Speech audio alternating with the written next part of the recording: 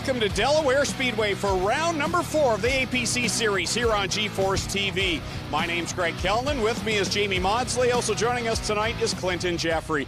And Jamie, tonight, 4th round, and we've already seen 3 great races for the APC series. We're expecting to see another great one here on the half mile tonight. Well, and big changes to the Speedway, obviously. Track management putting a lot of money into it. We're standing on the grip strip right now, and on many Friday nights, our regular cards here at Delaware, from that strip over there to that checkered flag, there's been a lot of lead changes on the last lap, and it's all because of this new asphalt. They used to say Delaware was a one-groove track. It's not anymore. 2-wide racing, passing on the outside. It's going to be off the chart tonight. So along with the APC series tonight, we have the Ontario Outlaw Super Late Models, along with the Oscar Modifieds and the Oscar Hot Rods, and they always put on a great show as well, all 3 of those divisions. Well, a great field of cars, and of course we kicked it off last night with the Quick Wick, a whole bunch of cars here. Great to see full pits. I think you're going to see a packed house here tonight. Glad you could join us on G-Force if you couldn't make it, but it's going to be an absolutely phenomenal show here at Delaware this evening. Well, our Clinton Jeffrey is roaming the pits. Let's catch up with him right now. Thanks, guys. The story down here on pit road today is going to be the heat. It's a hot one down here. Very limited breeze, and the sun is baking. These drivers are going to have to stay cool tonight to get their best results. And one of the drivers who was super cool, as always, J.R. Fitzpatrick. J.R., the most recent winner. We're going to pull him right in here. J.R., interrupt you. You got wrenches in your hands. Most recent winner here on the tour. What do you got to do to come out with the checkered flag again tonight? It's going to be tough right now. I mean, a lot of home track Delaware guys are really good here, and basically just save your tires because the new asphalt is really abrasive. We won the modified last night when I killed the tire, so thinking about that today, trying to protect that tire and stay out of trouble with all the cars here today. In a 100-lap race, how are you going to protect that tire? Is it somewhere you ride for a bit, only use it when you need it? Patience, man. It's something I'm working on. It comes with age, and just patience. Ride around, ride that gas pedal, protect that tire, and worry about the last 20 laps. All right, there you have it, guys. Most recent winner, J.R. Fitzpatrick, says patience is the key to the day, along with trying to stay cool.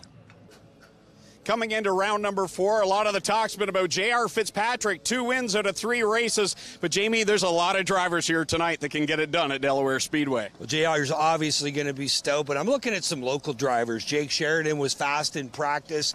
Ray Morneau is a points leader here on Friday nights, has a victory as well. And Jesse Kennedy's brought the late model out. There is nobody in the history of Delaware Speedway that's won as many races on Canada Day as that 10 machine from Southwold.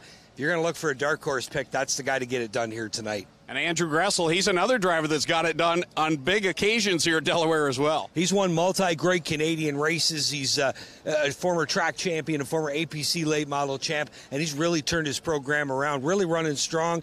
I also expect to see Josh Stoddy run well. He's been running weekly here on Friday nights. They've got an impressive late model schedule for this year, and he's come close to tasting victory. And then, of course, you got the regulars like Shea Gemmel, who cut his teeth here. I mean, the list goes on and on. We could talk about 15 guys that got a shot here to win tonight.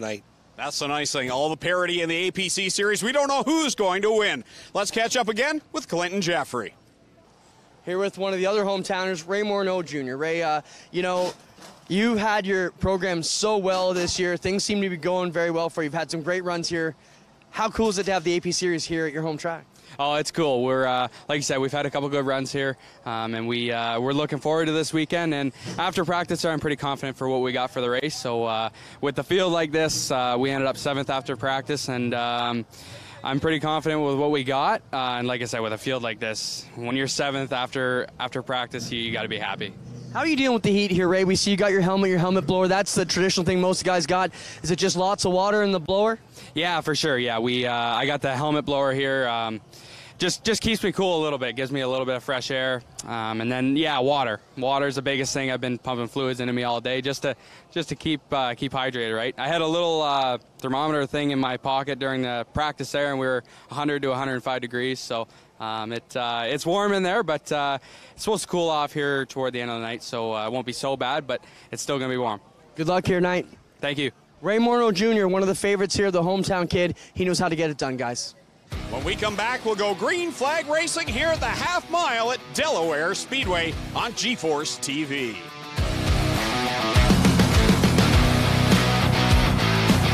Early man discovered fire, but Quick perfected fire. Quick is the only fire starter that guarantees to start your campfire, wood stove, or fireplace without the need for kindling or paper. Find your nearest Quick retailer at quickquick.com. So who exactly is Fast Eddie? More than just a man, it's the mindset that runs through our blood like oil through an engine. Whether on the track or on the street, Fast Eddie is the spirit that drives us to go fast and keep going. Born in 1949 with no time to look in the rearview mirror. Every story is worth telling, and every piece of Fast Eddie apparel has its own. Celebrate our mindset. This is Fast Eddie. This is combustion culture. FastEddieSpeedwear.com.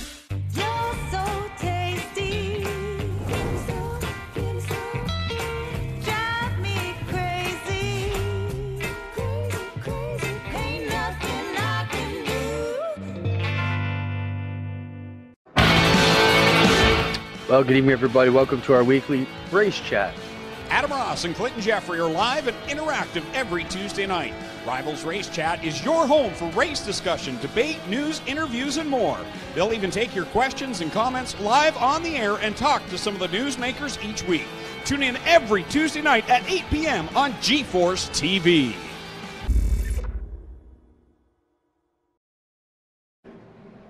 Welcome back to Delaware Speedway on GeForce TV. The APC Series on track for qualifying for tonight's Spectra Premium 100. And Jamie, it's hot now. It'll be a little bit cooler tonight, but it's time right now for these drivers to put down a hot lap. Yeah, we saw hot tempers here last night. Might see some more hot tempers here this evening by the time we're done 100 laps in the Spectra Premium. The good news is if you got a Spectra Premium ride in your car, it will keep it cool. So we'll get that segue in there right now.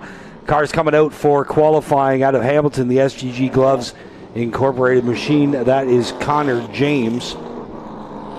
The 31 out of Coldwater, the Caldecott Millwright Services CM Precision Machine and Welding 31 out of Coldwater. Again, that's Jade Franklin in the 31.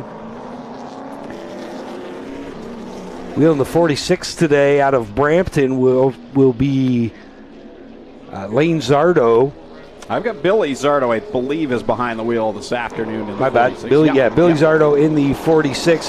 The 89 Sea London Recreational Racing entry, Sean Chenoweth out of Plattsville. And the 79 Custom Forming Walls machine out of Fraserville.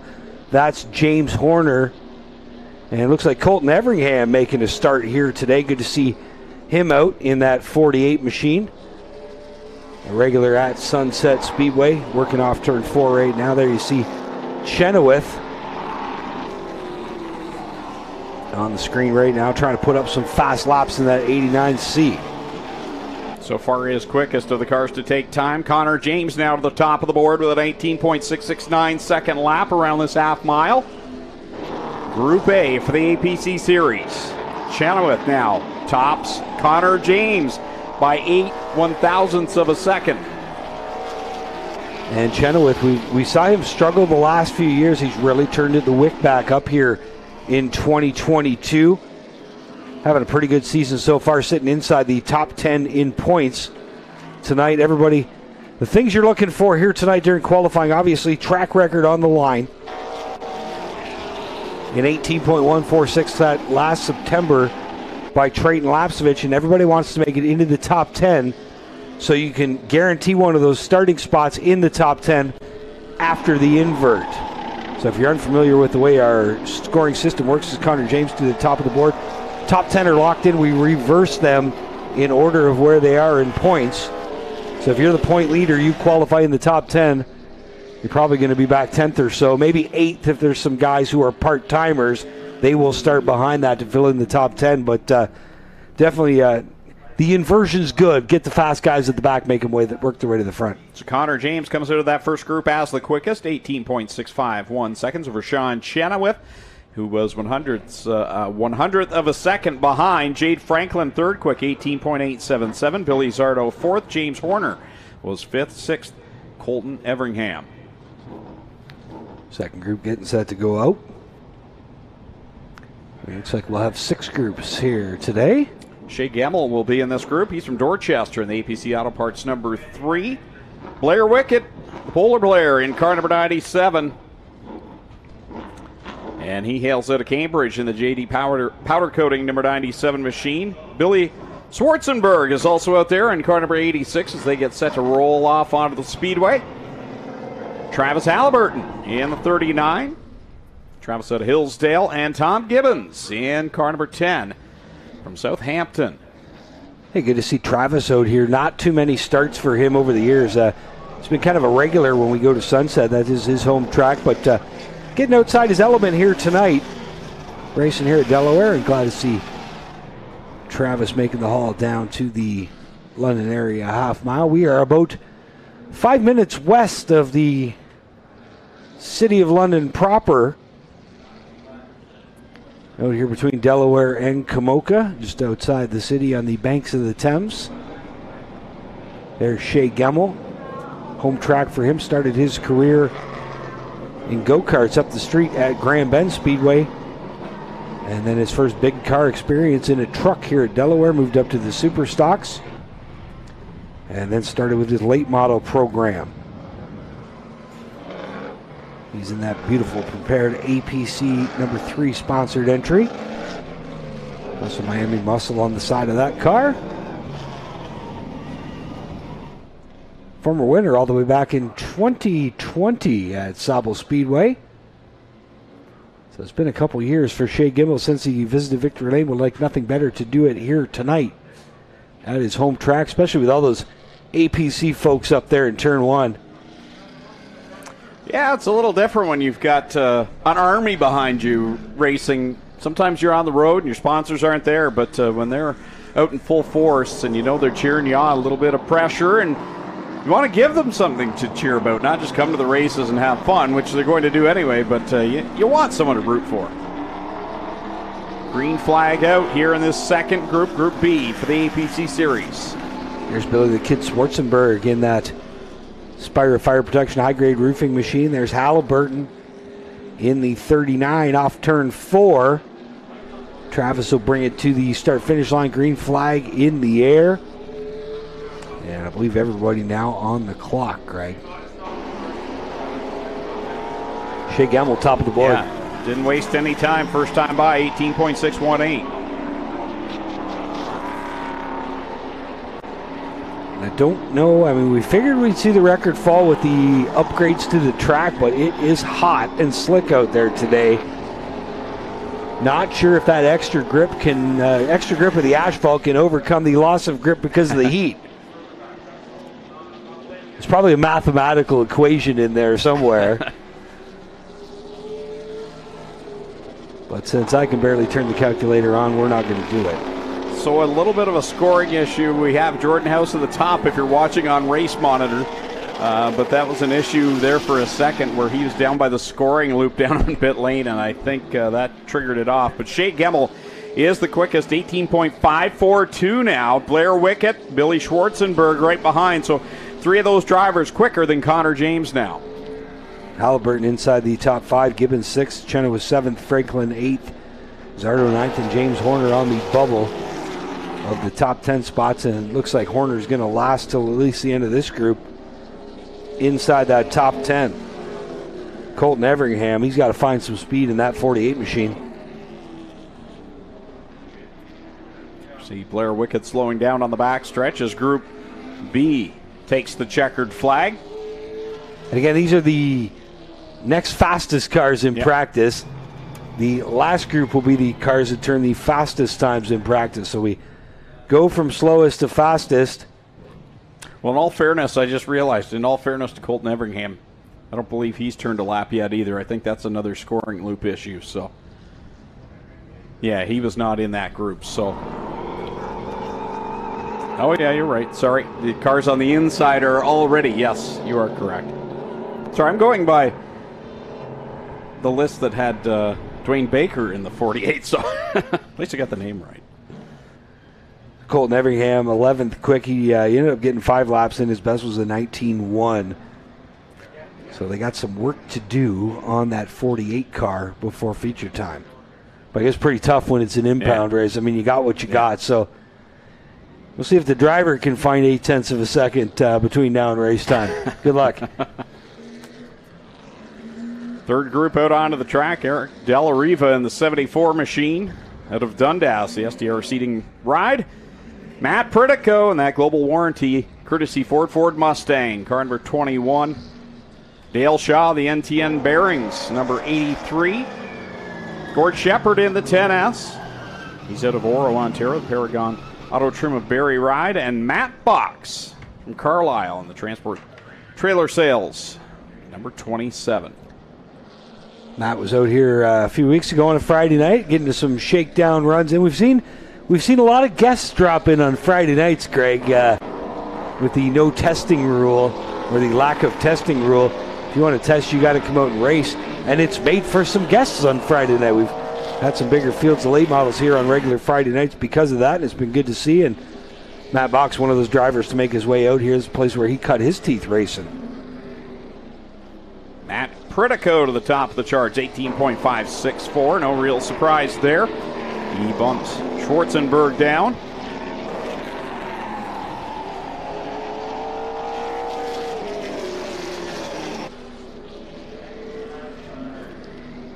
Picks up again, 18.467 for Pritico. From this group, Dale Shaw now jumps up to the 5th. Quick spot, 18. Well, just as we say that, Gord Shepard, 18.487, right behind Matt Pritico. So good lap for Shepard. Box timed in 6th. Now Eric Della Riva to P3. Box now 7th. Shaw 8th. Now Shaw quickly jumps up to 3rd. The latter laps in this group are the ones that are picking up the big times, so we'll see what happens. Eric Della Riva still in that 5th spot. It looks like we're going to get a pretty consistent weather-wise, pretty consistent qualifying session here. That sun's not going anywhere. There's been some times over the year where if you catch a cloud, it's like ridiculous.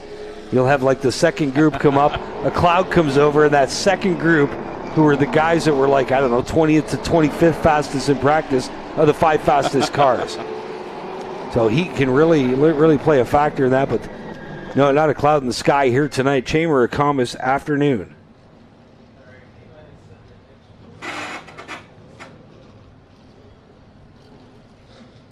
So Matt Pritico, 18.450, the quickest lap. Gord Shepard, second quick, 18.487. Dale Shaw, third.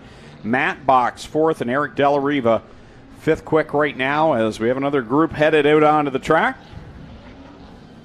Group D. The first car out there is going to be flying Ryan Kimball in the 29 machine. He's out of Norwood, Ontario, in the SMG Motorsports GTA Racing Design, flathead design number 29. Next car, that's the Ridgeline Lubricant number 17 machine.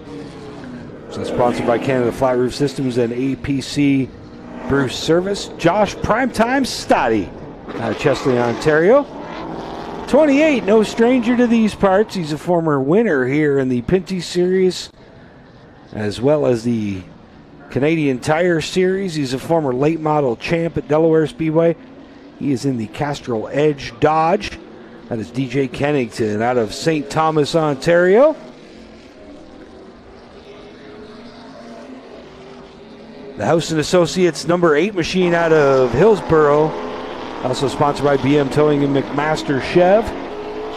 That is the 8 of Jordan House, and the 47 out of Sault Ste. Marie. In the Sims countertop entry, that's Jordan Sims, a winner at Sunset a few years ago. Up to full song here around this half mile. We'll wait to see if someone will knock Matt Pritico off the top spot, as we expect it to be as we get to the quicker cars here yet again in Group D. Stoddy up to P2. Kimball is third, and there goes DJ Kennington to the top of the board. Shocker, isn't it? 18.389 for DJ Kennington. Stoddy third quick, Kimball up there in fourth. All drivers still on the track. And because of this heat, nobody even coming close to the record of an 18.146, so we're about 2/10 off. I just don't think we figured at the start of the season you'd see it snapped here today, but with this heat, just nobody able to get the rubber to the asphalt. as fast as they need to. White flag out. Sims to the top of the board with an 18.363. Kennington behind him. Last time around. Jordan House just chimed in P3. Kimball's in 6th. And Eric Della Riva holding on to the last spot for the scramble in P10. Last time for Jordan Sims. He won't pick up. So Jordan Sims quickest now, 18.363 over DJ Kennington, Jordan House, Matt Pritico, and Josh Stoddy.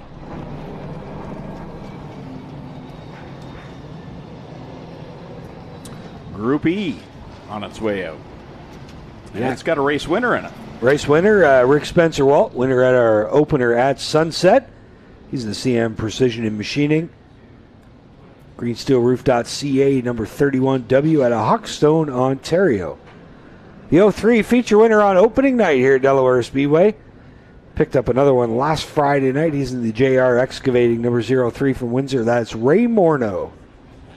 Two-time winner on tour this year. He's in the 84, the Cambridge Rigging Transaxle Heavy-Duty Truck Trailer Parts. H2O Mobile Wash 84 from Cambridge, Ontario, J.R. Fitzpatrick. Next car rolling almost to the start-finish line. The 54 Mobile One entry. A couple of great runs from deep in the field so far this year. Could be a factor. Danny Benedict, he was one of the quickest drivers in practice, top 10 in points here heading into the night. Former Canada Day winner a number of times, making his first start of the season in the 10K from Southwold. A night on the Thames, sponsored by Discount Auto Part Depot and Supply Gen 7 Fuels. That's Jesse Kennedy, local favorite. Rick Spencer Walt, first lap, third quick, 18.414.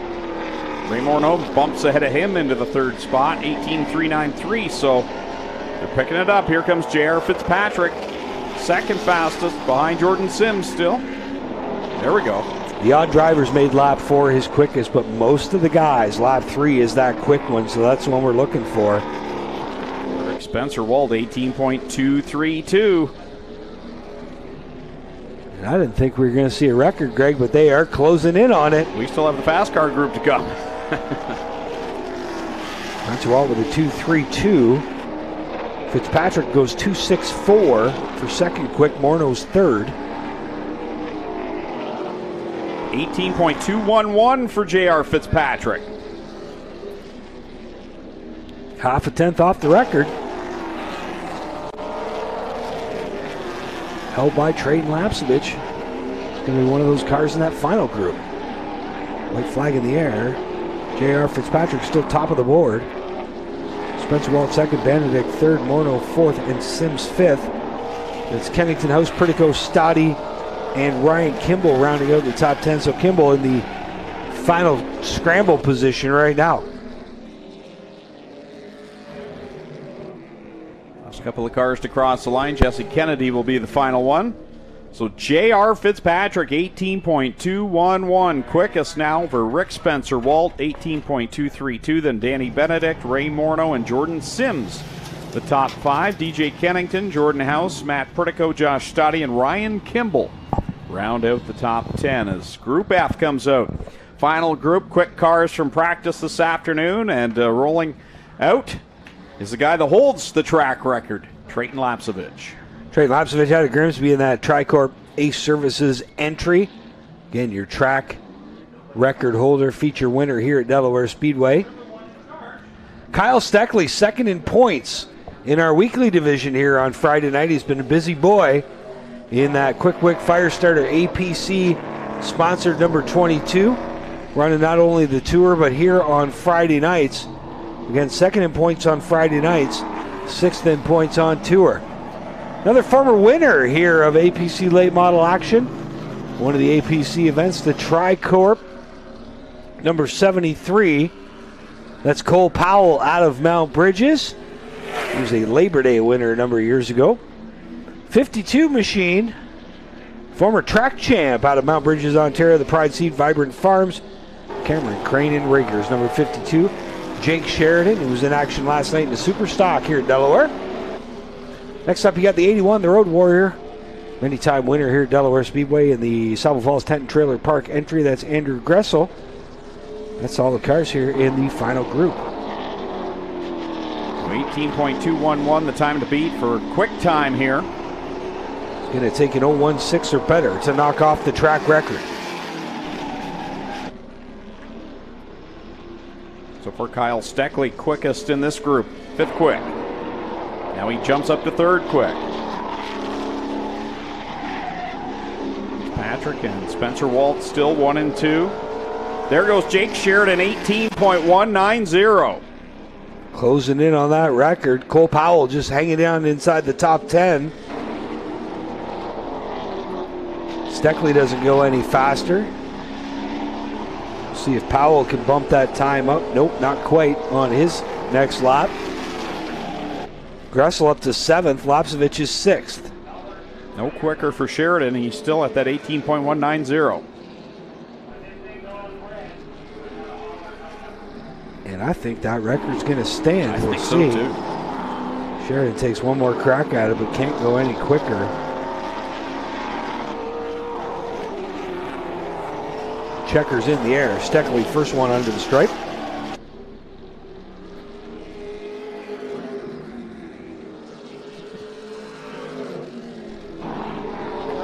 And that Lapsevich record's going to stand till September. Safe for now for Trayton Lapsevich, and that I think will be a test if that holds up in the cool weather of September. Well, then who knows? Sometimes September's warmer than July. You never know. Well, that'll finish up qualifying. Jake Sheridan, here's your top 10 as far as being in the transfer spots. Jake Sheridan, your number 1 qualifier. J.R. Fitzpatrick 2nd, Rick Spencer Walt 3rd, Kyle Steckley 4th, Eddie Benedict 5th. Trayton Lapsevich is 6th, Andrew Gressel 7th. Ray Morneau chimed in 8th. Jordan Sims wound up 9th, and DJ Kennington rounded out the top 10. 11th place will go to Cole Powell, Jordan House 12th, Matt Perdigo 13th, Josh Stotty 14th, Ryan Kimball 15th, Gord Shepard 16th, Dale Shaw 17th, Jesse Kennedy 18th.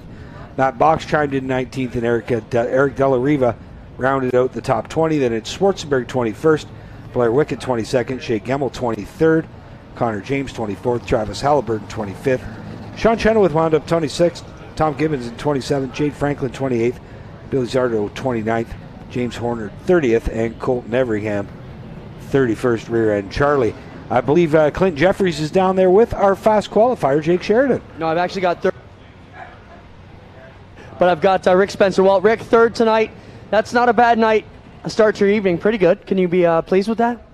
Yeah, it's. I should be pleased with it. I'm a little disappointed, to be honest. I think we had a car for the pole today. It just a little tight in qualifying right there. I couldn't get it to the bottom where I wanted it if we were free rolling just a little better. But 3rd's awesome. The guys were working real hard today. It's hot out. I got to thank CM Precision, Strike Energy, McCall guys are amazing. Image Rap's got the wrap on this thing. Heidi's RV. All the fans for coming out. It's pretty awesome to have all you fans here. It's we don't get to run in front of this many people too often, so it's pretty cool to have everyone here tonight. Right. Good luck, Rick. Thank you. Rick Spencer Walt, guys. And we're going to move down here, and I'm just going to bring, we're going to jump down here and talk to our 2nd place qualifier, J.R. Fitzpatrick, checking out the times. J.R. 2nd. Decent start to your night. Oh, yeah, definitely compared to practice. I mean, I'm in a much better mood today now after qualifying. Car was good. We bottomed out a little bit in turn 1 in the first few laps. I think it hurt us a bit, but qualifying doesn't mean anything anymore. So I'm just happy to be up front, happy to have a good car, and we're moving on. We're ready to get a top 5 out of this thing. All right, Jared, we'll let you get back to work. We're going to head down and find Jake Sheridan and get right back to you guys. Hey, Clint, also, they're looking for somebody to read the 50-50 number at the victory lane there. We've got our 50-50 folks there.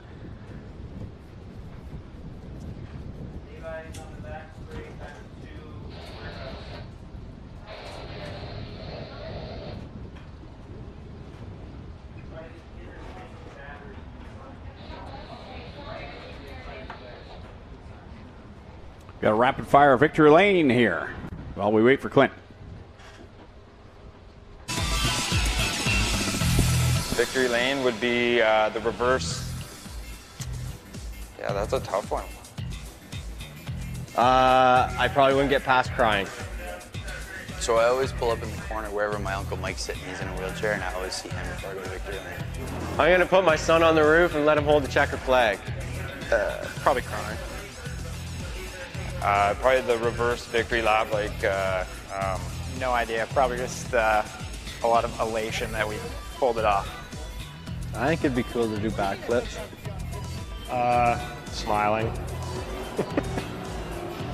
Don't really have one. I guess I should probably get one, right? Who did that? Alan Kowicki. The Alan Kowicki lap of victory. I just like to have a nice cold beer. All right, when we return, the Hot Rods will get it on with their feature event here on GeForce TV.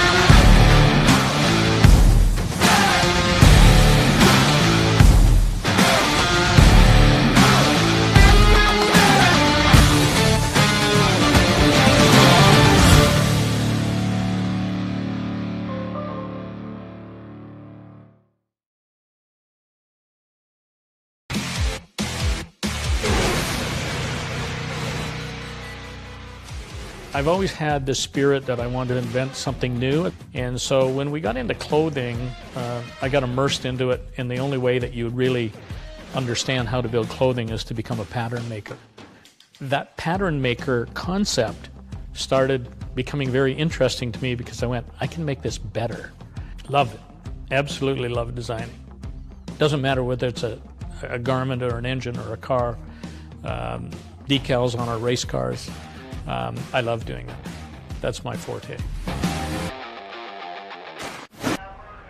Back live on GeForce TV at Delaware Speedway for tonight's running of the Spectra Premium 100 for the APC Series. Qualifying has concluded, getting ready for the Oscar Hot Rods to run their feature event as Clinton Jeffrey's going to catch up with the quick timer tonight, Jake Sheridan, for the APC Series. I believe he's caught up with him now. Thanks a lot, Greg. Jake, great start to your night, man. Pole position. You're smiling, looking good. This family is on fire so far. Nicky's running good on the dirt, and here you are getting your night off on the right foot. Yeah, it's a good weekend for us. Obviously, Nicky really likes Oshwegan, his home track, kind of, and this is our home track here. So it's a good weekend for us. I got a lot of friends here, a lot of family here, a lot of sporters here. So just really, really happy to do that for them. Car was great. You know, we were great all day. Really, just I never put tires on, and I knew we had some of them when it counted. So first ever pole in the APC Series. So I'm super, super stoked about it. We've been second, I think, 7 times now. So this is super awesome. Really happy for it. Really, really excited for their night, and just. Can't thank everybody that got us here enough. A lot of work went into this thing this week, and WMI and Belfort Property Restorations, Pride Seeds, Bradburn Farms, Cameron Crane, all those guys really helped me out a lot, and I really appreciate them. Jake, we've seen you turn the trick up at Sava last year. You know, you have to adjust these cars. It is an impound qualifying situation. Do you feel you made the right setup choices to be quick in both qualifying and this 100-lapper coming up tonight? Yeah, it's a great question. It's tough, man. It's not all that often you see the car qualify fastest to win the race anymore. I mean, JR obviously at Peterborough was an exception. He was a rocket, but I think we're on the right side of things here. We know how this track kind of goes in the night, and I think we got a good piece for it. They come to a little bit of testing here this week, and it was real consistent over a long run on some older tires. So I'm confident. I think we got a good piece here, and as long as we can make her last the whole 100, I think we'll have a really good chance. Right on, Jake. Good luck today. Talk to us for the right reasons tonight, because you're having a good one, not because you're in trouble. Up to you guys to get ready to go with the Oscar Hot Rod line. NASCAR Quick Series getting all set to go, and they're rolling down the front stretch right now on the point out of London. It is going to be the 10K. Jesse Kennedy-owned car, piloted by Chris Lawrence here this evening. The 26 machine, Dale Martin out of Brussels, and Leslie Motor Ford Darcy Sand and Gravel machine. Outside of the front row, the 9 car out of Kitchener, that's Cole Weber. And the Dags Tire Services Landsharp Engineering Group 58, Jeremy Taggart out of Belmont outside of row 2. The Camaro Depot number 93, that's Exeter's Jerry Broom inside of row 3. On the outside of row 3, the 47, the Lafarge Refractory Removal Services entry, that's the Studebaker of Brantford's Steve Book. Inside of the next row, London Recreational Racing's Cochrane Auto number 16, Amanda Balson out of Bowmanville. And beside her will be the RGC Sports entry. Stompin' Tom Walters, heat race winner earlier on tonight. 44 machine, Matt Hopkins out of Chatsworth, in the Ullum Industries Desjardins Insurance Leith Customs, number 44. And I tell you, they've come a long ways getting that 44 car working. He used to be slow when they first brought it out, but Matt Hopkins, they have been wrenching on that car, and they have definitely got it competitive since they started that program a couple years ago.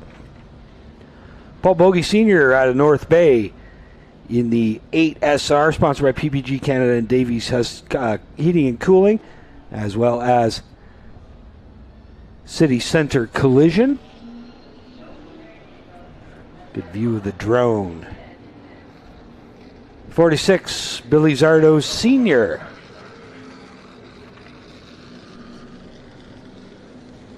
Sponsored by Cathcart Trucking and National Exhaust. That is the Plymouth Superbird, if you will. Well, the 6 from the Automotive Machine, that is Rob Brumley out of Toronto. The 15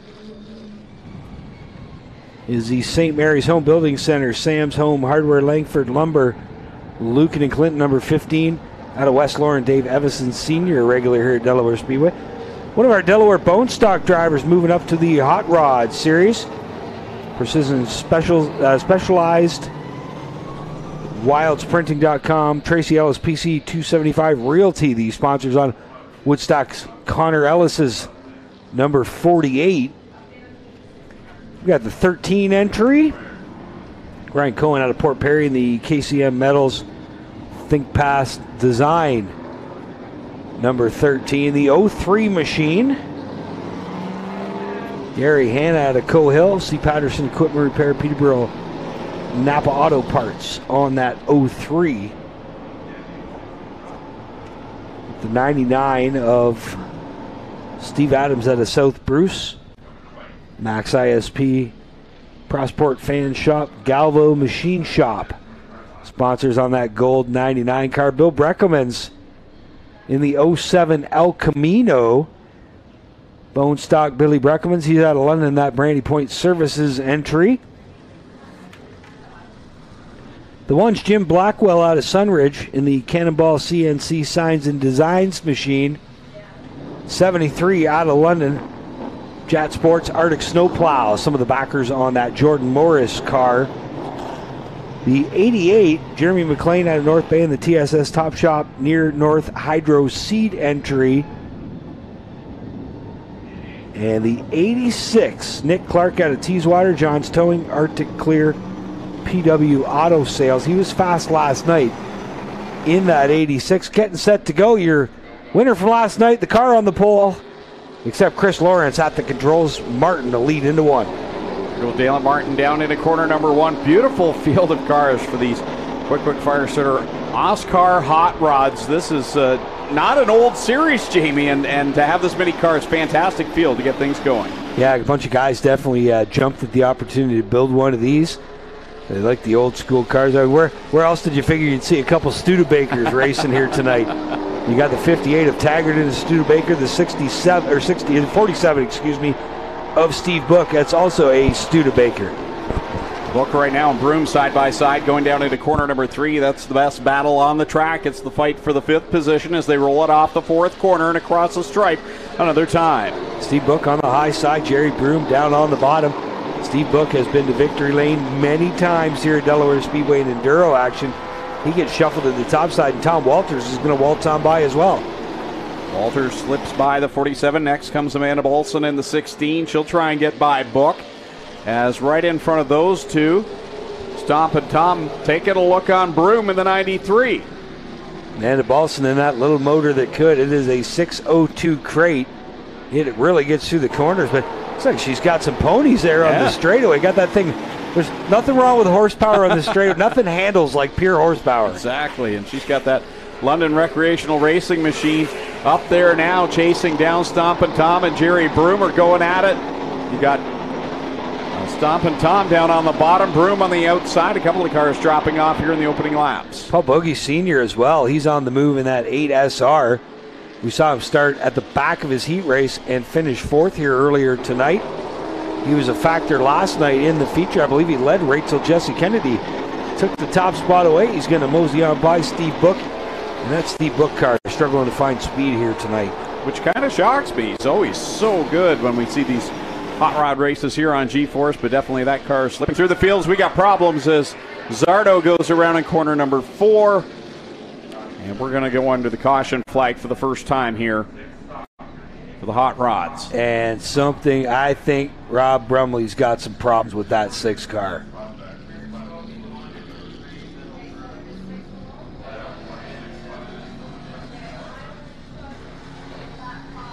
Zardo's going to get his spot back. And wait to see what happens when the 6 gets going, because I think it's dog tracking. Yeah, they've told him over the radio just to stop, just stay where he is. And here's a replay. We're going to have a look at it going down the back stretch into 3. Oh, yeah. Yeah. No, I don't think it's the tire. I think it's the whole rear suspension, Clint. As he was going into the tires, when you see it on the monitor, the left rear was going from the front of the wheel well to the back of the wheel well to the front of the wheel well to the back of the wheel well. Smoke coming out I don't know whether it's a trailing arm or what kind of setup he's got, or a third link, whatever type of setup he is running in the back, though he's had a weld break.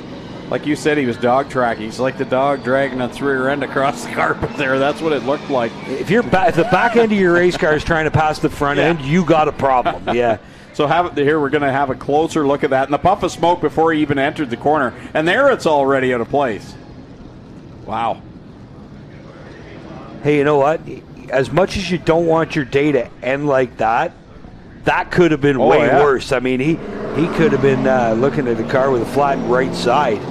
Luckily, Brumley was able to recognize he had a problem and get it woed down in plenty of time so as not to run through the corner. And they're going to hook that 6 car up to the business end of the hook. They might be hooking up the wrong end, though. I was going to say, I think they need to go around to the tail end of this machine.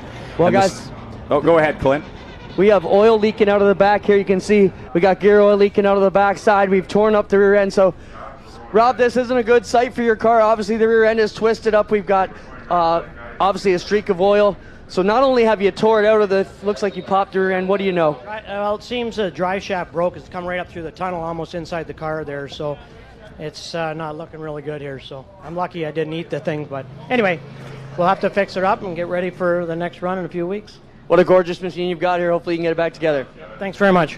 When you see this thing coming down the straightaway, guys, it is unbelievable. But we'll watch when they lift this car up, and you'll see that they got issues on both ends. And if you see here, guys, the wheel should be centered here. It's pushed back, so they've broken some of the trailing arm mounts in the back here after the drive shaft got jacked everything up, put everything out of place. You see the gear oil leaking out, so they've lost the rear end and the mounts for it. I just love the attitude of Rob Brumley. Like, he was as low-key as it could be, you know. Well, what happened, Rob? Well, you know, the drive shaft broke, and it come right up through the tunnel, and it's right beside the driver. But, like you know, like I had a flat, you know. You or I, we'd still be trying to catch our breath. Now, here, you'll see the puff right there going down the backstretch on the replay, and the rear end just lets go. And the safety crew all the way down the backstretch have found exactly where it first let go, and the rear end oil's coming out. Well, guys, down here, Rob Bromley just showed me. Look inside his cockpit here. You can see the drive shaft that popped up. It tore all the cockpit apart there and nearly came in. Wow. And his right side there, you can see it tore all the interior of the car apart. Unbelievable wreckage here inside the cockpit, too. Thankfully, Rob is okay. That's why they build those tunnels over the drive shafts. Like, I still can't get over the sprint car guys who drive with that drive shaft right between the legs. Yeah. And Jacob Dykstra had that happen last week, and it came off and hit him in the shins. And, man, like you say, that could have been a horrible wreck. He was at full song headed into corner number 3, and a great job to hold on to that race car. Yeah, if that had broke 100 feet later, he was in big trouble. Yeah. And that's got to be something. You look down in the drive shaft sitting through there. It brings me back. I would imagine you've seen this video of the the alcohol funny car guy where the steering wheel pops off as he's going down the strip. First gear, second gear, we're doing, 220 miles an hour, and wham, the steering wheel's off in his hand. And Rob Brumley, drive shaft through the floorboard, no problem. We'll fix her up, get her back for next week. Man. Bit of oil here we're going to have to clean up, guys. As you can see, when they pull the 6-car away, you'll see there's issues here underneath this gorgeous Javelin, and a bit of oil spill they're going to have to deal with here before we can go back to it. So we'll have a look at it as it comes down the straightaway here, and they'll wisely take it down up against the wall to keep from any other fluid getting up into the racing groove. But rough break. There he is, folks. Give him a wave and a clap. Once you get to see the video, for those that are here in attendance, that was wild. He's lucky to be sitting there in the door being able to wave to you, the fans. I do love that. I've always loved that paint scheme. I used to have the picture of the Bobby Allison Matador in my room back. That dates myself, doesn't it? But I always liked that red, white, and blue Penske-looking paint scheme from the 70s. Oh, yep, there goes the rest of the drive shaft. I'm actually shocked they towed that from the front, guys. I can't believe they made it all the way back, but we did her. There's a helicopter circling. Is Adam coming and we don't know it? No. He's at home with his feet up, literally. You don't want the picture. No, I think I saw it. Oh, my. Yeah, well, we have a break in the action. We should let everyone know Adam is at home and had a rough weekend and not feeling well, but he'll be back to the track next week, I'm sure, and glad to be able to take a spot here tonight. My name's Greg Kellman. With me, of course, Jamie Maudsley and Clinton Jeffrey down trackside, and we miss you, Adam. We know you're tuned in at home, as we are just working on the track right now up in corners 3 and 4 and getting the speedy dry through it right now. And when we return, hopefully we'll be a little bit closer to racing. The Oscar Hot Rods here on G-Force TV.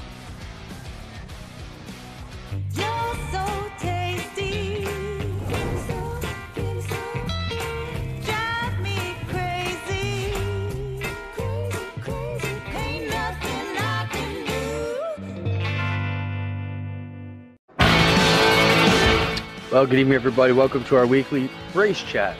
Adam Ross and Clinton Jeffrey are live and interactive every Tuesday night. Rivals Race Chat is your home for race discussion, debate, news, interviews, and more. They'll even take your questions and comments live on the air and talk to some of the newsmakers each week. Tune in every Tuesday night at 8 p.m. on G-Force TV.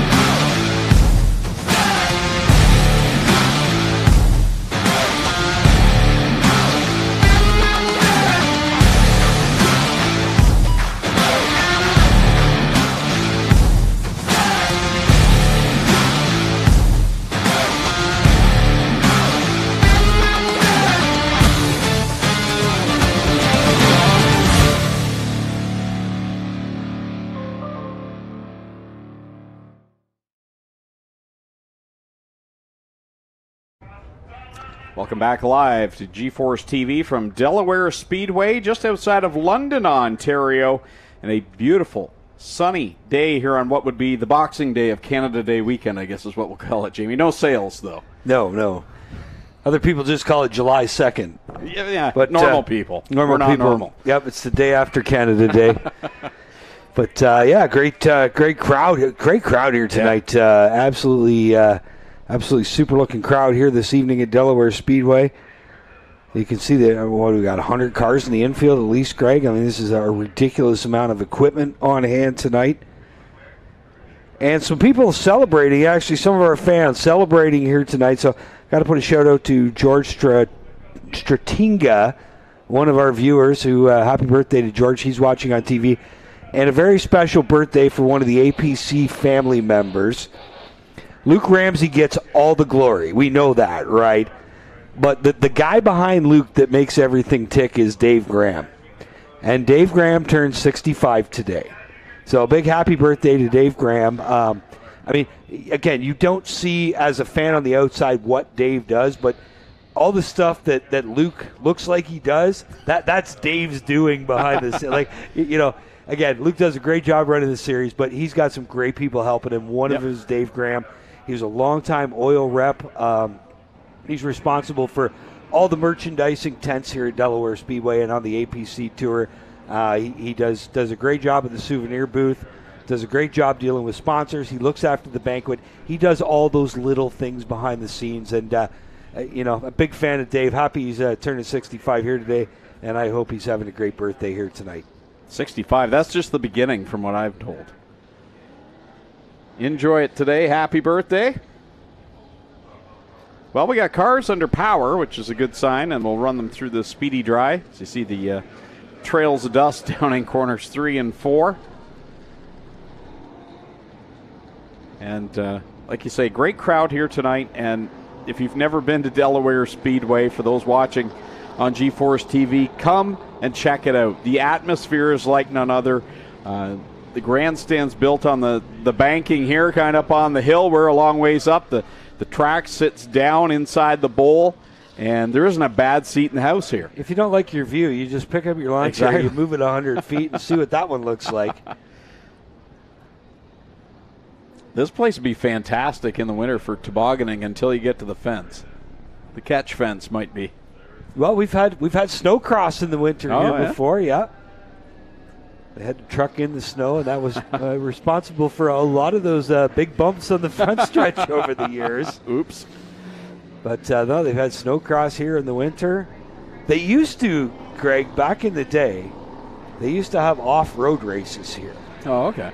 And I only remember coming to one as a small kid, but they go down to turn 1, and if memory serves me right, they go up the hill. Oh, really? Kind of like Supercross at Ford Field, right? Where they go up into the stands, and then they do something out in the parking lot. Like I said, I was really young when it happened. It was like late 70s stuff, but they used to have off-road events because there was no pit road. They'd make jumps down the front stretch. Oh, okay. And then Sandy Harrison was the roving pit road reporter, and he'd be zipping around on an ATV down there with a little light, the stuff you remember from when you were a kid, right? And that, that was what happened when I was a kid here in Delaware. Somebody somewhere's got to have video of it. Somebody had to have a camera here for one of those events. That'd be cool to see. I remember, the 175-car enduro races where they'd line them up at the start-finish line and everybody else would be down in the Sylvania, and they'd get them rolling, and it'd take 3 laps before everybody get rolling because it was just an accordion with that many cars out there. But the APC Hot Rods getting set to go back under green for their feature here on what has been a beautiful Canada Day weekend. A lot of campers here today. And again, if you're thinking of camping, Great Canadian Weekend, campsites sold out last year. So if you haven't got your site for the Great Canadian Weekend here in September, one you want to get. We're back in action in a couple weeks at Flamborough Speedway, APC Late Model Tour. Right now it's the Quick Oscar Modifieds getting set to get back after it. And so far, we've seen a lot of that 10 car out front. And we're going to get a treat on this restart, Greg. It sounds like we're going to Quick fire it up here for the Quick Hot Rods. Sights and sounds of classics of yesteryear going to come to life here off turn 4. They're going to finally, they're going to display the white this time by. They gave them one more lap through that speedy dry over there. Won't be as big of an issue, I don't think, in corner 4, but corner 3 is where they really wanted to make sure they got it dried up. And here's where you see the outside. Now the leader has taken the outside groove. Yeah. Never happened on a restart in Delaware in I don't know how many years. But it is happening here in 2022. Probably about a 50-50 mix of where the guy takes the inside of the outside. But Chris Lawrence taking the outside, trying to wheel that Jesse Kennedy-owned 10K to victory lane for the second night in a row. Jesse Kennedy took it there last night, dedicated it to our dear friend Jared Dockstader. First time Jesse had won since Jared's passed away. And Quick fired up off turn 4.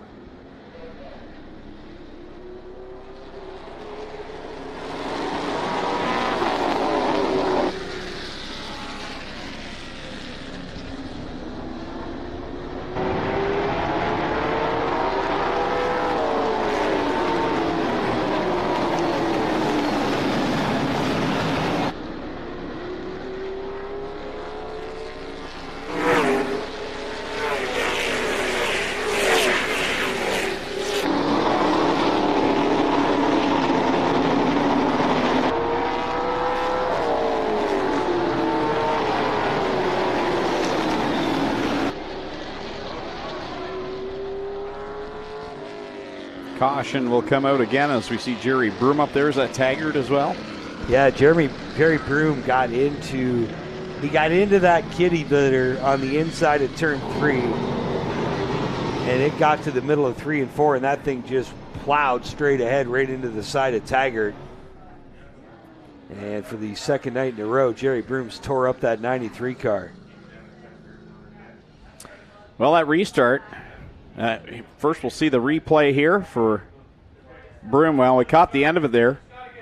But you could see it was a handful for even Amanda Bolson we had in that screenshot. She went sideways into the corner.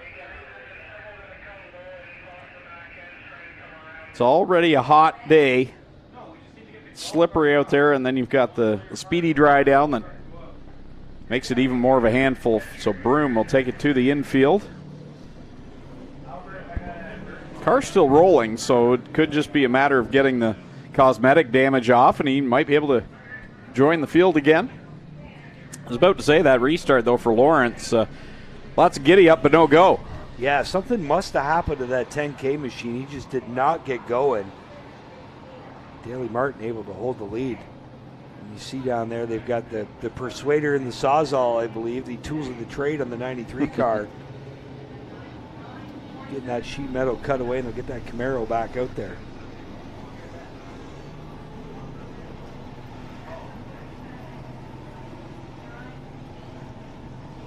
Good news is when we get going again, there'll be less kitty litter down there. Well, that's what I was just thinking. The more laps we get here under caution, the more that will dry that up and push that kitty litter away. And you feel when one of these guys wrecks one of these cars, because you know, well, how much time and effort goes into it, but the rarity of finding these body panels. Exactly. You know, you almost got to be a part-time fabricator to have one of these cars to be able to shape the bodies back in shape. And but it looks like they got it. No duct tape needed. 93 car coming down pit road towards the stop-and-go guide at the end right now. And it looks like they got her banged back out pretty good. Yeah, these machines are a work of art. Really, like you say, it's finding those pieces or fabricating what you need, and so many different styles and shapes of cars out there, and the chassis are all different. Like, there's not a lot of chassis rules. For example, Tyler Hahn, he hasn't been out, not here tonight, but his Oscar hot rod, it's an old Hooters Pro Cup car. Oh, okay. You know, like it doesn't get more, Southern stock car than that. Trailing arms and everything, you know.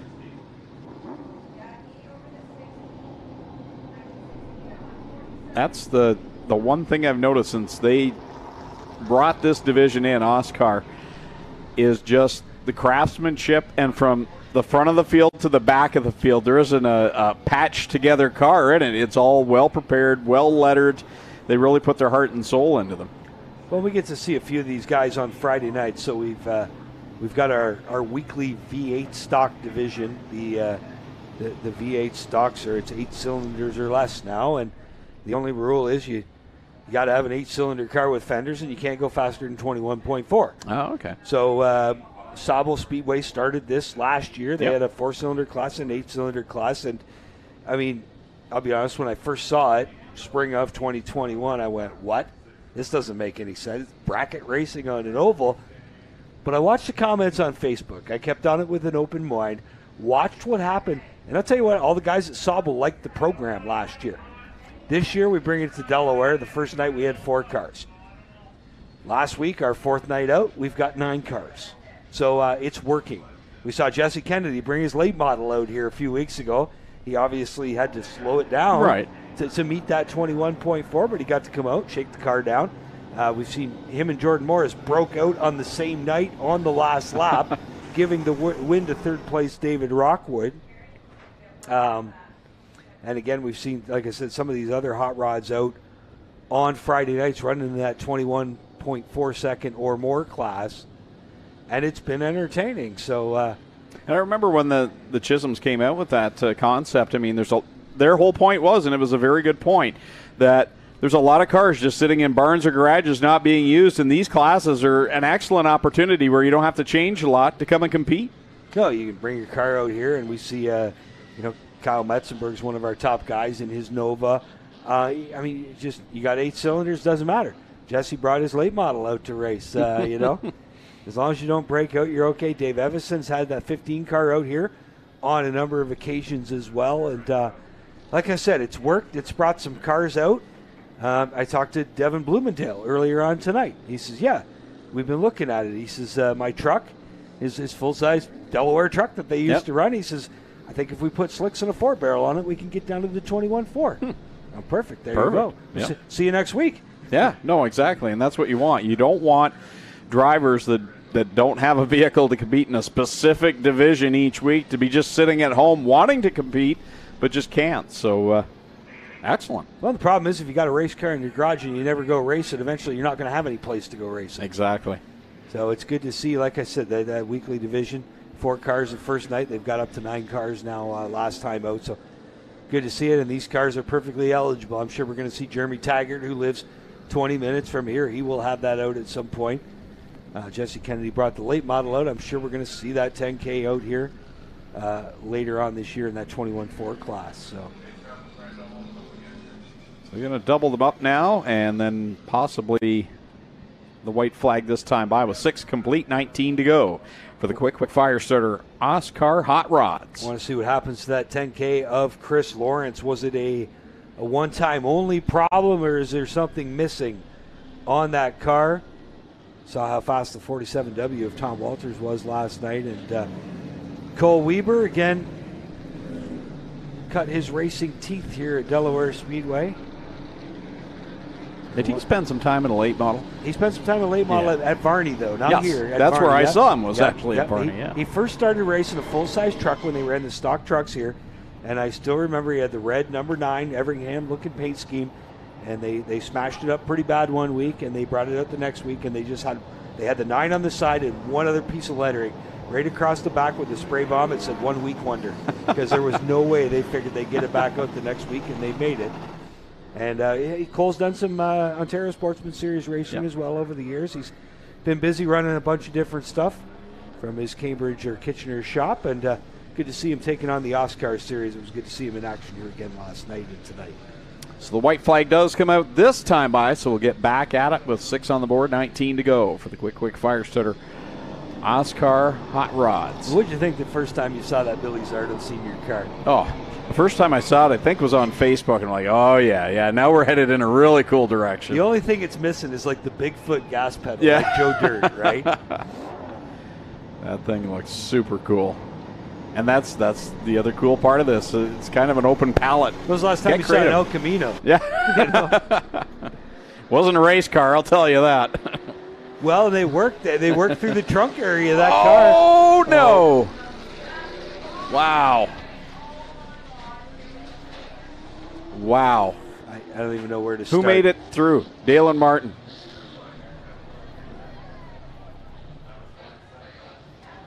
Wow. We have the proverbial parking lot. Look at that, the drone right in the thick of it. Oh, look at Amanda Balson's car. Rear end jacked up there on that car. Every car but the leader comes to a stop. Walters tags the back of Lawrence, who gets up into Taggart. And then the doors closed. There was nowhere to go. Oh, boy, guys. I mean, I don't even know what to say. The Balson car, there's a few of them that are just destroyed, guys. Give us a second to assess the damage. We'll bring you some wild pictures in here and keep this one going. Yeah, we're watching the drone right now. Well, the drone made it through. That was about it. Dalen Martin and the drone. Only because the drone was about 10 feet above the pavement. If it was at track level, it would have been stuck too. Wow. See Billy Breckelman's climbing out of that 07 car. Like, this is going to take a while to clean up, I would. Oh, look at Taggart. Look at the front end of Taggart's car. Just some heavy damage for so many cars. This shot we're getting here on camera 6 now is wild. We got brake rotors all over the place. You got the Balson car back up on the Breckelman's car here as they have massive carnage here. And look at that damage. Oh my goodness, guys. Over here in the front, You got the 10 with a big problem here, and the Balson car, both ends with major issues, guys.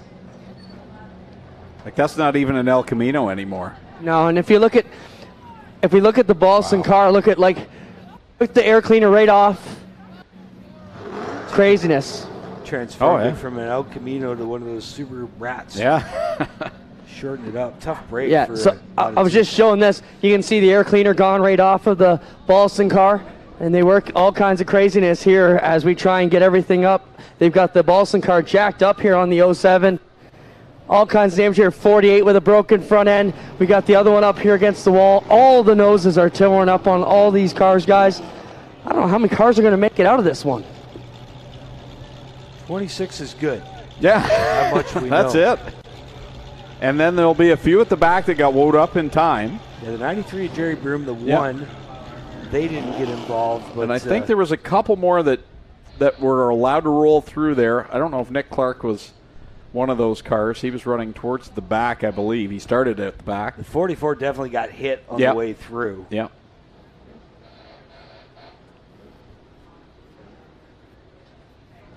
Wow. I mean, you don't see a pileup like this too often. And that much carnage. Turn 3 at Cayuga, I believe, or Jukasa, I believe. It was the last time we saw something like this in a hot rod race. And not sure what Tom Walters was thinking there. This is one of those replays you could watch it 20 times and watch different scenarios play out for different drivers and how they got collected. And Walters actually, I don't think, has a ton of damage on his car.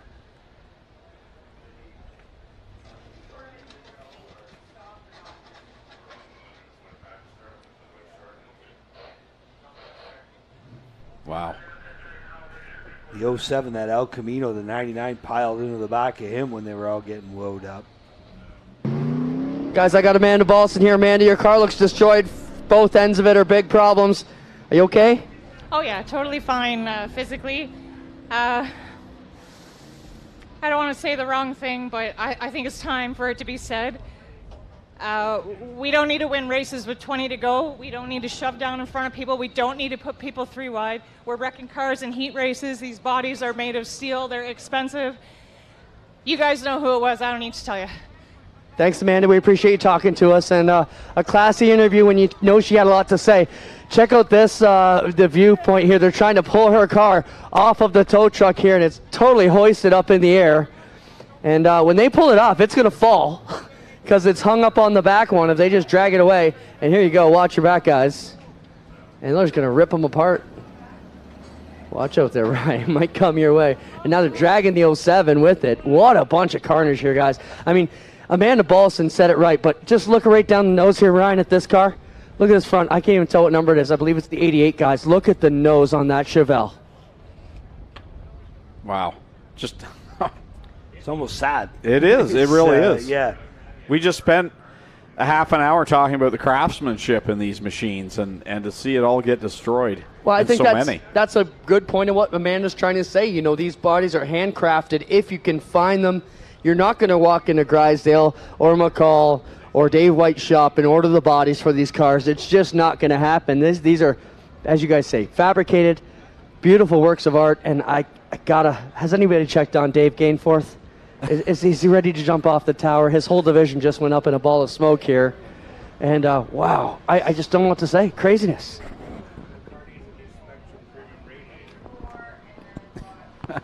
Nathan up here in the tower says that car needs a new Spectre Premium radiator. It needs a whole lot more.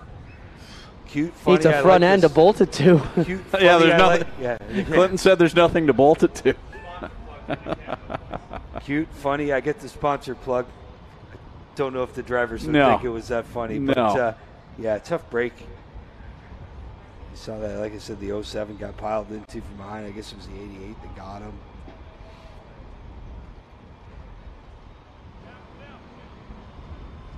So, are they still trying to separate those two cars, Clint? Yeah, they are. The 07 and the 16 are hung up together. They tried to tow the 16 away, hung up. So I think they're trying to put a bit of down pressure here on the 07 to get it to release from the 16 car. Balson's car will roll away, but it's got all kinds of damage and, just the front end is tore up, the back end's destroyed. We saw a good look under the right side.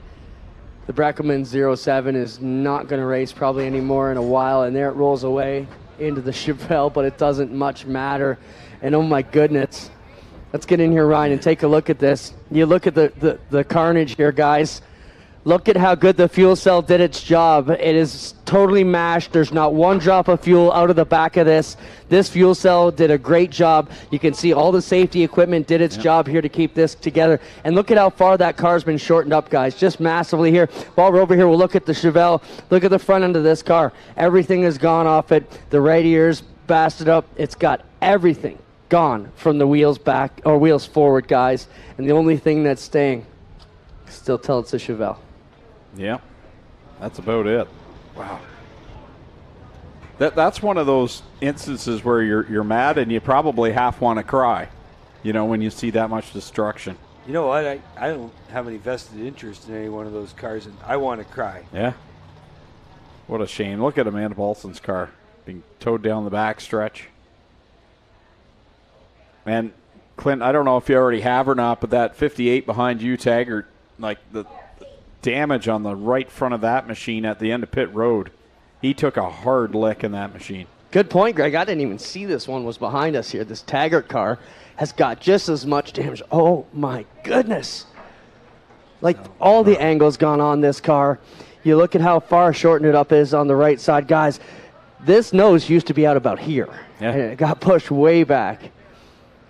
He took a hard lick. Well, we got the driver here, already out of your suit. Terrible luck. I mean, this is not what the Oscar Hot Rod division needed. No, it's not. We've had a rough year. It seems like every single race somebody's wrecking us or just something real stupid's happening. I don't know if we'll be back out. If there's anybody that's out there that wants to sponsor and help us put this thing back together, just give us a message, and we'll do our best to put her back together. All right, there you hear from Jeremy Taggart, guys, and we take another look at this 57 Chev, and oh my goodness. I don't know what more to say, guys. I've never seen carnage like this. We've seen some crazy wrecks in our last 2 nights live. Mike Bowman at Humberstone, Todd Gordon last night, but this, I think, tops them all, guys. This is something you expect to see in the backstretch at Talladega. Yeah, pretty much not the front stretch at Delaware No. on a restart. And we talked about how seeing these cars makes you want to cry. I think we just saw that emotion there, that emotional attachment to such a beautiful race car, and knowing that it's going to take a lot to ever get that back together. Look at this hit the 58 takes on the right front. Man. Like it broke the C-pillar on the right rear side of the 58 machine of Jeremy Taggart. Let's watch. He's the white car. He's on the outside wall. Lawrence at that point, he was already out of control. And right there, bang. And sorry, it was the left rear C-pillar that busted off. The roof's flapping. So many great angles here to look at something we don't want to see, but you can see what all transpired. And like you said, Jamie, like almost everybody caught a piece of it.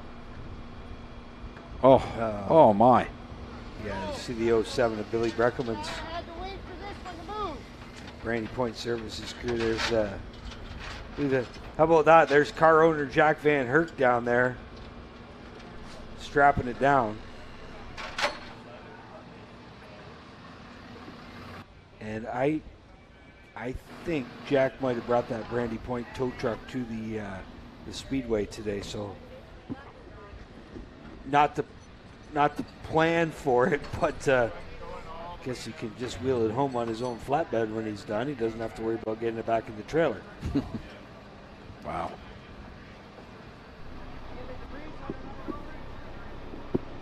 Words can't describe it. Oh, that car's bent every possible end. Well, this is one of the lucky ones, Jamie, because only the front's mangled on it. And I know that's a bad bit of humor, but really, I mean, so many cars have both ends tore up. We'll get a look at this 88 when it pulls away, but I think the business problems are what you're looking at right now. Yeah, it's contained to one end of the car, I guess, but wow.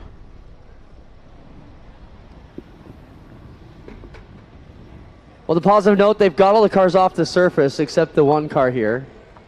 And I think cleanup is well underway, but we're still going to be a couple more minutes. And everyone was okay. I mean, we can't overlook that. We're looking at the carnage, and we're awestruck by it, basically. But everyone's okay, and that's first and foremost what's important. But once you know everyone's okay, that's just heartbreaking to see what's happened to so many of these cars. So cleanup will continue down in corner number 1. We'll take a quick break here on G-Force TV.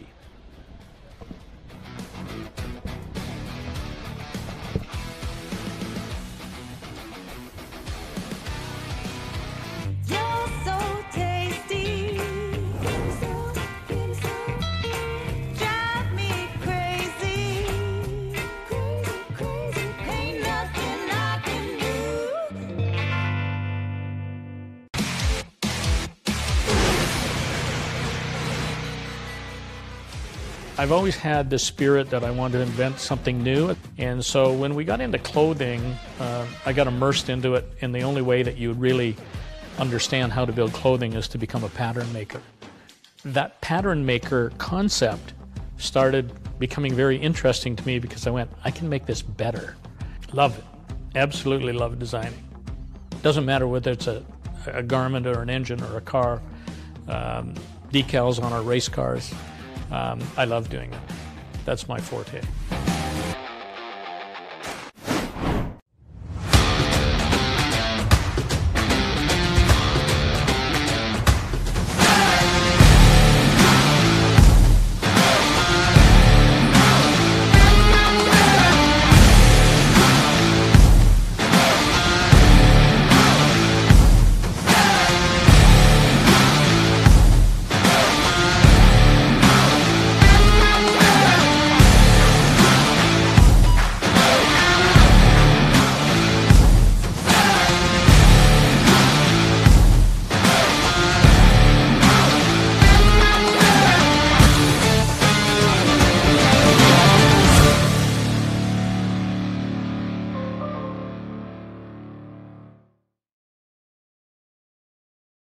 Early man discovered fire, but Quick Wick perfected fire. Quick Wick is the only fire starter that guarantees to start your campfire, wood stove, or fireplace without the need for kindling or paper. Find your nearest Quick Wick retailer at quickwick.com. Back live on G-Force TV from Delaware Speedway, where we see the aftermath as Jeremy Taggart's 58 still sits down at the end of pit lane, and the safety and track crew work feverishly down there to clean up from the carnage after a wild crash on a restart with 19 to go. There we see the contact. Walters catches Lawrence's machine, and there's just nowhere to go. Great shot from down in corner 1. How hard those impacts were to the pit wall. You could see some of the crew members on the Oscar modified teams kind of moving, thinking, wow, this is coming at us quick. Nothing but smoke and bent up metal and parts down in corner 1 here for the Quick Wick fire starter. Oscar Hot Rods. And out of all of that, the leader, Dalen Martin, he got through it. He's all the way down in corner number 3, and he's been there now for the last little while, sitting all by himself. And those cars that were able to roll through are over in corner number 2. Waiting for the yellow flag to be put back on the speedway, but definitely going to change the face of this race as a number of the front runners are gone or probably won't be back. And among some of the worst was Amanda Balson in the 16 and Bill Breckelman in the 07 that we saw carried off. And there we see Jeremy Taggart's 58 just crumpled and destroyed. Jeremy McLean's 88 also took the hard hit on the front end. So the track work continues. Again, still to come tonight, we'll have the Oscar Modifieds with their 30-lap feature event. The Ontario Outlaw Super Late Model Series will run for 50 laps, and that will set the stage for tonight's Spectra Premium 100 for the APC Series, round number 4. The cars and stars of the APC Series, as we get a shot of those, some of the cars that made it through. And we'll resume racing once we get back rolling here. I see the yellow flag now has been displayed, so I think these drivers will be able to catch up to Dalen Martin, who sits down in corner 3. The pace car begins to move. So get this field bunched back up.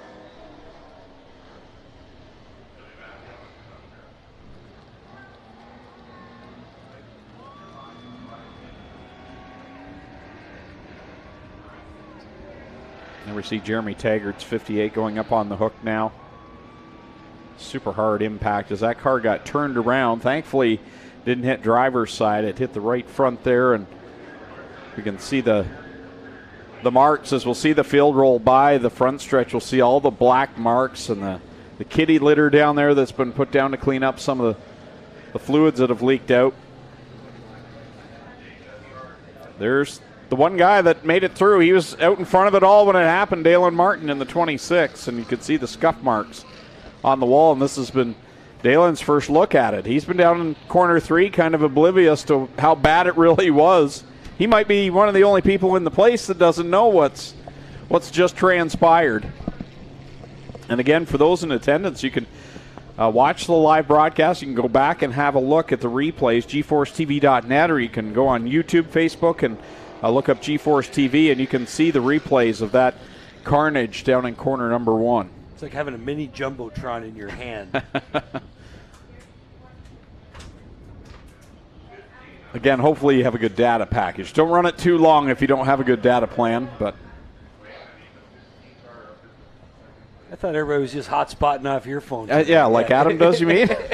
Streaming movies, watching the race, playing Candy Crush. I'm here for Adam. You must have a good data pack. Not that good.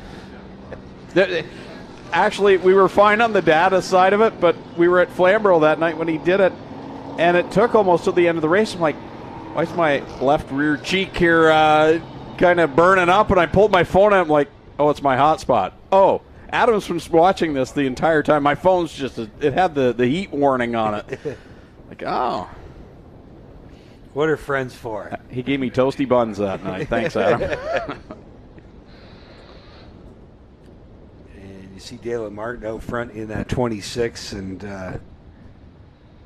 he's got to be looking in the rearview mirror going, where did everybody go? Yeah, he's pretty much oblivious to it. He's probably the only driver that didn't see what happened, other than what maybe he saw in the rearview mirror, but that's it.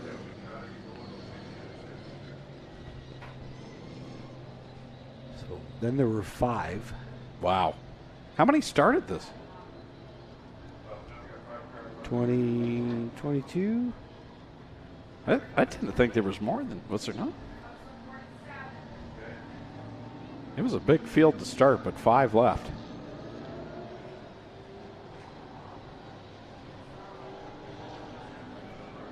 Book in the 47, I think, is rolling his way back out, as well as the 8 machine. Is that Paul Sr. or Paul Bogey? I believe it's Paul Bogey Sr. Oh, okay. Yeah. And I believe we had 21 take green flag here tonight. It seemed like more. But 20, yeah. Looks like 21 cars took the green, so definitely not going to have that many finish. A few more rolling out of the pit area. And I believe they have parked the Walters 47. Yep, 47W Tom Walters has been parked, and you know, it reminds me back to a couple years ago when they had that bad wreck going into turn 3 at Jukasa. Yeah. The 6 of Brumley, I believe, was one of the ones that was heavily involved in that javelin. There was a number of cars got torn up. Jesse Kennedy's 10K was involved in that wreck, and like I said, the craftsmanship that goes into these cars is sad to see something like that happen, but when you race cars, this is sometimes the price that goes with it, right? And I believe they've also cut some laps off this race as well, as I see 9 to go on the board. So it'll be 15 from 25. 6 complete, 9 to go. Oh, Cole Weber now pulling onto pit lane, so it looks like he'll bring the 9 back. One more lap for every car left. Yeah.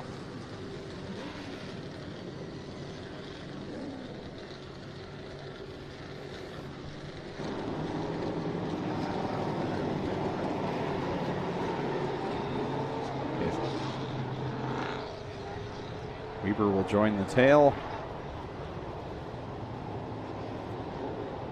And I think we're going to come back to the green flag this time by. Only other one moving down there is the 44 machine. Looks like he's going to come back out. Oh, sorry, check that. That's 13.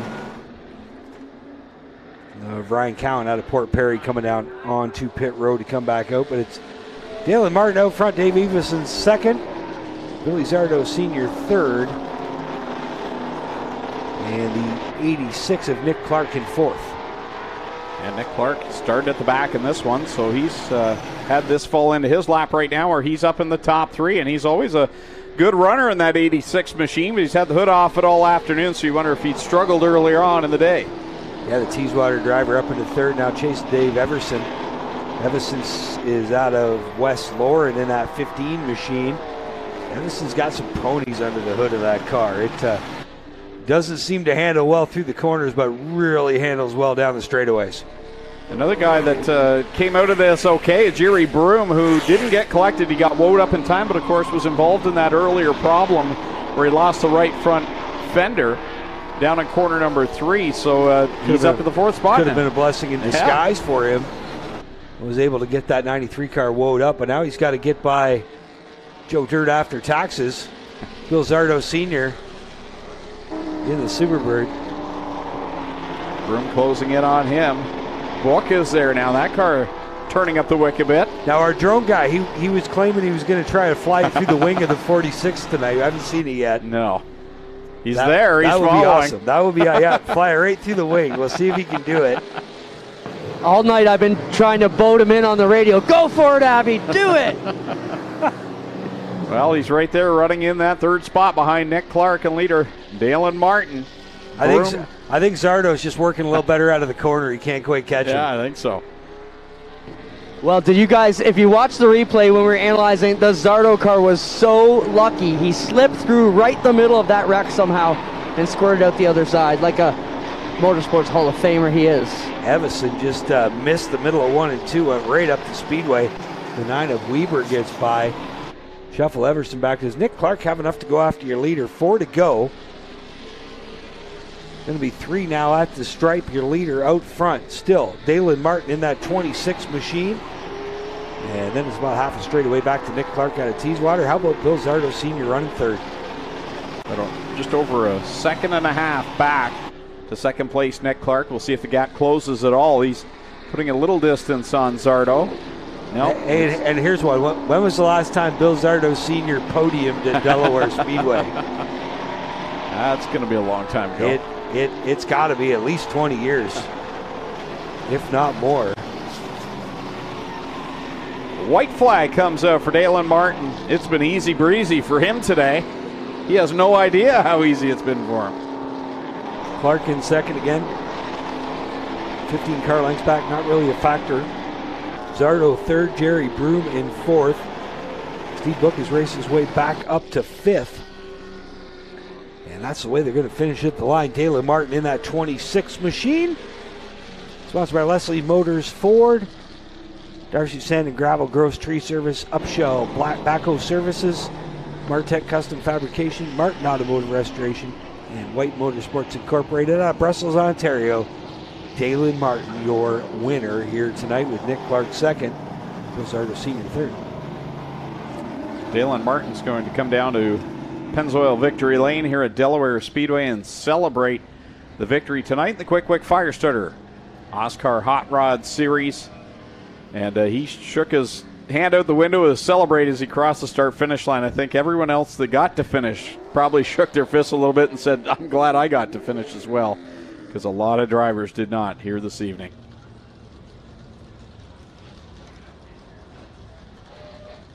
Just mentioned last week's Oscar race at Sunset will be on tomorrow night at 8 o'clock. G-Force Light. Go to YouTube, look up G-Force TV and watch that light program.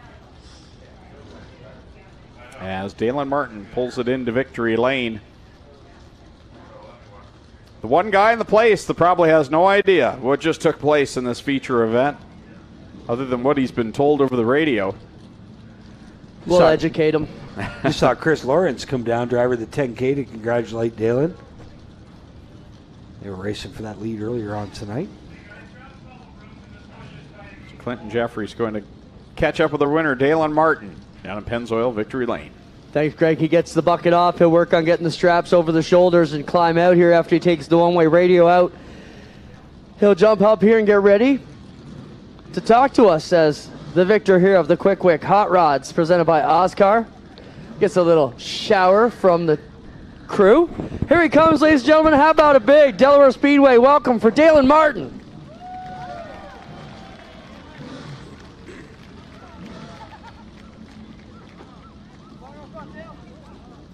We get a high five from the crew. We'll get him around front to talk to us here, and we'll discuss this Oscar Hot Rod race that we just saw. Dalen, you're the victor. Do you know what was going on behind you during that red flag? No, my spotter, Joe Chisholm Jr., on the radio the whole time, kept me out of trouble with those restarts, got me going when I needed to, and then he going into one, big wreck behind us, and I didn't see anything on the backstretch. I asked him, where's all the cars? And he said there's 15 involved, and that's just a shame to have that happen with all these cars gorgeous. Everybody spends so many hours on them, and it's just, that sucks. But it's we came out on top today. We had a good car. We'll take it, I guess. Got a lot of people behind you to help you get this deal together. This is a gorgeously prepared Ford Mustang. Talk about it. Yeah, we spent a lot of time in the shop building this thing. Went over it all this winter. Missed the first few races of the year. Got out at Sauble. Not a bad effort, 6th. Last night, fought problems with the engine all night long. Went back to the shop. Spent countless hours last night. Got home at 3 after, and it was good today. I got to thank everybody that got me here. I got to thank all these guys behind me. Martech Custom Fab, Martin Automotive Restoration on the killer body, Darcy Sand and Gravel, Upshill Backhoe Service, Lehman Farms, Maple Keys Haulage, Leslie Motors, huge support of my racing career. Kaden Lapsovich Motorsports, White Motorsports for all their help, Maple Keys Haulage, Groves Tree Service, the Balancing Act for a killer engine, G-Force for being here today. It's just a pretty cool weekend. Right on, Dalen Martin gets it done, guys, here in the Oscar Hot Rods, presented by Quick Wick. Great drive here in this Ford Mustang. I don't know about you, Jamie, but I hope Dalen takes some time to celebrate, because I know that he's disappointed to hear what happened to all those cars, but the first 6 laps, I think he was definitely one of the cars to beat, so it's not like he just had this handed to him. He was out in front there for a reason, and sometimes, you got to be in the right spot to avoid all that mess, and he was. Yeah, he didn't luck into it, that's for sure. He had a fast car right from the get-go. He was fast in heat races earlier on tonight, and there you see the list of guys that did not finish. Again, most of them, a lot of them on the business end of the hook here tonight. That's how they left the Speedway. And I guess we'll have to wait for the drone to fly through the spoilers some other time. So getting close to the start of the Oscar Modifieds feature event. And when we come back here on G-Force TV, we'll go with their 30-lap feature event.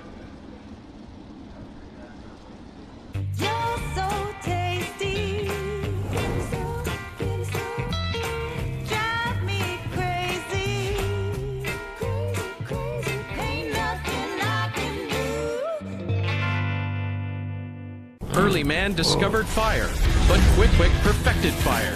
Quick Wick is the only fire starter that guarantees to start your campfire, wood stove, or fireplace without the need for kindling or paper.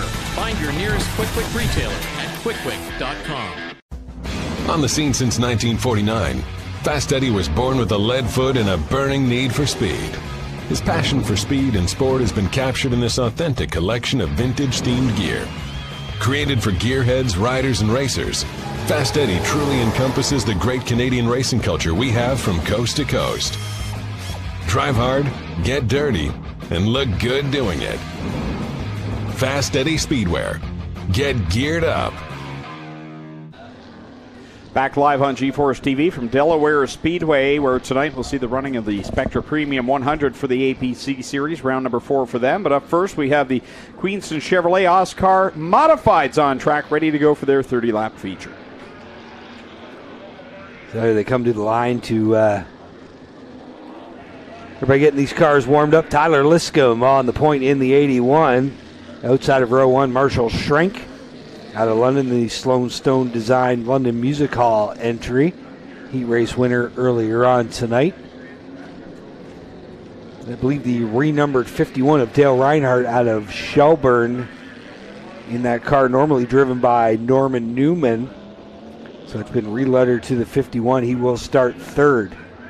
Fourth, Jake Watson, your Rookie of the Year leader in the 88. He's out of Kitchener, Ontario. He'll be outside of row 2. Row 3, the 88. D of Ryan Dick out of Wardsville. Daryl Dick Excavating, still searching for others. So if you're looking to sponsor a car, well, it looks like AJM's in the 14. He's a former winner here at Delaware Speedway from Hopkins Corner in the BAE Environmental Brunley Automotive entry. At the newly renumbered 35, Andy Camrath. Kelly Balson's normally numbered 10B. In front of him, the 34 defending series champion, heat race winner earlier on tonight, TJ Edwards in the 34. 46 is Steve Trendle, Midas of Orangeville, Grisdale Racing Products, and Flamborough Machine Shops.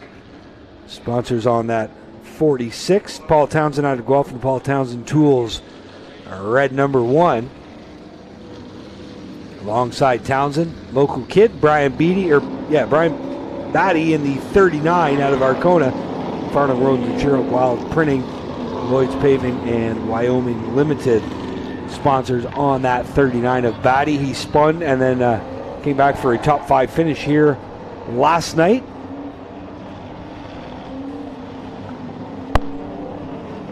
Looks like we got Wally Wilson in the 69. Out back, Herb Walters in the 78. 7 is Tommy Robb of Durham.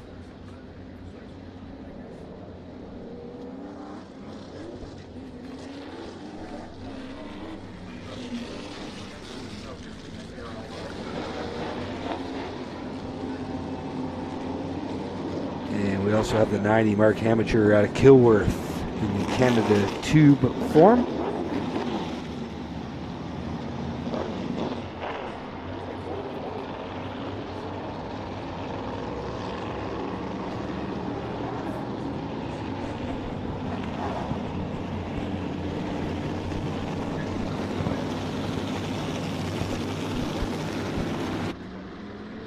Green flag set to fly. We're going Oscar Modified Racing, sponsored by Queenston Chevrolet Buick GMC. We are off and rolling. Up front, your leader, the 81 of Liscombe. But how about Marshall Schrenk? Regular Delaware late model pilot getting it done here on the outside in that 22. Leader at the line, the 22, the double deuce out front. Oh, look at that, down in the 1, the 51. Trying to make up some ground. Reinhardt down there in the 51 tonight and running through that kitty litter that was just dumped as we got TJ Edwards down to the inside of Jake Watson as they roll it off at corner number 4. It Schrenk out in front, Watson on the outside of Edwards and AJ Ems, and then a bit of a gap back to the 5th spot. Love the 51 of Reinhardt. Obviously that's in the Norman Newman car. Normally number 11. Reinhardt had a pretty bad accident here last night. 2 of them going to backup cars. He got the ride from Norman Newman, hopping behind the wheel of the 11. And then Andy Camrath had to wheel it all the way the other side of Toronto, all the way to Bowmanville to pick up Kelly Balson's car for tonight as your point leader. Here comes AJ Ems looking low on Jake Watson down in corner number 3. Watson will pull away, though, off the corner. And tuck in front, and now Reinhardt's caught the 3rd and the 4th place runners. Yellow out. We got 2 tangled up down in 3 and 4. Paul Townsend. And it looks like the check casher Herb Walters in the 78 also down there.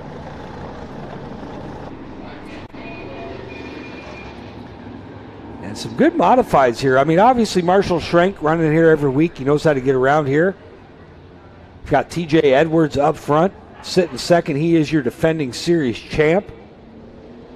88 of Jake Watson running 3rd, top rookie on tour this year. And the 14 of AJ Ems, he knows how to get it done. Multi-time feature winner here at Delaware Speedway. It seems like every time the modifieds come to Delaware, AJ Ems is right up front. Yeah, AJ Ems so good, so smooth. Former runner in the, the former Hurricane Midget Division. And and he's moved nicely over to the Oscar Modifieds over the last number of years, and always a top runner in that number 14. Is that Davey Terry's old car? That I'm not sure. I tend to think it is, and I think Davey was 14 as well, but that was always a stout car back in the day, as we'll catch the wall cam replay and the loop around. Hard to see from that shot, but that's how those two cars ended up there, spun in corner number 4, Townsend.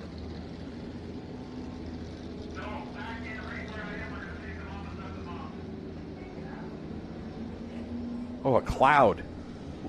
And see, you talked about this earlier on about during qualifying how one little cloud can change the track. We're sitting here and I'm baking in this terrarium that is in the announce tower with these big windows, and I thought, wow, it feels a little bit cooler, and look up, oh, there is a cloud in the sky. It's a cloud. But it does make a difference. You wouldn't think it would, but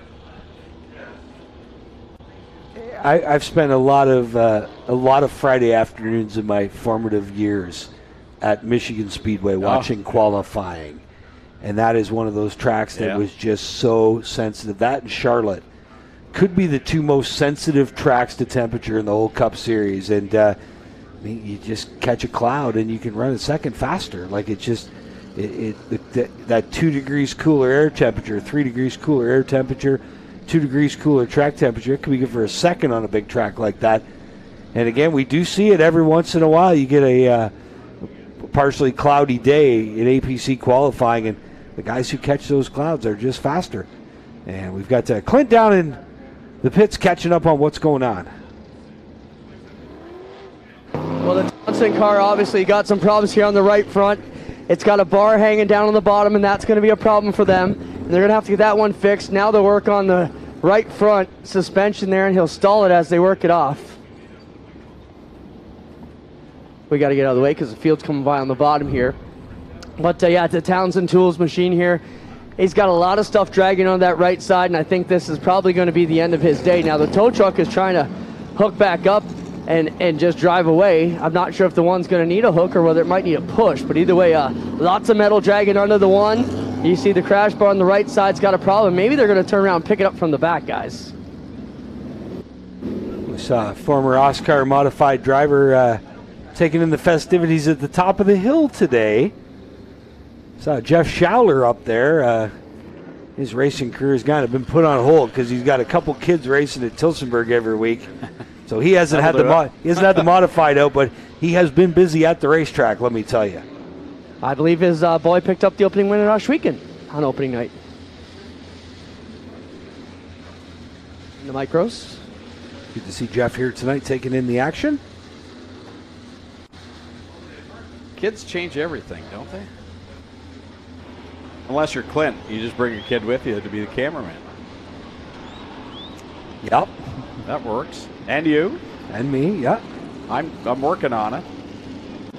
My one son was with us at Humberstone, and he announces in the micro sprints on Thursday nights. So, in addition to motorsports, I play some hockey and baseball, and all the years growing up, when my kid was growing up, you know, baseball season, I was allowed to play one night a week. That was it, because the other 2-3 nights were taken up by kid sport. Yep. All of a sudden, your kid gets done playing kid sports. You can go back to playing 2 or 3 nights a week. Back to your life. And usually they're old enough to play beer league with you at that point, right? Well, I got a brother who who knows how to waste all his money in a race car, so I figured I'd show him the right way to make money at the races instead of burn it all up. Don't follow Uncle Mikey. Yeah, he'll show you how to go poor. White flag out, so we'll turn the modifieds loose. Next lap, you see restarting 8th, your point leader, Andy Camrath. I wonder how difficult it is just, showing up in somebody else's car and hopping in it and trying to go fast. Yeah, I'm sure. These drivers have their car set up to be their glove, right? To make it fit. Now, on the flip side, Andy and Kelly are about the same size, True. So it has to be somewhat comfortable. But it's just set up a feel little for your own car. Here we go, ready to get back on it. Edwards on that outside line, Schrank on the bottom, and Edwards will pull ahead and bring A.J. Ems with him down into corner 1. Wow, T.J. Edwards with a great start from the outside of the front row.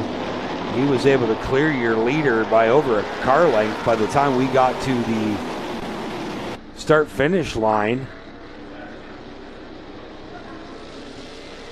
And Edwards and Ems now pulling out to a lead, and they're almost 3 wide behind them. The 51 getting racy after last night's contact, trying to drive that borrowed car to the front. Dale Reinhardt. Here comes Ems closing the gap at the front on leader TJ Edwards as we watch the battle back there with a Schrenk and Watson. Schrenk on the bottom, Watson up top. That is the race for 4th spot off turn 2. The rack stacked and packed behind that. Bunch of double wide racing. Here goes Reinhardt in the Norman Newman machine to the inside. Reinhardt's going to mosey down to the bottom of Jake Watson in that 88. He'll pull off 5th spot. Take that away. Watson gets really high in corner 1. That will open up the door for Camerath to slip by as well. Watson was looking at jumping in the line in 6th spot. Next thing you know, he's all the way back to 8th. Batty will get to the inside and try and take the spot away. Watson fighting back on the outside. A good race here for 7th, down through 1 and 2. Batty down low. Jake Watson up top. And this is the future of modified racing right here. A couple young guns going at it. Brian Batty, a local guy from Kamoka. Raced Pro Challenge cars for years. Jake Watson. Most of his learning done in the mini sprint. Or a mini stock, excuse me. And those two going at it down the backstretch. Good battle to watch, the 2 youngsters, Watson and Batty. TJ Edwards, meanwhile, leads the way over AJ Ems, and he's lengthened that advantage, and a good gap back to the 3rd spot right now for Ems. So he's solidly in 2nd and maybe just biding his time right now. And there you see Watson has finally cleared Batty on the outside. Batty's going to tuck in the line behind it with 20 to go. Oh! Trendle, I think, caught the front stretch wall that time by maybe. Steve Trendle's been quick in that 46 here tonight. Not enough to challenge those front 2. They are both working out front. 34 of Edwards took the lead on the restart like he shot out of a cannon. 18 to go now. And again, still showing that battle between Jake Watson and Brian Batty. Great race off turn 2. And down the backstretch, Watson's got the spot. Here comes Batty. He'll pile it in on the bottom. Wheel to wheel they come off of the 4th corner. Batty again trying to clear Watson. Watson fights on that outside line. Go down into corner number 1. This time Batty will take the spot. Good job by Brian Batty. Picking 7th spot up from Jake Watson. And a good battle by those 2 youngsters. And now the battle heating up for 3rd spot. Trendell's got company. Marshall Schrenk has recovered from the bobble on that start. And the other one joining that group is the 51 of Reinhardt. They roll it off of corner number 4. Schrenk takes a look down to the inside as they cross the stripe. 15 laps left to go. That's where J.R. Fitzpatrick was really able to put the pressure on last night in his victory in that 9 machine. Was coming off turn 4. That's where he made the pass for the lead and ended up picking up that victory yesterday evening. Out in front, it's all TJ Edwards. AJ Ems running in 2nd. Those 2. I think AJ Ems is still within striking distance here. He's keeping pace with the leader, not letting him completely out of his sights, and those 2 have broken away from this battle right here for 3rd. You saw the 78 of Herb Walters go pit side as well. All eyes on this battle for 3rd now. Trendell, former winner with the Canada Vintage Modified Tour. He's holding down that 3rd spot with the 22 of Schrenk chomping at the bit, trying to get a run to the inside of that 46. Leaders working through lap traffic. Edwards is cleared. Now AJ Ems will clear both lap cars that were between he and the leader. As the laps begin to wind down, if AJ does have anything for the leader, this is where he's got to start making the move. 11 to go, this time by 10. He needs to start picking him up and laying him down because he is a long ways back. Again, that great battle for 3rd still going on. Trendle has it. Both Schrenk and Reinhardt won it. Again, Reinhardt in that really renumbered 51 machine. Normally driven by Norman Newman. Trendle there holding off Schrenk as they work down the back stretch another time. This time by it'll be 9 laps left to go. So leader crosses the stripe just now. Ems, 2.384 seconds the distance back. You see the scoring on the Fast Eddie scoreboard there. Fast Eddie, some great swag for the G-Force folks the last couple weeks from the Fast Eddie folks. Good job on that by the Fast Eddie Racewear team.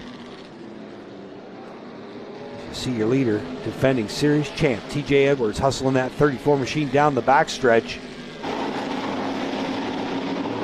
The gap widening for TJ Edwards as he is hooked up and gone in that number 34 machine. We continue to watch that fight back there for third on back. There's the leader, TJ Edwards. AJM's in second, and here's the fight we were talking about. Lap car down to the inside. And 7, Rob had a handful. There might have been some contact between Shrek and Rob. Schrenk's still rolling though. He's still got the 51 at Reinhardt there. And there's TJ Edwards hustling down the backstretch underneath that Coca-Cola Bud Light scoreboard. Only 5 to go at the line next time by for your leader. There's again, Schrenk has lost contact with Trendle. 51 at Reinhardt right there. Edwards already down into corner number 3. This time by it'll be 4 laps left to go. Dominant performance here on that restart. He jumped away and that was it. He hasn't seen any cars for position near him since. He's seen a lot of lap cars, but no one to battle with. But one thing we didn't catch as all this was going on, we talked for a while about the battle between Watson and Batty. Both those cars have now been bypassed by Andy Camras. So your point leader making the best of what has been a terrible weekend after last night. Sitting 6th right now. He is your point leader and trying to salvage what he can here this evening. He's going to need a caution to get any higher than that, but I guess after what happened last night and how destroyed his car was, to go grab a backup car or borrow a car and bring it out and finish 6th as the point leader, got to be pretty pleased with that for Camerath. There's TJ Edwards, sails it down into corner number 3. This time by he'll come to the white flag in a dominating performance. One more circuit around to pick up the win and head to Pennzoil Victory Lane. TJ Edwards off turn 2 for the final time down the backstretch. Flashes under the Coca-Cola scoreboard. Eases off the gas pedal and slides into that break through 3 and 4.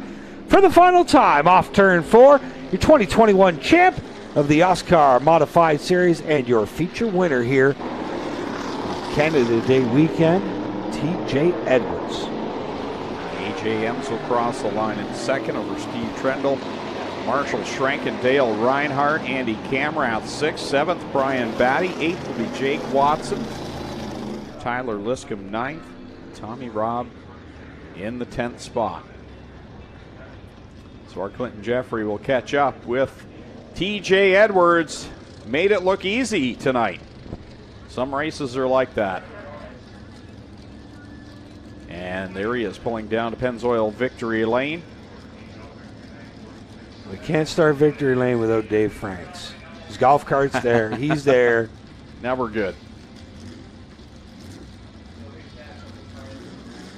He's going to take a lap with the checkered flag. Random thought. How many Victory Lane pictures do you think Dave Franks has taken? My. Let's ask him. Dave, how many Victory Lane pictures have you taken in your whole career? They don't make numbers that big. Good answer. I think the first one was a chariot race, if I'm not mistaken. It wasn't a chariot race, right? You were telling me earlier Noah wanted to help you paddle the ark, and you told him no way. No, I told Noah when he got off the ark. He wanted me to paddle up to St. Lawrence. I told him to go to church and find somebody else. I'm not going to do it. You have it from Dave Franks, legend here in Canadian motorsports, and we finally got rid of the cowboy boots, so he can run around with us now.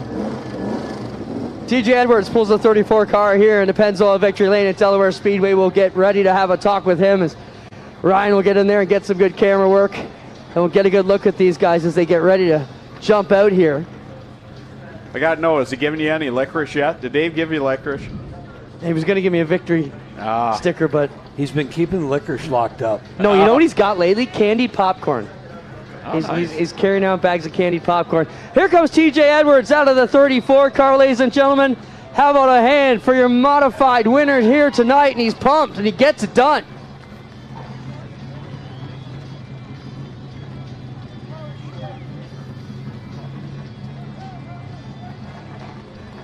Well, the car's picture perfect, and you were picture perfect today. What a great drive. This car looks so good. You dominated this race. You can't do it much better than that. Yeah, with the week we've had, it means a lot to win this. Beal is stuck behind me to make this possible. I can't thank my Uncle Don enough for making this possible. Without him, I wouldn't be able to do it. My dad for all the hours he puts in. Brian McDonald for making this thing a bullet. Ron, everybody, Donald, keep me calm on the radio. Chris, Nolan, everybody, AP Engines for making a bullet. JTS Vein Signs and Needs, Epic Racewear, Thieker's Collision, Wellington Perforated Plate and Steel, Remax Don Marie Davison, Transaxle, and all the fans for coming out and making it possible for us to race. Right on there, you have a happy winner here on the Modifieds. Great drive, great job, and we'll wrap up things in Victory Lane here. We have the super late models getting ready to come out, and then we'll be getting ready for the APC race here tonight, guys. Yeah, we're going to take a short break, and when we come back, we'll be that much closer to the start of the Ontario Outlaw Super Late Model main event here on G-Force TV.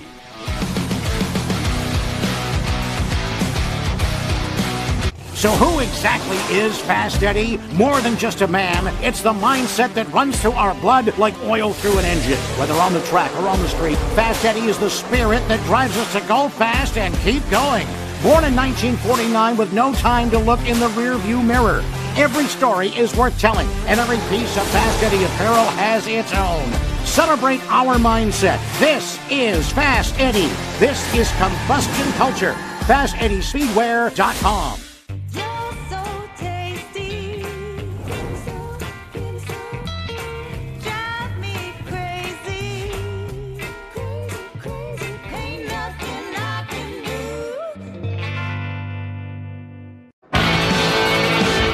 Well, good evening, everybody. Welcome to our weekly race chat. Adam Ross and Clinton Jeffrey are live and interactive every Tuesday night. Rivals Race Chat is your home for race discussion, debate, news, interviews, and more. They'll even take your questions and comments live on the air and talk to some of the newsmakers each week. Tune in every Tuesday night at 8 p.m. on G-Force TV. Early man discovered fire, but Quick perfected fire. Quick is the only fire starter that guarantees to start your campfire, wood stove, or fireplace without the need for kindling or paper. Find your nearest Quick retailer at quickquick.com. Back live from Delaware Speedway on G-Force TV. My name Greg Kellman, with me in the booth, Jamie Maudsley, down trackside Clinton Jeffrey. And Clinton caught up earlier with one of the hot shoes competing in tonight's Spectre Premium 100, DJ Kennington. We're standing by with one of the local boys up here in the APC series, or down from the NPS, whatever you want to talk about it. But DJ, the competition here is some of the best in the whole land. A track you're familiar with, a place you like. How cool is it to be back here at Delaware today? It's always awesome to be here. I mean, I cut my teeth racing here on Friday nights, and that's where I got started.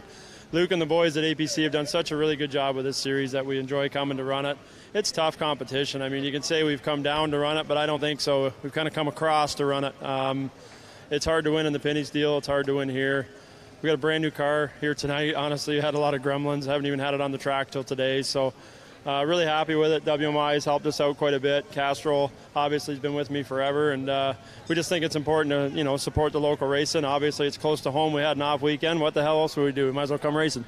DJ, a lot's been made about your off-season fitness program. You're like a whole new person out there. Tell us how that's affecting your driving in the car. It's just helped me personally. I mean, obviously, I play a lot of hockey, and my knees were getting bad. I couldn't even play hockey anymore. I was overweight. There's no doubt about it. So my wife helped me a ton, and decided to do something about it, and feel great now. It's awesome to be in the race car, and like you say, it's just a mental thing too. It makes you feel better about yourself, and I'm excited to get at her. Well, there's no shortage of people coming up to you, I'm sure, making the comments. Got to make you feel the work was worth it. You look good. You're fast. Good luck here today, DJ. Thanks, guys. I appreciate it. DJ Kennington cut his teeth here, knows this way around this track better than probably anybody here tonight, guys. It's going to be a great show.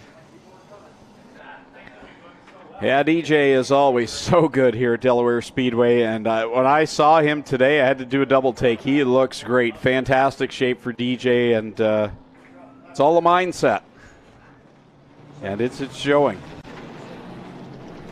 He was like me. The shape we chose previously was round. I don't have the right mindset. Outlaw Super Late Model feature heading out onto the Speedway, ready to go. 50 laps the distance for them here this evening.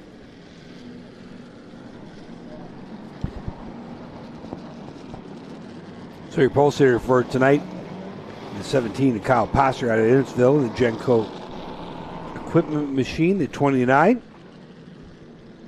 Out of Miami, Florida, the SMG Motorsports GTA Racing Design 29, Sean Grossman, row 2. Multi-time Super Late champ, Line X Barry Redline Apparel, number 22. Out of Barry, that's Glenn Watson. 71C, John Cadman out of Smithville in the Bristol RV entry. He was absolutely quick in practice. Saw Junior Hanley down there helping work on that 71 machine. The 03 will start third. That's Dario Capricci out of Guilford in the Genco Equipment Machine. Roy Passer in the 27 out of Innisville. He will roll off 6. Adrian Foster out of Newmarket will start 7th in the Genco Equipment Machine. Ethan Cornaway out of Innisville in the Simcoe Barge and Brake Wall number 51. Next row, Mike Miller in the 73 out of Caledonia in the JIBS entry. 64B is Chris Burrows out of Acton in the Burrow Boys racing car. And the 63, Jim Bowman, longtime late model competitor. Just being told Mike Wilkinson now is being scored in the 27, not Roy Passers. Just got that news? Or is that what you announced? Okay, Roy Passer was on the bottom list. Yep, but nonetheless, Mike Wilkinson in the 27. Pace car pulls off. We're ready to go with the Outlaws Super Late Models. It's been a long time since Super Late Models raced the half mile, and this should be good. Kyle Pasmer, Sean Grossman up front. It's going to be Grossman squirting out front off turn 2. Grossman leads them down the backstretch. Passer on the inside. Now he'll feel some pressure on the outside from Cadman. Cadman in that 71 rolls the top, and he will take the second spot away and quickly close up on the rear deck lid of the 29 of Grossman. Cadman like he was shot out of a cannon right up to Grossman's bumper. And you see these guys entering a little higher than the rest of the late models and the modifieds. Down into 1, we had one guy get squirrely. I believe that was Jim Bowman. Down in 1, he's off the pace and pulling off out of turn 2. Out front, still Grossman leading the way with Cadman second. Grossman had a handful down in corner number 1. He gathers it up, but that allows Cadman to slip by and take the lead as they head down into corner number 3. Is John Cadman out in front? He was quick early on today. That 71 car has been dominant since they unloaded it off the trailer. Then we saw Jeff Hanley down there wrenching on that car, as well as Junior Hanley. And I got bad news for the rest of the field. I think they could be in trouble now that Cadman's out front. Yeah, 46 laps left to go, and it could be a lot of watching the back end of that number 71 machine as it rolls through corner number 1. Grossman there in second. Glenn Watson out to the third spot, and he'll put a charge on the 29 machine. Looks low down in 3. If anybody's going to make a challenge to the leader, you're looking at him. Glenn Watson, multi-time Ontario Super Late Model champion. And the uncle to Brendan Watson up in the second now and going after your leader. Boy, Cadman's got problems. He slowed through 1 and 2. He drops down to the inside, and the car's gone away. And this changes everything. Oh, no, I think he was just going through the kitty litter. Thought I saw a plume of smoke, but nonetheless, he'll pull off onto pit lane. Bad break for Cadman. Yeah, Cadman, fastest car on property all day long. Turns the lead over to Glenn Watson in the double deuce. Watson leads, Grossman goes second off turn 4 in that Line X sponsor number 22. Then Grossman second, Passer in third. Dario Capricci runs 4th. And 5th is the 27 of Mike Wilkinson. So now it's Glenn Watson, no stranger to being out front in these super late models. Seen him wheel to victory number of times in that number 22, the Line X machine, as he is out in front of her, Sean Grossman. They send it down into corner number 3. And so far, just picking up a car length here, car length there. Glenn Watson, and again, you don't want that restart 40 laps in and have used all your stuff up. So definitely being smart out front. Is he a lot faster than Grossman? He could be, but he only has to go a little faster right now. And Dario Capriccio up into third as he was able to get by the 17 of Kyle Passer. 10 laps into this 140 still to go. Grossman all over the back end of that Line X number 22 as they work it down the back stretch and back into corner number 3. A good lead right now for the top 2. Yeah, they're pretty healthy gap. Put a straightaway back to Capriccio. How about this? I'm not sure we've seen that Guildford driver Dario Capriccio. Well, and just as I say how quick he is, he slides way up the track in 1 and 2. But he's got that 03 working here tonight. Yeah, Capriccio good right now, rolling through that third corner. There you see the leader, Glenn Watson. Put a little distance now between he and Sean Grossman. Capriccio back there in third. Then it's Passer and Wilkinson, the top 5. 6th place right now, just on the outside looking in, right behind them. As you see your leader Watson off turn 4. Getting about a second lead over the 29 of Grossman. Ethan Cornway out of Innisville sits 6th, just on the outside of that 4th, 5th place battle. Passer on Passer action. Passer on Wilkinson action. We got Clint down the infield. I think maybe he's caught up with Cadman. I got a very dejected John Cadman. John, this was your race to win tonight. What happened with the 71 Bristol RV machine? I don't know 100%. We lost, I think we lost the valve or broke a valve spring or something. The motor just started laying down about lap 2. I tried to drive it for about 3 or 4 more laps till it finally, completely puked, and that's the end of it, man. We had a rocket tonight. We didn't even show all our cars in qualifying. I think we left about 2 to 3 tenths on the table, and we had a rocket. We had a great race car. That's all that mattered. Qualifying doesn't mean anything, right, in the scheme of things. And qualified on the pole, but just wasn't to be. I can't have any luck, man. This motor's plaguing me for 2 years now. We thought we had it figured out, and it just definitely cost us the win tonight. I'm almost 100% sure. Appreciate you talking to us, John, when you're dejected like that. Thanks, guys. Appreciate it. John Cadman, guys, obviously not happy with the way his result. It was his race to win. Well, motor problems are bad at the worst of times, but when you've got that good of a car, that's where it really hits you, especially when it's been something that he says has been plaguing them.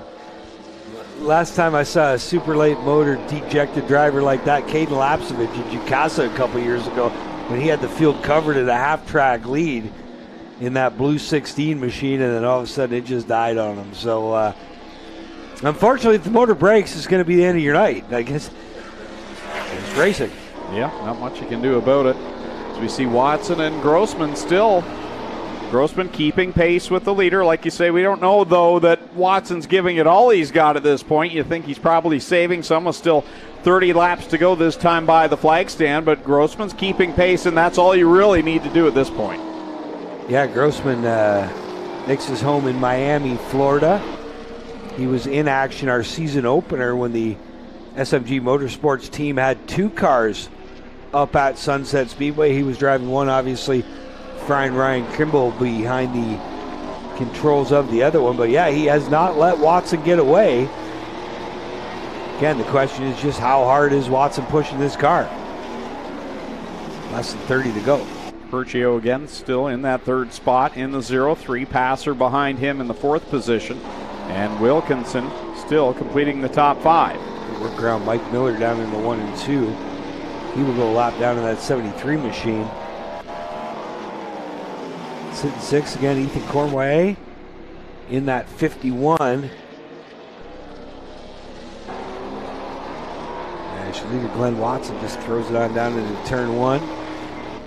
4 or 5 car lengths over Sean Grossman. 7th right now, the 52, Adrian Foster. And it was odd. I was wondering where he was earlier today and last night. Normally he's in action in the Hot Rod Series. But Adrian Foster running a super late this weekend. Normally drives the X car in the Hot Rod Series out of Bradford. Again, behind the wheel of that 52 passer-owned machine. Problems on Capriccio's car. Oh. He just slows off turn 4. He's going to make that hard left-hand turn at the end of the front stretch. And Capriccio will pit from the 3rd spot. So had a great run going here, possible podium, and it's over. Disappointing end there for Dario. Ran so well.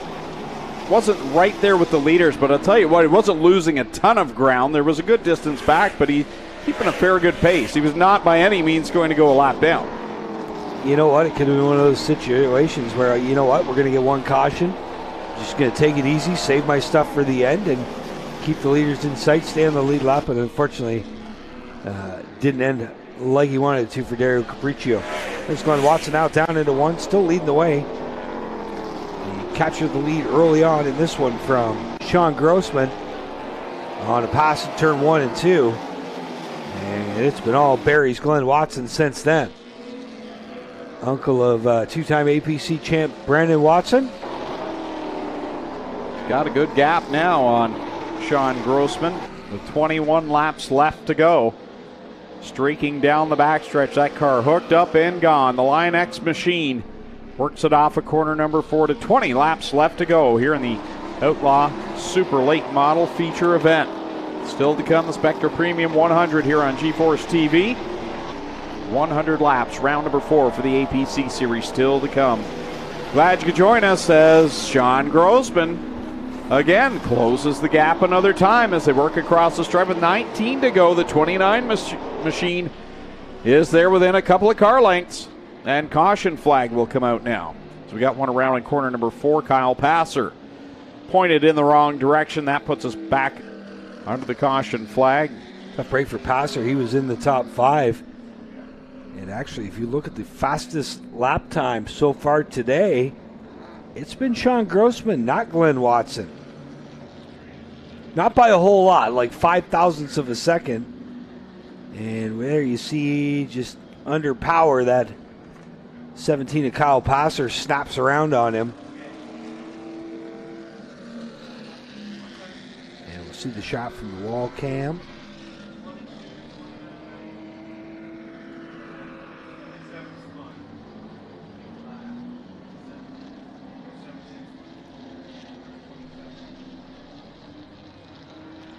So under caution here for the first time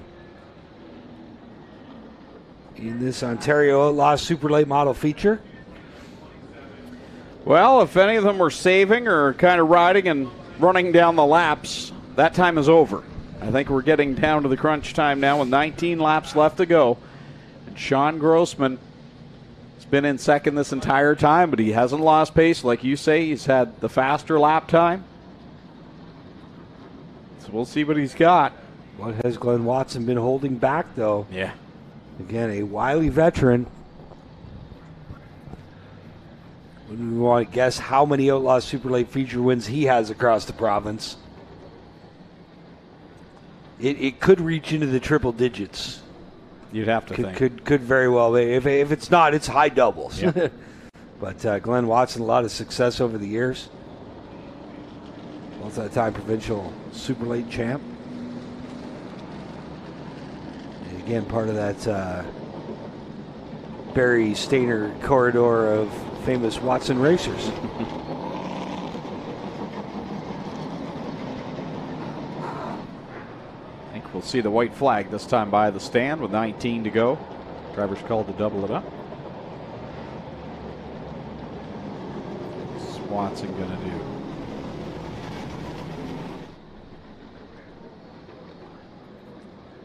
I'm going to guess he's going to take the bottom.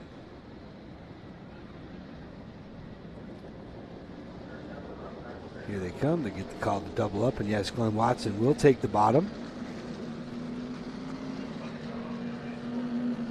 And again, that's what this new surface here has done at Delaware. I mean, for years, it was a no-brainer. Yellow flag, you're taking the bottom if you're the leader. We've seen a number of instances, mostly on the Friday night programs, where guys have chosen to take the outside and still hold serve here on the lead. So we'll see what happens here. Can Grossman keep him pinched down enough in 1 and 2? In 3 and 4, it's really equal to playing field to be able to run that outside groove where there is a little more banking. Down in 1 and 2, the concrete's still the fastest way around. But if you can keep that guy pinched on the bottom groove off of turn 2, so he can't quite get to the power quick enough, that's where you're seeing the advantage of starting on the outside. So the question is, can Grossman, A, stay with Watson when they fire, and B, keep him pinched down enough to let his momentum take the lead on the high side off turn 2. Coming back to the green flag this time by. Pace car will pull off down in corner number 3, down to the flat.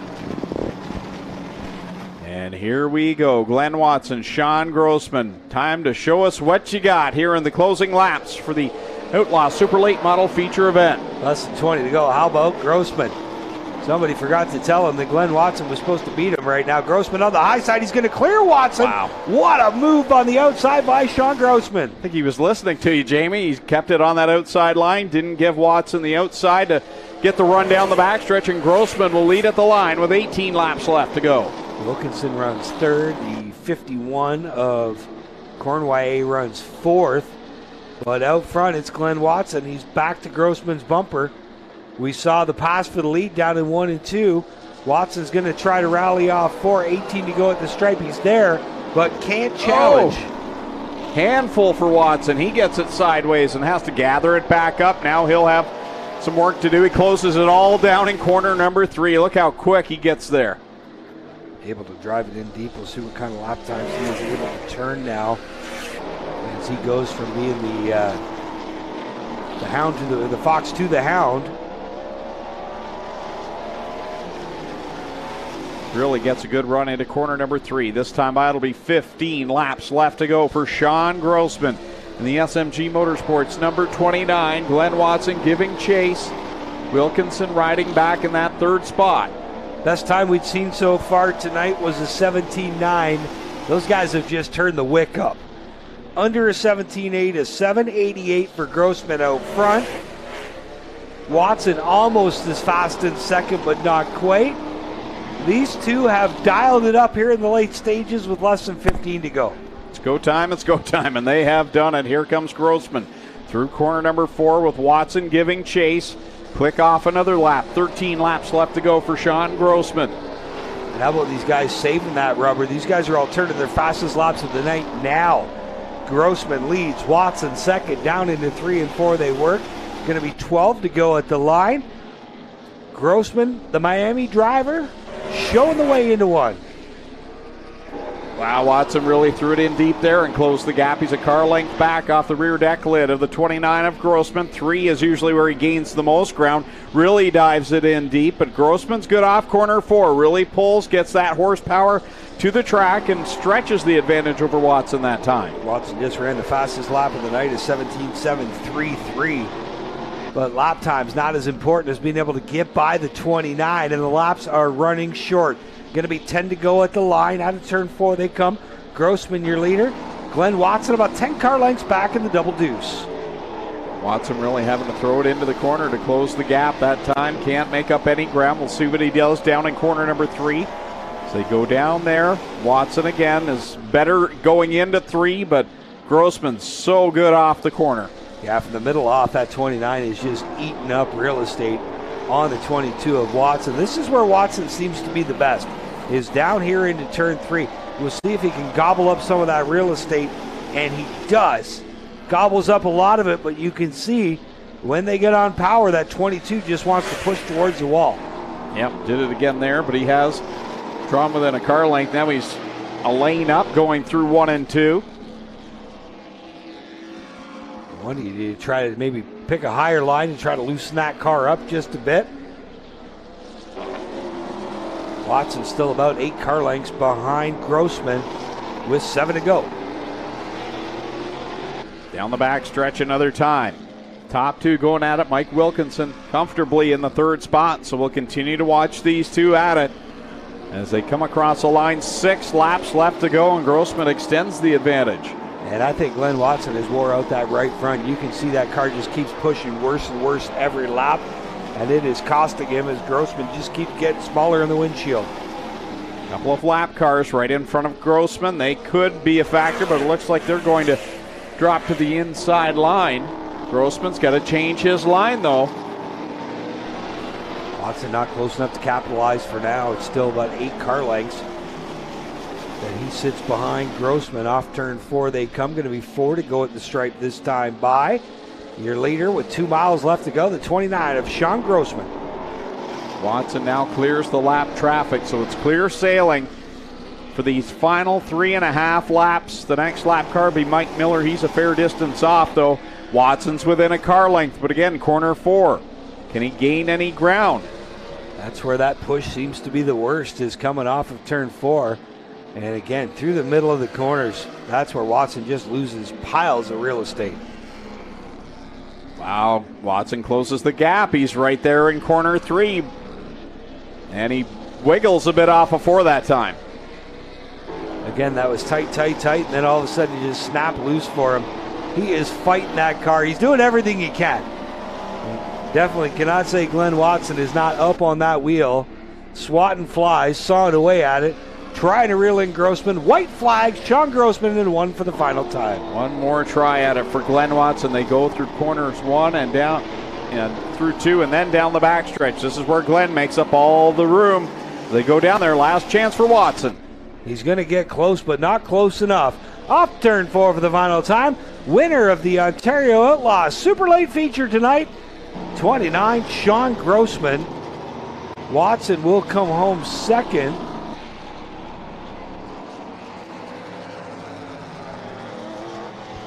And it looks like Wilkinson in the 17 will come home third.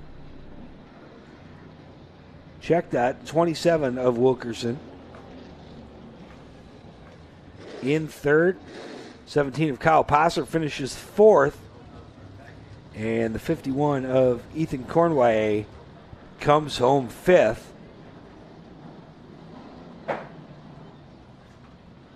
That is going to be one happy dude down there in the 29.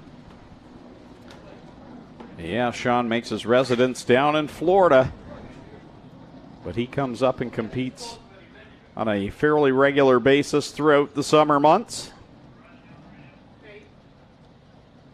He's not new to victory lane. He's been a strong competitor for a number of years here, and Clinton Jeffrey's going to catch up with Sean Grossman as he unbuckles, and he'll be greeted by Dave Franks as well down there in Pennzoil victory lane. Teammate Ryan Kimball down here to help him get the window net down. You know, they guys do a lot of work while Sean is away in Florida, keeping this program running very good with both the APC Series and the Ontario Super Late Model Division. Grossman's got to be happy to come back and perform like this today. We'll get him out of the car and get a quick word with him here as the frequent flyer makes his way here to Pennzoil Victory Lane at Delaware Speedway. Here he comes, ladies and gentlemen. How about a big Delaware Speedway Victory Lane welcome for your winner tonight, Sean Grossman.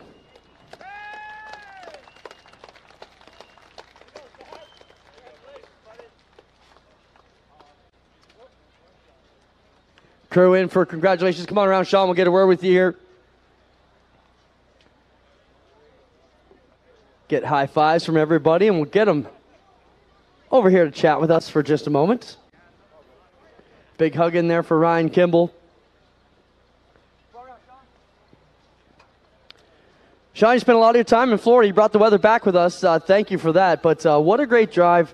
You probably watch a lot of these races on G-Force. You're stuck away, but here you are, back in victory lane yourself. Your team's running good. That's got to make you really happy.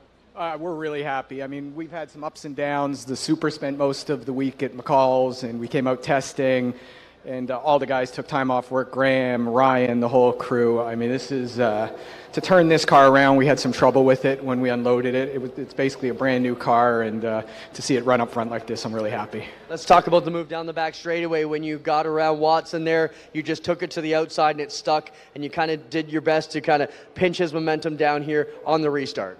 Yeah, he kept me honest. He knew I was sort of pushing him down, and he's a consummate professional. He's got a lot of championships in these cars, and he raced me generally clean for these, and he's a great guy to race with. But the car was really good on the outside here. We knew from practice, so I wasn't so unhappy when he gave me that outside lane. All right, Sean Grossman gets it done, ladies and gentlemen. How about a hand for your Ontario Super Late Model feature winner tonight, Sean Grossman, all the way from Miami, Florida. The frequent flyer gets it done, guys. We'll be right back on G-Force TV after a quick break. Early man discovered fire, but Quick perfected fire. Quick is the only fire starter that guarantees to start your campfire, wood stove, or fireplace without the need for kindling or paper. Find your nearest Quick retailer at quickquick.com.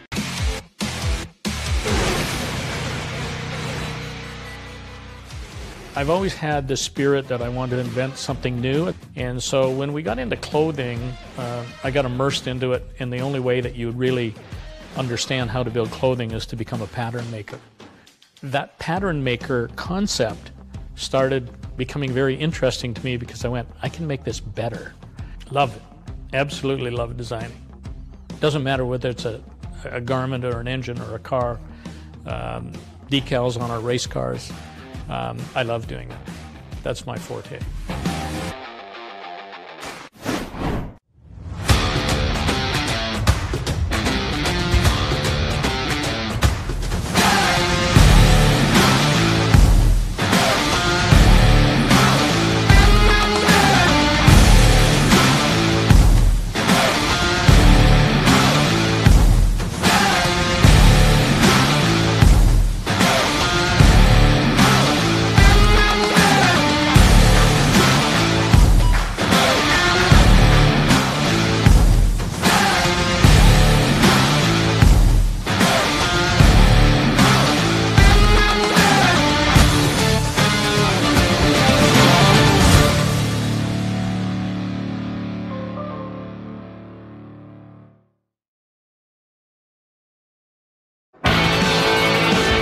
Well, good evening, everybody. Welcome to our weekly race chat.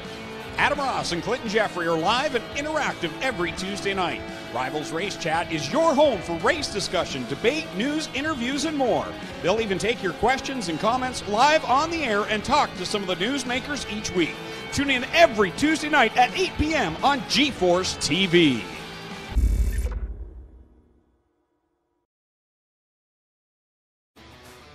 Back live on G-Force TV from Delaware Speedway, where all the other races are completed here. Sean Grossman celebrating with the checkered flag for the Outlaw Super Late Models, and we get set for the Spectra Premium 100 for the APC Series round number 4. Earlier on today, Clinton Jeffrey caught up with another one of the contenders, Kyle Steckley. Well, guys, we're here with Kyle Steckley. Kyle, a place you know pretty good. How do you like it here? Yeah, it's a lot of fun. It's different than anywhere else here in Ontario, so I like coming out here. Been running on Friday nights and getting a lot of good results here, so hopefully we can carry it over into the APC series and have a good run tonight. So a little bit hotter today, going to start a bit earlier than a regular Friday. How does that change your game plan? Yeah, it definitely changes it a lot because there's a lot longer races, a lot more tire wear you got to take into consideration. So we're changing a couple things and hopefully making it good on the long run and good tonight. And we'll see where we can get this APC Auto Parts Canusa Warehousing 22. Good luck tonight. Thank you. Kyle Steckley, second-generation driver. He knows the fast way around. He's got feature wins in this division, guys. Watch for the 22 tonight. Yeah, Kyle Steckley's been impressive since he came on the late model scene, and always a factor here on any race night. So we'll see what he can do here. You see a great crowd on hand for those watching on G-Force TV. Getting ready for the running of the Spectra Premium 100 here at Delaware, just outside of London, Ontario. I'm Greg Kellnan. With me, Jamie Maudsley and Clinton Jeffrey down trackside, getting us all the reports from there as we are getting ready for driver introductions and get ready for the drop of the green flag in this fourth round of the APC season. J.R. Fitzpatrick comes into tonight as the point leader by 9 markers. He has 2 wins and 3 top 5s in the first 3 races of the year. Andrew Gressel right now comes in second place in points. 3 top 10s for him. Rick Spencer-Walt, who won the opener at Sunset Speedway, he's third, 12 points out. Josh Stoddy in the 17 right now comes in 13 points out in the 4th spot. And Shea Gemmel in car number 3 right now sits in the 5th position. 6 through 10 in the standings coming into tonight. Kyle Steckley, Jake Sheridan, Dale Shaw, Sean Chenoweth, and Danny Benedict. So that's how things look going into tonight's event. 100 laps around this half-mile oval. And we see cars getting ready to come around to the front stretch as we prepare for driver introductions here at Delaware Speedway. Don't forget, you can tune in to all of our live broadcasts absolutely for free at GeForceTV.net. We invite those in attendance here tonight. Get out your smartphone and check out the replays. And here's a look at what's coming up on GeForce TV and our Fast Eddie Speedway upcoming events board. July 16th, the APC Series returns to Flamborough Speedway, and then on July 30th, the APC Series up at Sauble Speedway. August 13th, APC at Sunset. And don't forget, every Friday night, we are live from Ohsweken Speedway. If you're looking for some dirt track racing action as well, GeForceTV.net. You can find us on YouTube and Facebook. Absolutely free all the time, your racing action. Upcoming events here on the Quick Firestarter upcoming event schedule at Delaware Speedway, July the 8th. It's late models V8 stocks, bone stocks. Gates open at 6. July the 15th, late models super stocks, bone stocks. July 22nd, late models, V8s, bone stocks. And then on July the 22nd, this is where things get kind of interesting. Super stocks, bone stocks, and King of the Hill. There are some great King of the Hill races here at Delaware. So check that out coming up at Delaware Speedway in the next month. Well, cars are getting lined up. We'll have a chance for another quick break here on GeForce TV and be right back from Delaware Speedway.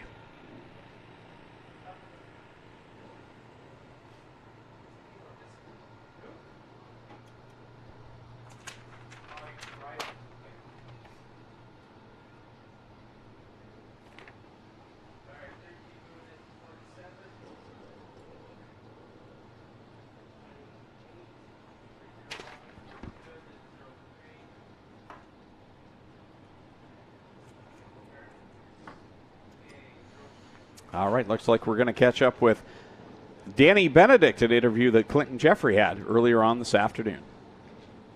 We got the driver of the 54, Danny Benedict here. Danny, we were just talking about the paving here. How's it improved the place?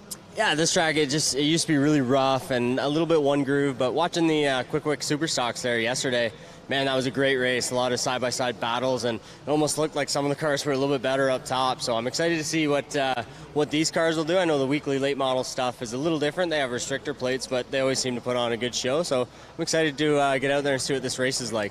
What's the one thing you're keying on to make sure you have a good day today? Just trying to really have the longevity in the car. You know, we've had some good speed this year. We ended up this practice 8th overall, which is really good for us. This is a place we've struggled at. So just trying to keep the longevity in the car, make it a lap 100, and try to just be there at the end. There you have it, Danny Benedict. He's going to roll out in the 54 car tonight, guys. Another one who's just trying to get through the night. And Danny Benedict comes in 10th place in the standings this evening. And this is the dog days of summer where you've got to log all the points you can to be a factor of the championship race at the end of the year. And a good night tonight can really propel you, or it could be that point of the season where, well, things went downhill and the championship thoughts are gone away. But it's a big race here tonight at Delaware on the fastest and the biggest track on the circuit. And we see the cars lining up on the front stretch as we get a good shot on GeForce TV of the back stretch, and the sun beginning to set here, and the temperatures begin to drop a little bit, Jamie, as we get ready and closer to the start of the Spectre Premium 100. Yeah, and as those temperatures drop, we're going to see the speeds pick up. This is going to be dynamite tonight. And again, everybody talking about that grip strip coming out of turn 4. This has made Delaware a 2-groove racetrack here in 2022. So now we'll take that quick break here on GeForce TV and be back with the starting lineup for tonight's Spectre Premium 100 at Delaware Speedway. So who exactly is Fast Eddie? More than just a man, it's the mindset that runs through our blood like oil through an engine. Whether on the track or on the street, Fast Eddie is the spirit that drives us to go fast and keep going. Born in 1949 with no time to look in the rearview mirror. Every story is worth telling, and every piece of Fast Eddie apparel has its own. Celebrate our mindset. This is Fast Eddie. This is combustion culture. FastEddieSpeedwear.com.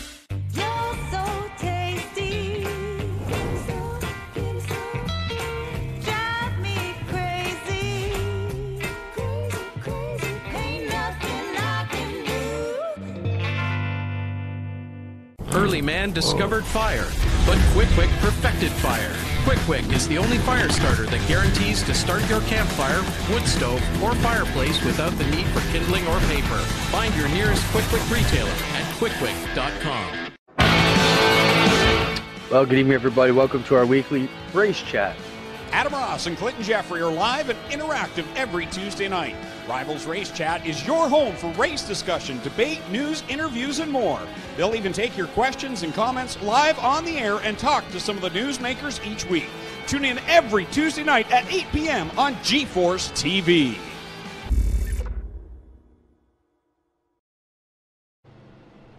Back live from Delaware Speedway here on GeForce TV for the APC series on GeForce TV, round number 4 of 9 here in 2022. And one of the hometown favorites is Shea Gemmel. We had a chance to do a sit-down with him earlier on this year.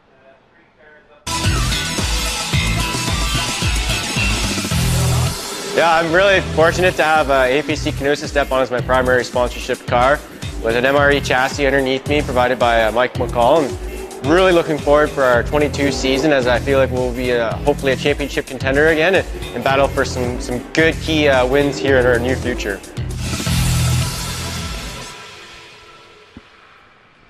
Well, Shea's one to watch tonight, Jamie. Definitely, he's cut his teeth here.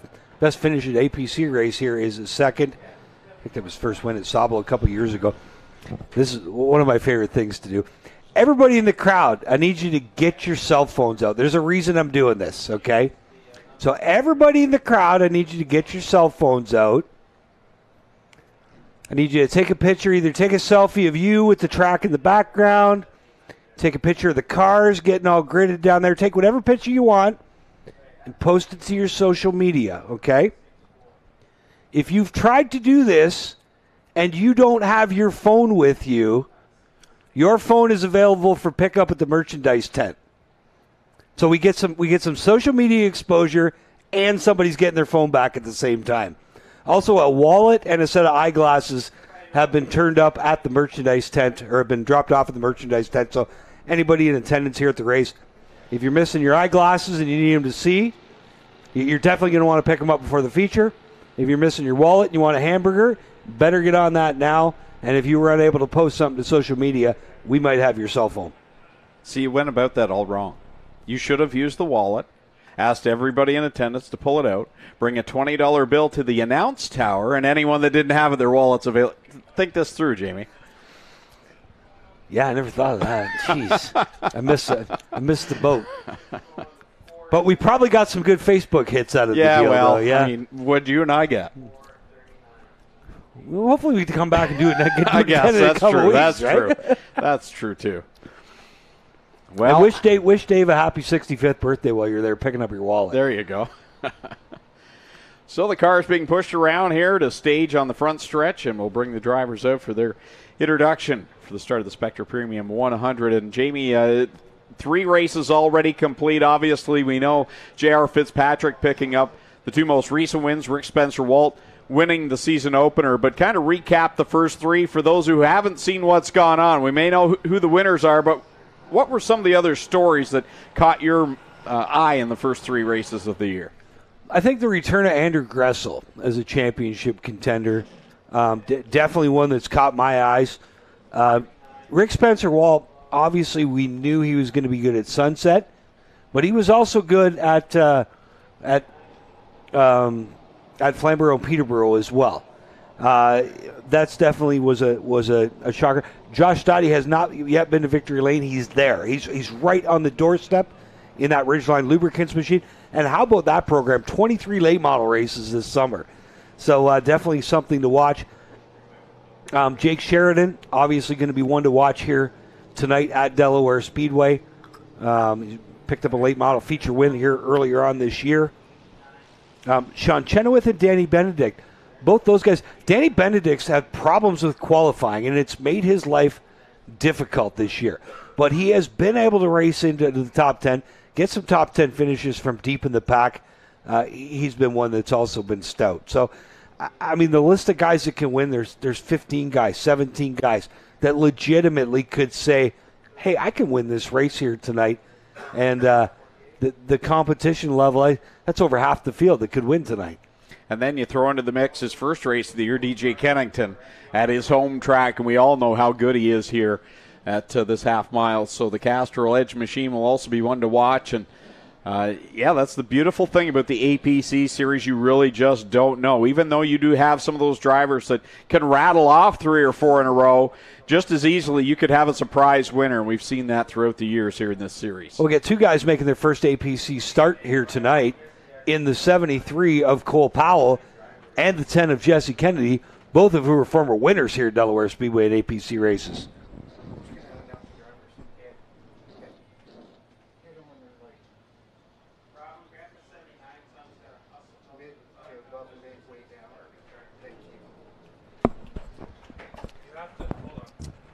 Last few drivers getting their cars pushed over here to the front stretch for the start of opening ceremonies.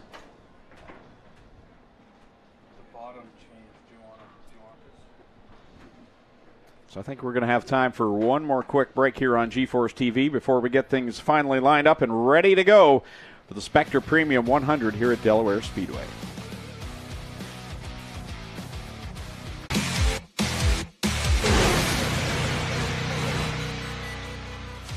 I've always had the spirit that I wanted to invent something new. And so when we got into clothing, I got immersed into it in the only way that you would really understand how to build clothing is to become a pattern maker. That pattern maker concept started becoming very interesting to me because I went, I can make this better. Love it. Absolutely love designing. Doesn't matter whether it's a garment or an engine or a car, decals on our race cars. I love doing that. That's my forte.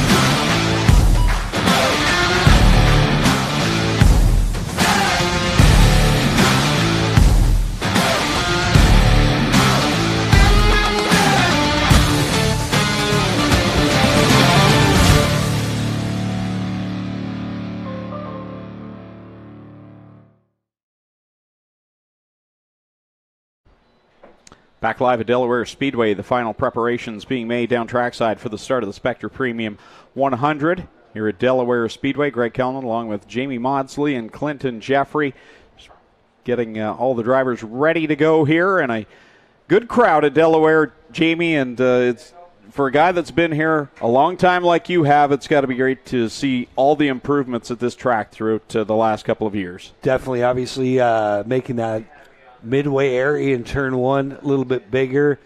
The campgrounds out the backstretch, I mean, last Labor Day or last September, they were absolutely full. For years, guys have been crying for ownership to put some money into the surface and clean it up. They've done that, and it has produced a month and a half of top solid racing every single Friday night.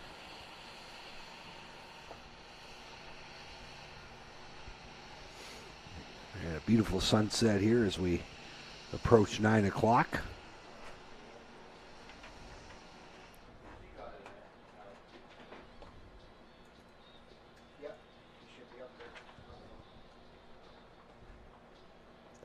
Next race is at Flamborough Speedway, and we saw a great battle there last time around for the APC Series, Jamie, and it was J.R. Fitzpatrick and Andrew Gressel going at it. And again, it's only a matter of time before that 81 finds his way back to victory lane. Fitzpatrick, 2 wins on the season, is your point leader coming into tonight.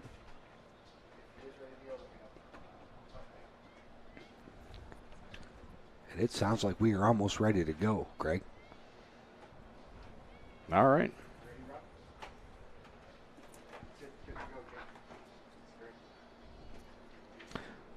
All right, drivers will be introduced and come down through the grandstands and head to their cars to start tonight's Spectra Premium 100. Starting 31st out of Fraserville in the custom forming walls, Bosma Brothers Concrete Pumping, car number 79. It's James Horner. Outside of row 15, starting 30th, he's in the JP Powder Coating. Number 97 from Cambridge, Ontario, it's Blair Wickett.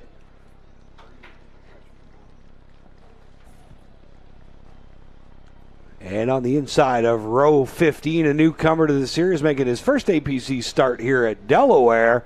Driver of the number 48 machine, it's Colton Everingham.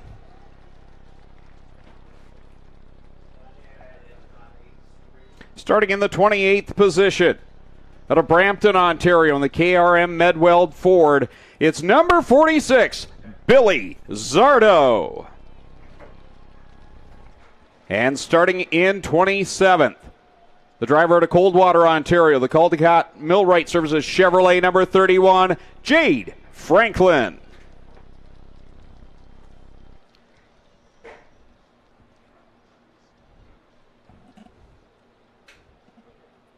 Starting 26th in the 89C from Plattsville, Ontario, sponsored by London Recreational Racing, Mannheim Apex Oil, Caldecott Millwright Services, and Quick Wick Fire Starters. It's the 89C, Sean Chenoweth.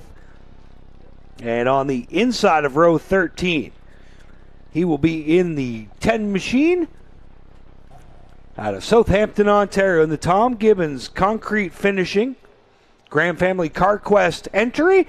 It's the 10, Tom Gibbons. Starting 24th out of Hillsdale, Ontario, driving the Seton Structures Hillsdale Service Center Ford number 39, Travis Halliburton.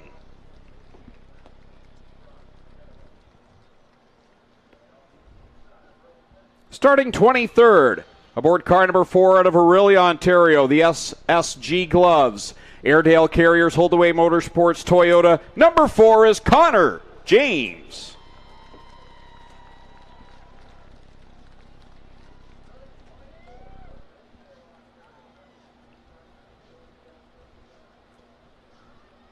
Starting 22nd, next one down the stairs. He drives the Spire Fire Protection high-grade roofing number 86 out of Guelph, Ontario. It's Billy the Kid Schwarzenberg. And on the inside of row 11, from Dundas, Ontario, in the SDR seating, stage it with style, Nick's Journey, Shaw Motorsports 74, Eric Della Riva.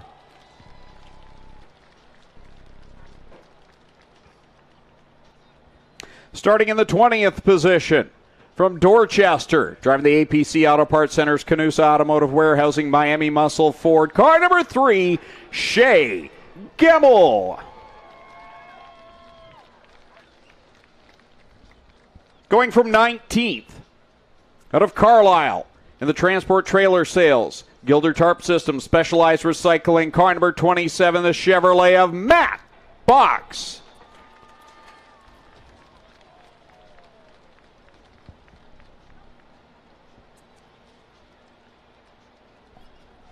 Outside of row 9, a multi-time winner here in the Canada Day APC Series event. He drives the Discount Auto Part Depot and Supply, Gen 7 Fuel Bar number 7 from Oneida on the Thames, number 10K, Jesse Kennedy.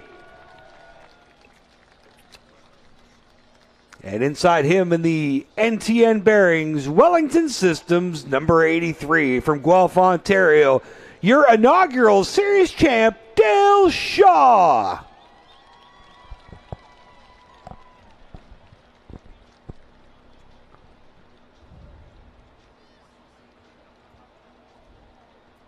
Starting in the 16th position, The driver out of Oro, Ontario, the Paragon Auto Trim of Barrie. Car number 10S scored Shepherd.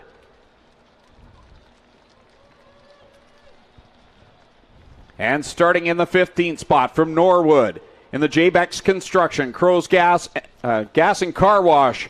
Car number 29, Ryan Kimball.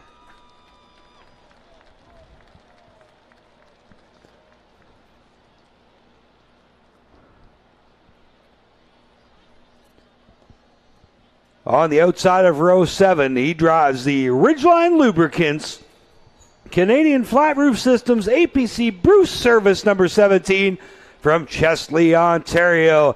It's primetime Josh Stoddy.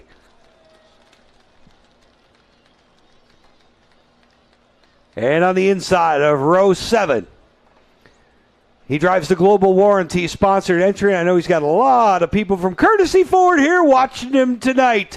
It's the 21, the former series champ, former track champ, Matt Pritico.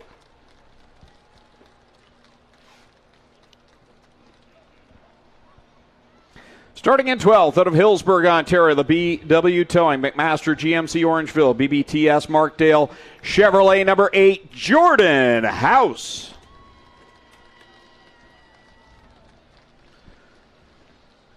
Starting in 11th, out of Mount Bridges in the Tri-Car Ford, car number 73, Cole Powell. And that brings us to our top 10. Starting 10th on tonight, in the John Arts Group, JR Excavating, East Elgin, Concrete Forming, Dutch Brothers, Iron Mike Industries, number 03, feature winner earlier this season, and your point leader weekly in Delaware, Ray Mordo in the 03. And inside of row 5, a former track champ.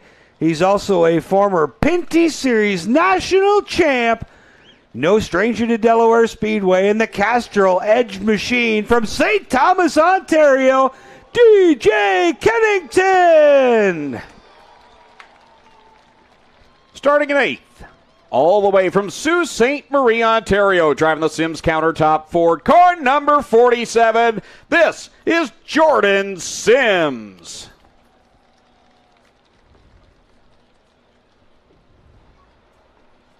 Starting in the 7th position, the driver hailing out of Grimsby in the Tricor Transport Ace Services Academy Construction Toyota number 32, Trayton Lapsevich. On the outside of row 3, your series point leader, former series champion in the Cambridge rigging, number 84. Give it up for J.R. Fitzpatrick. And starting 5th, he's a former winner here at Canada Day. He's a former track champ. He's a former APC Series champ. Driving the Sauble Falls Tent and Trailer Park, Canadian Union of Skilled Workers, number 81. Give it up for Hepsworth's, the Sauble Beach Road Warrior, Andrew Gressel.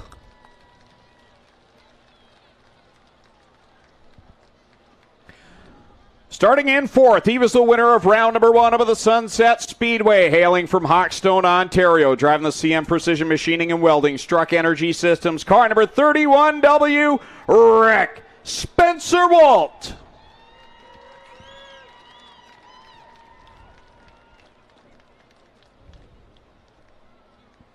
Starting in 3rd from Milverton, Ontario, driving the Quick Wick Fire Starter, AW Millwright Stewart's Equipment Chevrolet, number 22. This is Kyle Steckley. And that brings us to the outside of the front row. He's a former Delaware Speedway late model champ, winner at Sauble Speedway last year. In the Pride seat, Vibrant Farms, Cameron Crane and Riggers, number 52. Out of Mount Bridges, it's Jake the Snake Sheridan.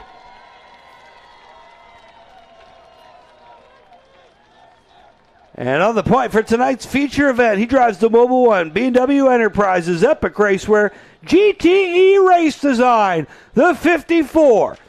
Hailing from Orono, Ontario, give it up for your pole sitter, Danny Benedict.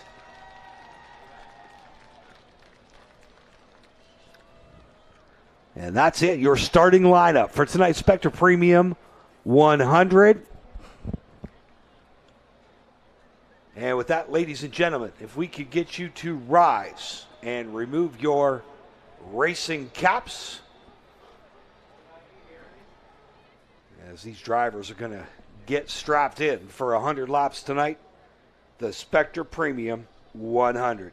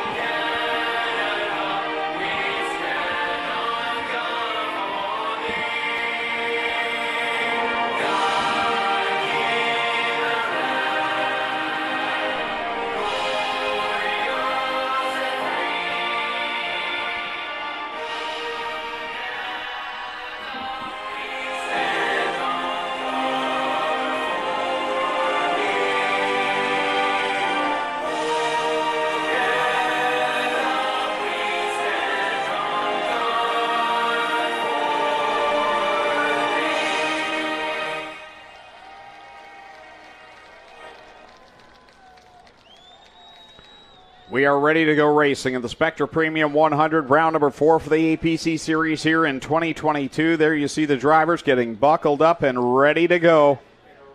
Prime time, Josh Stoddy. He is well overdue for a big win. In that ridgeline, number 17 gets the steering wheel on and ready to go. Soon the nerves will turn to aggression, maybe a little beating banging, and just all-out focus. That's what it takes to get this thing done. Should be a great night. I mean, you've got Chamber of Commerce weather here. Absolutely beautiful evening. We've seen some great action all weekend long, really. Last night's card was dynamite. We had the bump and run for the Quick Super Stocks. Obviously, APC qualifying as tight as a tiger from first all the way through the back of the field. These cars are so equally matched.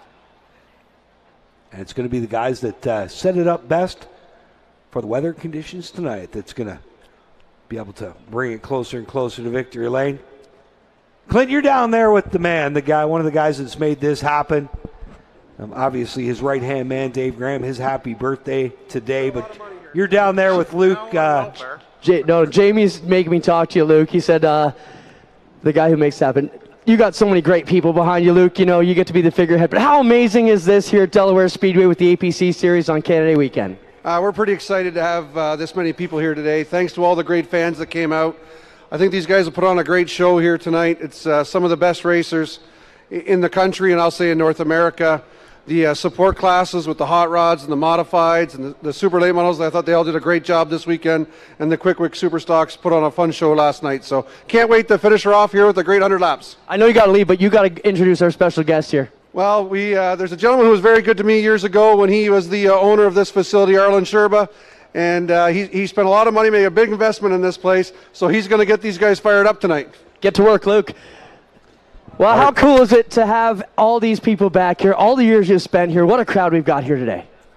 Well, all I can tell you is I'm a big race car fan, and we, like Luke said, we have some of the best race car fans and drivers here tonight.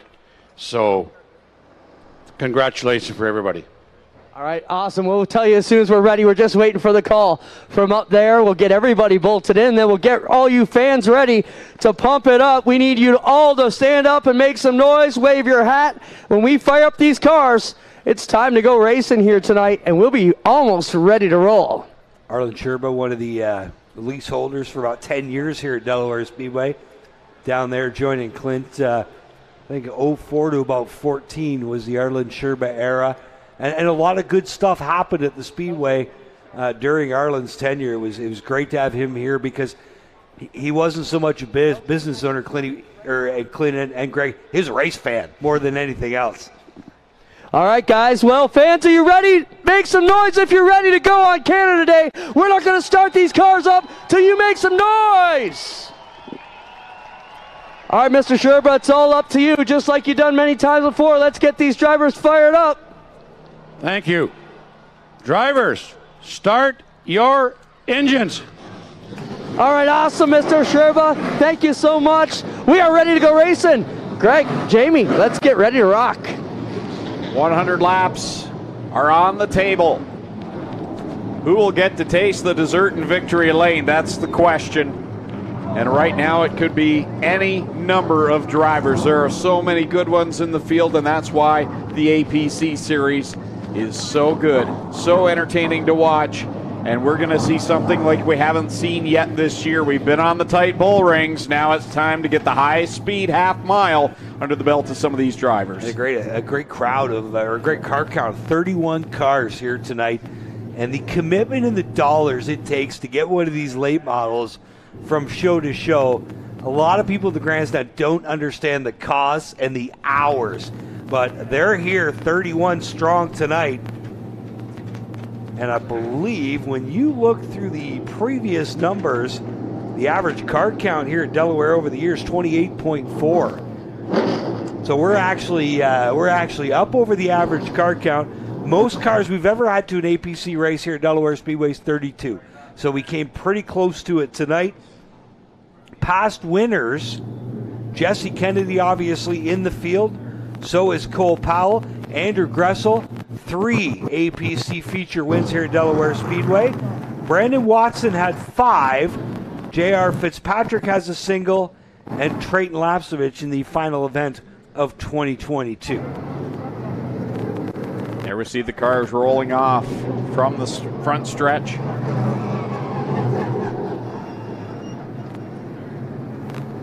As we get set and ready to go, one slowed and stopped over in corner number 2.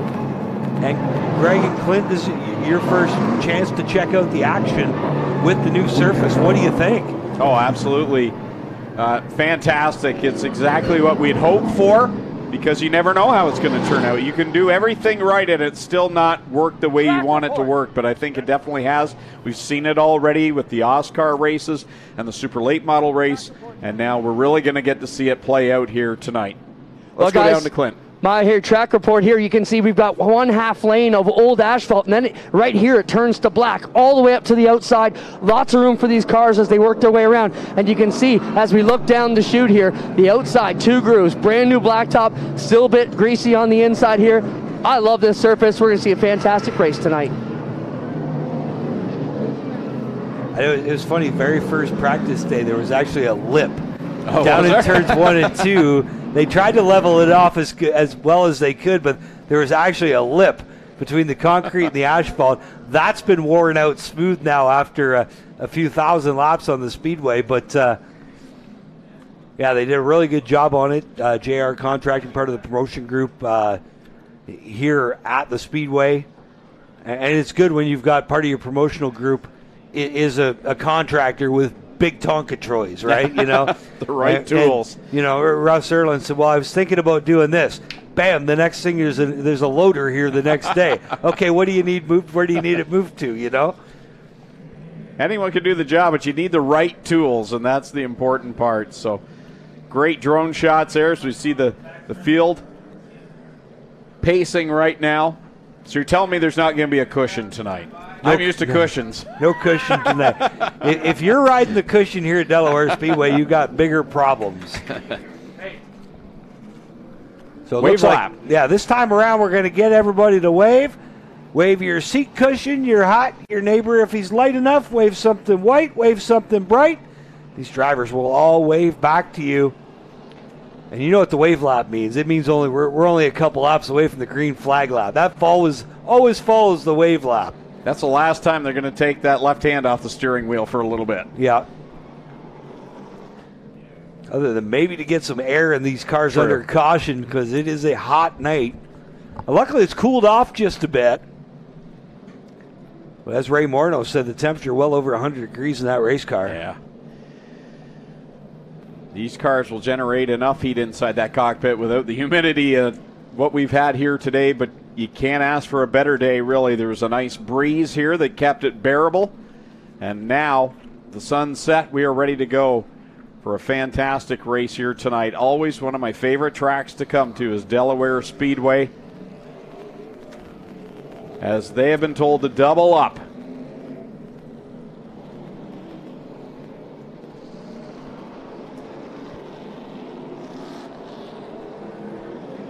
Interested to see how DJ Kennington does in that brand new car, the White Motorsports Incorporated machine. Brand new out of the box here tonight. Ray Morneau, he's been our dominating driver as far as a weekly series goes. Him and Kyle Steckley have been battling it right out. Kyle Steckley's been running here full-time at Delaware, trying to get as much experience on the half mile as he can. And he's been a factor on many Friday nights. One to go. Signal bin display. Next time by will be at full song here for round number 4 of the 2022 APC Series. The Spectra Premium 100. Danny Benedict on the pole for this one. Jamie, bring him to green. Well, down the backstretch they work. They're double wide behind the Highbury Ford pace car. Mobile 1, 54. Danny Benedict comes in tonight 10th in points. Jake Sheridan alongside him. He's 7th. Sheridan, first win at Sauble Speedway last year in his APC career. Looking to get one here at Delaware. He's a former track champ. Green flags out. They're all firing. Down into one they work. Benedict on the bottom. Sheridan to his outside. Off turn 2 they come. We'll see if Sheridan can get him pinched down. He will. Sheridan using that outside groove to perfection.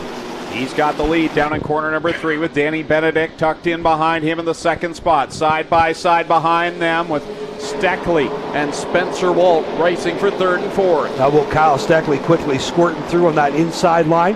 He's going to get to the inside of Rick Spencer Walt for 3rd down the backstretch. Steckley down low. Spencer Walt up high. J.R. Fitzpatrick in the mix as well. Across the stripe to complete the second lap. Jake Sheridan out in front over Benedict, Spencer Walt. And here comes J.R. Fitzpatrick. 2 wins on the year. He is the point leader coming into tonight. Rolling that outside line around Kyle Steckley. He'll edge into the 4th position. Good job by Fitzpatrick. High, wide, and handsome down the backstretch and into turn 3. He will take the spot. Gets in the line behind Rick Spencer Walt, who's in line behind Danny Benedict. This is all happening about 5 car lengths behind your leader, Jake the Snake Sheridan. Yeah, Jake Sheridan has got himself a good little advantage built up here in the first 3 laps. That's a good distance back right now to Benedict, Spencer Walt, then it's Fitzpatrick, Kyle Steckley, and then the last car in that little pack is Gressel before a gap back to Sims. Yeah, Sims right now behind that pack. You see Spencer Walt doing battle with the 54 of Danny Benedict. Meanwhile, Jake Sheridan opens it up to 10, maybe 12 car lengths at the line. He's got that thing on cruise control, that 52. Spencer Walt all over the back bumper. Danny Benedict as they roll it off the second corner. He'll look down low as the caution flag will fly. Got one that spun around Billy Zardo on the front stretch here. In the 46 machine has gone around it. Oh yeah, he's got some heavy damage.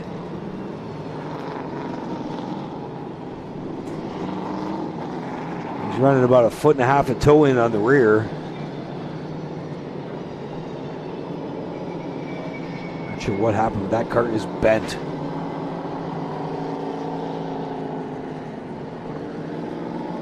Let's have a look at the speed shot. Just went around off of 4. Oh, wow. Pretty hard hit there to left front. But if you look at the back wheel, how much of an angle it's almost like something broke there, which caused that. Yeah, because he didn't He didn't hit on the left rear. We're looking at the actual tread of the tire, the slick part of the tire there. Yeah, it's already around. I think you can tell from that shot. It was almost like Rob Brumley earlier tonight in the modifieds. Like something broke in that rear end before he got there. But usually the tire doesn't move that far. No. Not sure if maybe the hub broke in the left rear. See if we can watch that one more time, Spencer. If we could back that up and have another look, and quickly Billy goes just to look at it. Yeah, he knew something happened in the rear end.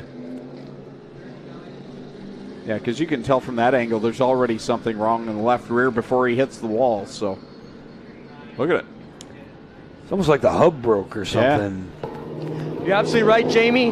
The hub under here, and we can see it right. If you get right in here, you can see it is all sheared off. The hub has come right off here and tore up the left rear of this car, and it just shredded that. Billy, what would cause that? I'm not sure. No idea, really.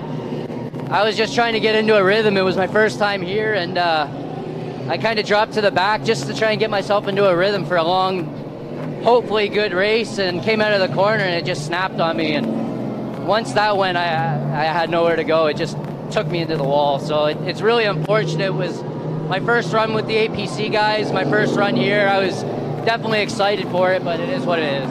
Billy's getting dragged down over here. He's got to go to the metal guys, but you can see just a parts failure is the problem here.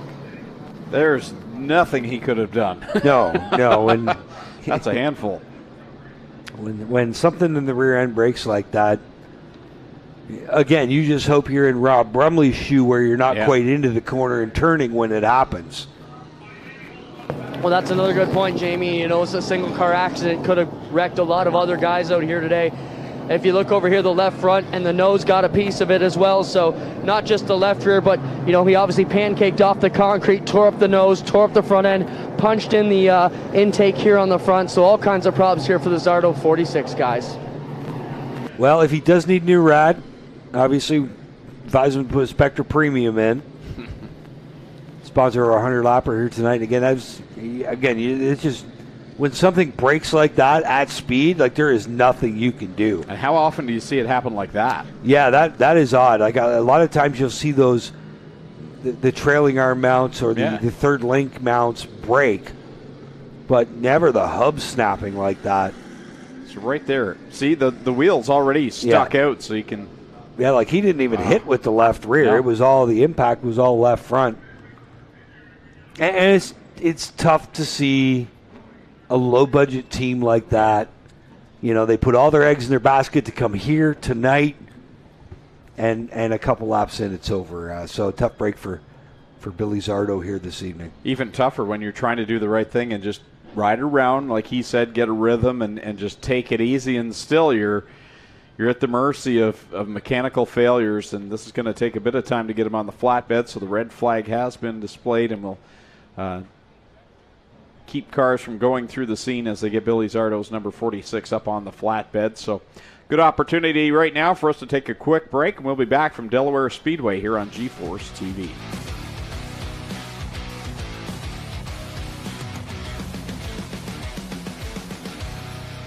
Early man discovered fire, but Quick perfected fire. Quick is the only fire starter that guarantees to start your campfire, wood stove, or fireplace without the need for kindling or paper. Find your nearest Quick retailer at quickquick.com. Well, good evening, everybody. Welcome to our weekly race chat. Adam Ross and Clinton Jeffrey are live and interactive every Tuesday night. Rivals Race Chat is your home for race discussion, debate, news, interviews, and more. They'll even take your questions and comments live on the air and talk to some of the newsmakers each week. Tune in every Tuesday night at 8 p.m. on G-Force TV.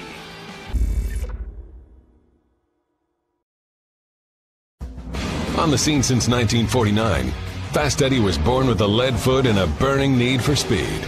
His passion for speed and sport has been captured in this authentic collection of vintage-themed gear. Created for gearheads, riders, and racers, Fast Eddie truly encompasses the great Canadian racing culture we have from coast to coast. Drive hard, get dirty, and look good doing it. Fast Eddie Speedwear. Get geared up. Back live at Delaware Speedway, where you can see Billy Zardo going up on the flatbed here on G-Force TV after the left rear hub broke on the number 46 machine, sending him around and then contacting the front stretch wall with the left front of the car here 4 laps into the Spectra Premium 100. You see Clinton and the cameraman looking pretty good down there in that new Fast Eddie gear. They are. Fast Eddie even makes Adam look good. And that's a tough task. That was Greg Calnan, folks. We ain't scared of Adam. Even though he is 6'4". Yeah, but he's a teddy bear. Yeah, he's the biggest 6'4" teddy bear I've ever seen. Even his head is full of stuffing. Boy, we're 4 laps in. It's going to be a long night for Adam Ross watching at home. He's already miserable. He can't be here. Oh, my. We love you, Adam. That again, Greg We, Calnan. not including me. We got the Zardo 46 here. All wheels are up on the flatbed. We should be able to clear this one in about 30 seconds, guys, and bring them back around under yellow in just a moment's time. Well, one of the big stories of tonight, and I don't know if Spencer could cue it up, but for those that maybe just tuned in for the APC race, we had a major pileup during the Oscar Hot Rod race this afternoon, and it took a good 15 cars down into the front stretch wall. One of the worst crashes I've seen in a very long time. We even saw a guy get parked and DQ'd because of it. Yeah. And we are going to have another look at it from earlier this afternoon in the Watch feature. the 47. Tom Walters got into Chris Lawrence in the Jesse Kennedy car, and Jeremy Taggart took a major lick in his 57 Chevy right there. And again, you picked it up, Greg. It hit so hard in the front, the rear pillar broke. Yep. Just so many cars destroyed.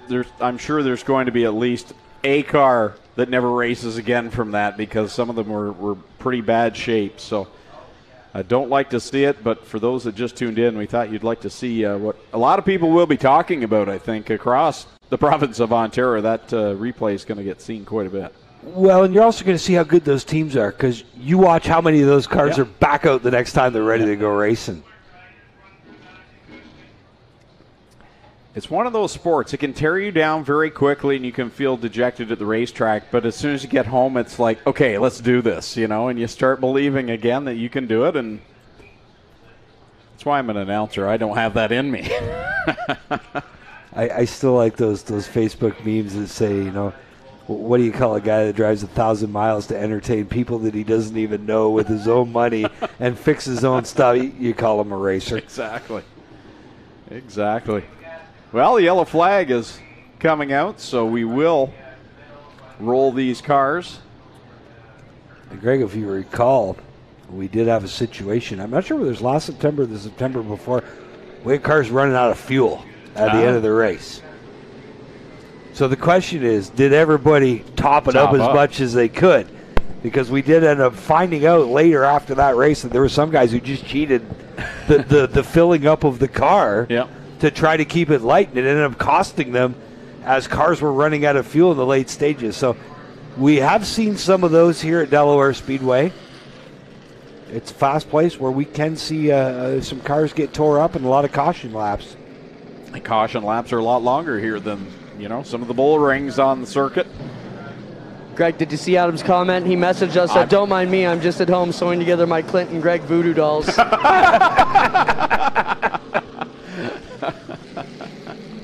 How about the wave on the front straightaway? We love that under the last caution. The fans at Delaware are having a great time here tonight. Hey, Adam, can you put hair on my voodoo doll? I want to know what it's like. I don't want. He puts them on, but he's plucking them out one at a time. You don't want the 45-year-old Greg Conan voodoo doll. Go throw back to the OG 25-year-old voodoo doll where there was hair. The afro. The almost mullet. Did you have one of those back in the day? Actually, I had a rat tail. Do you remember those? Do you remember the rat tails? Yeah, I remember the rat tails. Cute. Yeah, never had one of those. No, but I played hockey, so I had the mullet, and it was permed. Oh, yeah? I'll admit it, yeah. I don't know if it's coiffed as fine as Wally Wilson's, but it's close. It was close. You realize you guys are giving him way too much ammo for the coming weeks, right?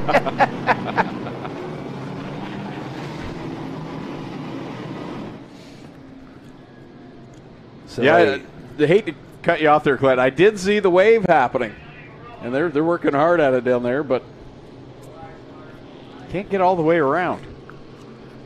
No, I don't think there's going to be. I don't think it's going to continue to the backstretch. No way, no how. Where were they starting it? I saw it down in front of us, so I don't know where it was kicking off, but you don't see that too much at the racetrack, do you? I'm going to guess the ice cream truck. Every good thing starts at the ice cream truck. or the beer patio, because it seemed like a good idea at the time. Liquid courage. It's not the beer patio, though. It's the Oval Office. The Oval. Well, I saw that on the schedule. I'm like, what is the Oval Office? And then as soon as I got here and you announced it, oh, okay, that makes sense. And you can even go to the merchandising tent and get your Oval Office beer coolie. Oh, okay. Yeah. Wow. The after-race party tonight will be in the Oval Office. The Oval Office. Hello. It's for you. It's for me. It's probably Adam calling. Complaining. No, that's the red hotline over in the corner that hasn't rang yet. Well, lights are out on the pace car, so it looks like we'll get back at it with 4 laps on the board here in the Spectra Premium 100. How about we do a quick fire it up? See the sights and the sounds of the APC series here at Delaware Speedway. Quick fire starter, fire it up.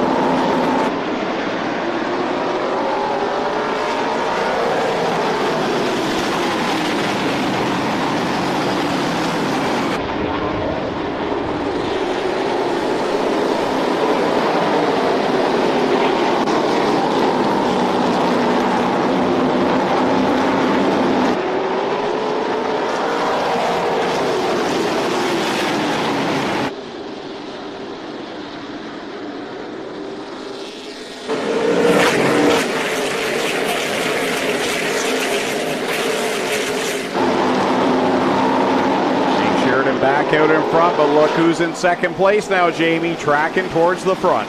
Well, he's had a big weekend already, victorious in the Oscar Modified feature last night, trying to make it 2 for 2 this weekend. J.R. Fitzpatrick has climbed his way up to second. He was a winner at Flamborough. He was a winner at Peterborough. And he is a point leader right now, second. 6 car lengths behind Jake Sheridan.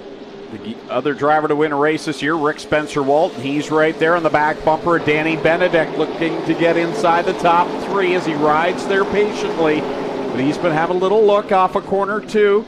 This time Benedict pulls a little bit away from him. Rick Spencer-Walton, he didn't realize that he's got to get better here at Delaware if he wants to be a legit championship contender. We saw him come down a few weeks ago for a 70-lapper. He said, next time there's a special event down here, I'm going to be back, because I want to keep learning how to get around this place. Right now, he's trying to put those lessons to work. He chases Danny Benedict down into 3. Right behind Benedict as they come off of corner number 4 and complete lap number 10. So 90 to go here in the Spectra Premium 100 at Delaware Speedway. It's Jake Sheridan, J.R. Fitzpatrick right now 1 and 2, and Benedict slipped up a little in 2, and that opens up a bit of space for Rick Spencer-Walton. And look at who's circling right behind them, the Road Warrior, former Delaware Speedway late model champ, 3-time winner of the Great Canadian Race. It's Andrew Gressel in that 81. He has caught Rick Spencer-Walton. He's just got a great view of this battle for third. Walt stays tucked back in behind him in that third position with Andrew Gressel riding behind him. 88 laps left to go in this one. It's all Jake Sheridan and J.R. Fitzpatrick staying about 2 or 3 car lengths back, and he's in a really good spot right now. He doesn't need to push the issue. He's got some space between he and Danny Benedict, and just click off some laps for J.R. Fitzpatrick. And you don't even know where to look when you're sitting here watching this one live. Obviously, there's that battle out front, but the 3 of Shea Gemmel and the 10S of Gord Shepard are in an absolute war. Back at about 15th spot. Here comes Gemmel. He's going to sneak to the bottom and try to pick up the spot from Shepard, but a great race down into turn 3 by those two guys. Out front, still Sheridan, but look who has come calling.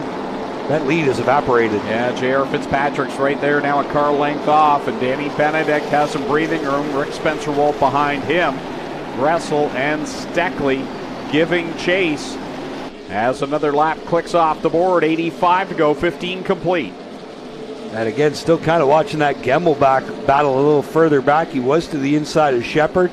Dale Shaw in the mix as well. There you see the 03, your weekly point leader, Ray Morneau, ahead of Cole Powell, one of our other weekly Friday night drivers. Again, Powell, a former winner here at Delaware Speedway in APC action in that 73.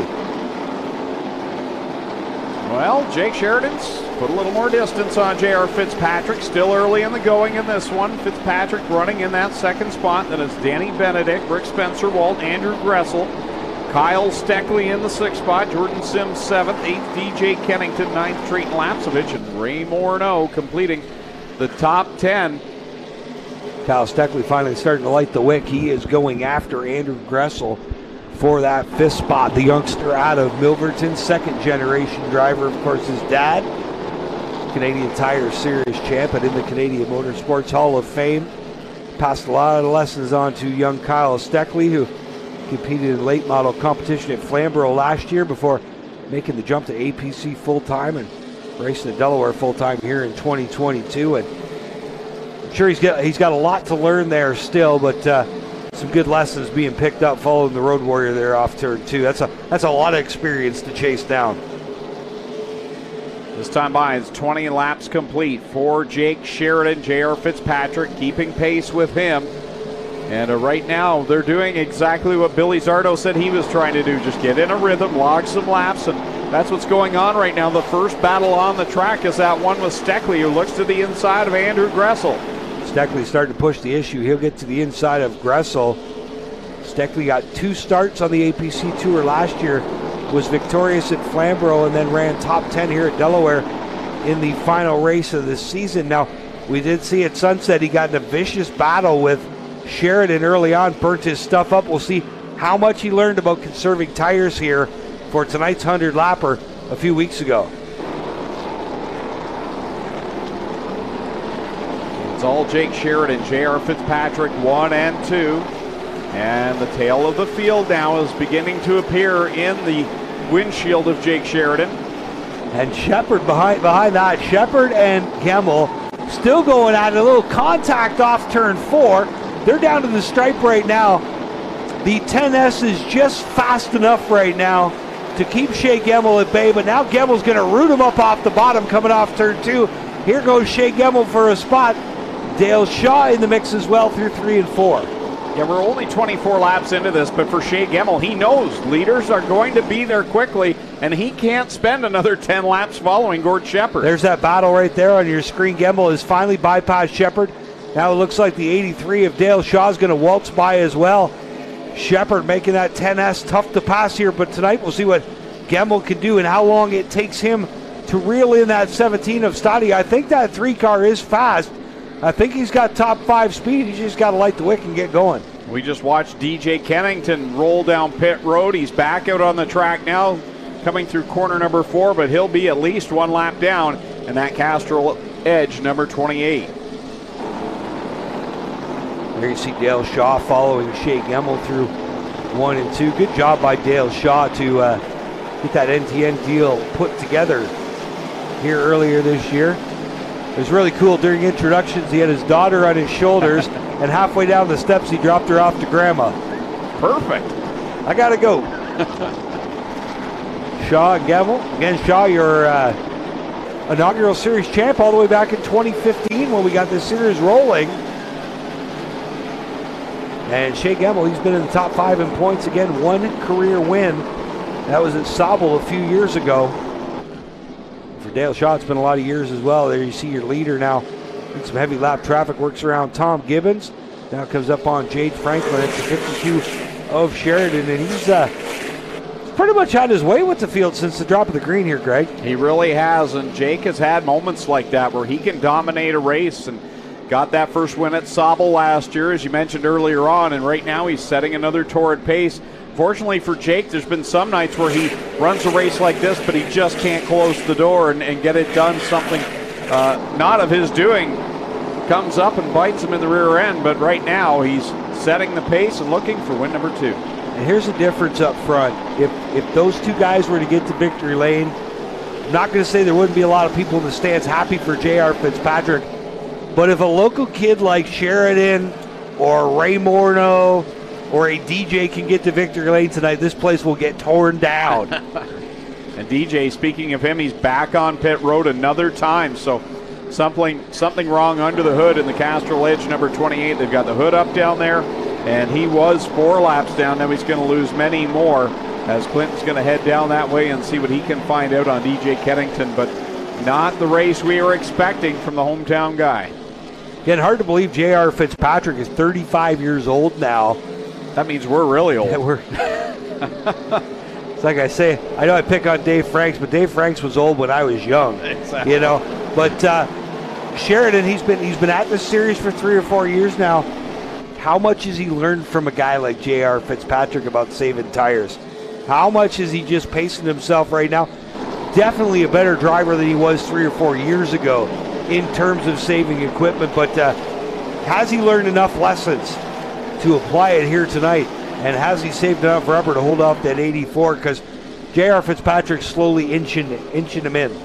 For someone like Jake, he's also got the benefit of having his dad, Ron. I mean, what more can you say about Ron here at Delaware Speedway? Always the ace here, and that just carries on. I'm sure a lot of talent comes from that, but all the wisdom as well.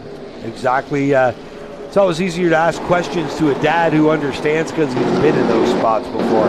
Guys, I got Rick Verburn here, crew chief for DJ Kenny. Rick, what's the story? We just lost the power steering belt and the pulley broke on the power steering pump, so rather than wreck it, we're just going to park it for the night. And it's too bad, but we learned a bit. It's a brand new to get things like that. You know, it's the first time it's ever on the racetrack, so we'll fix her up and come again, have some fun. Better a problem like that than being in the fence. Yeah, absolutely. Thanks, guys. Rick Verburn, thanks for the time, Rick. Letting us know power steering issues. We'll take Kennington out of this one early, guys. Josh Stoddy up and around in corner number 4. That puts us back under the caution flag. 65 laps left in this one, 35 complete. In the Spectre Premium 100. At Ridgeline number 17, just finding a place where he can get the car turned around. Back going in the right direction here. So Josh Stoddy with problems. I did not catch what happened to him there. We were watching DJ Kennington there on the front stretch and listening to Clint, but puts us under the caution flag once again. A few drivers taking this opportunity to come into the pit area as well. Obviously Josh Stoddy. Looks like Jade Franklin's in, as well as the Horner machine. Got a note from, and again, as announcers, we pick up a little bit about cars, but we're not car experts. No, I'm definitely not a race car expert. But again, you do it long enough, you figure stuff out. Got a note from Jamie Grover, who said it was the axle tube that actually looked like it broke on Zardo's car. He said, and because they're all aluminum, that could be the weakest point in that rear axle, is that tube and where it connects to the hub. He said he broke one years ago in his first APC race, but he said I wasn't fast enough to crash. So at least we know Jamie Grover's out there watching, and his youngster Cole. Shout out to him. He's been doing very well on the two-wheel side of things. Clinton? Yeah, problems for the Stoddy car. They're making some adjustments to the right front. They jacked it up, got the jack stands under it, and now they're making a tire pressure adjustment, and they'll send them out here. We'll jump in with the team and get a word in just a moment, find out what's wrong under the right front. And they'll stall it here trying to get him going. Another driver with the hood up on pit lane is the 4 of Connor James. What's Josh telling you? He's a little loosey coming in. What were you adjusting on the right front there? Just putting packers in, trying to tighten them up a bit.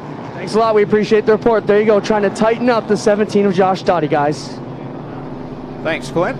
Busy on pit road right now. As we mentioned, Jade Franklin's down there. Looks like Ryan Kimball is also on pit road in the 29 machine. Connor James, as I just mentioned, they're looking under the hood there, and we've got another one down on the other end of pit lane as well.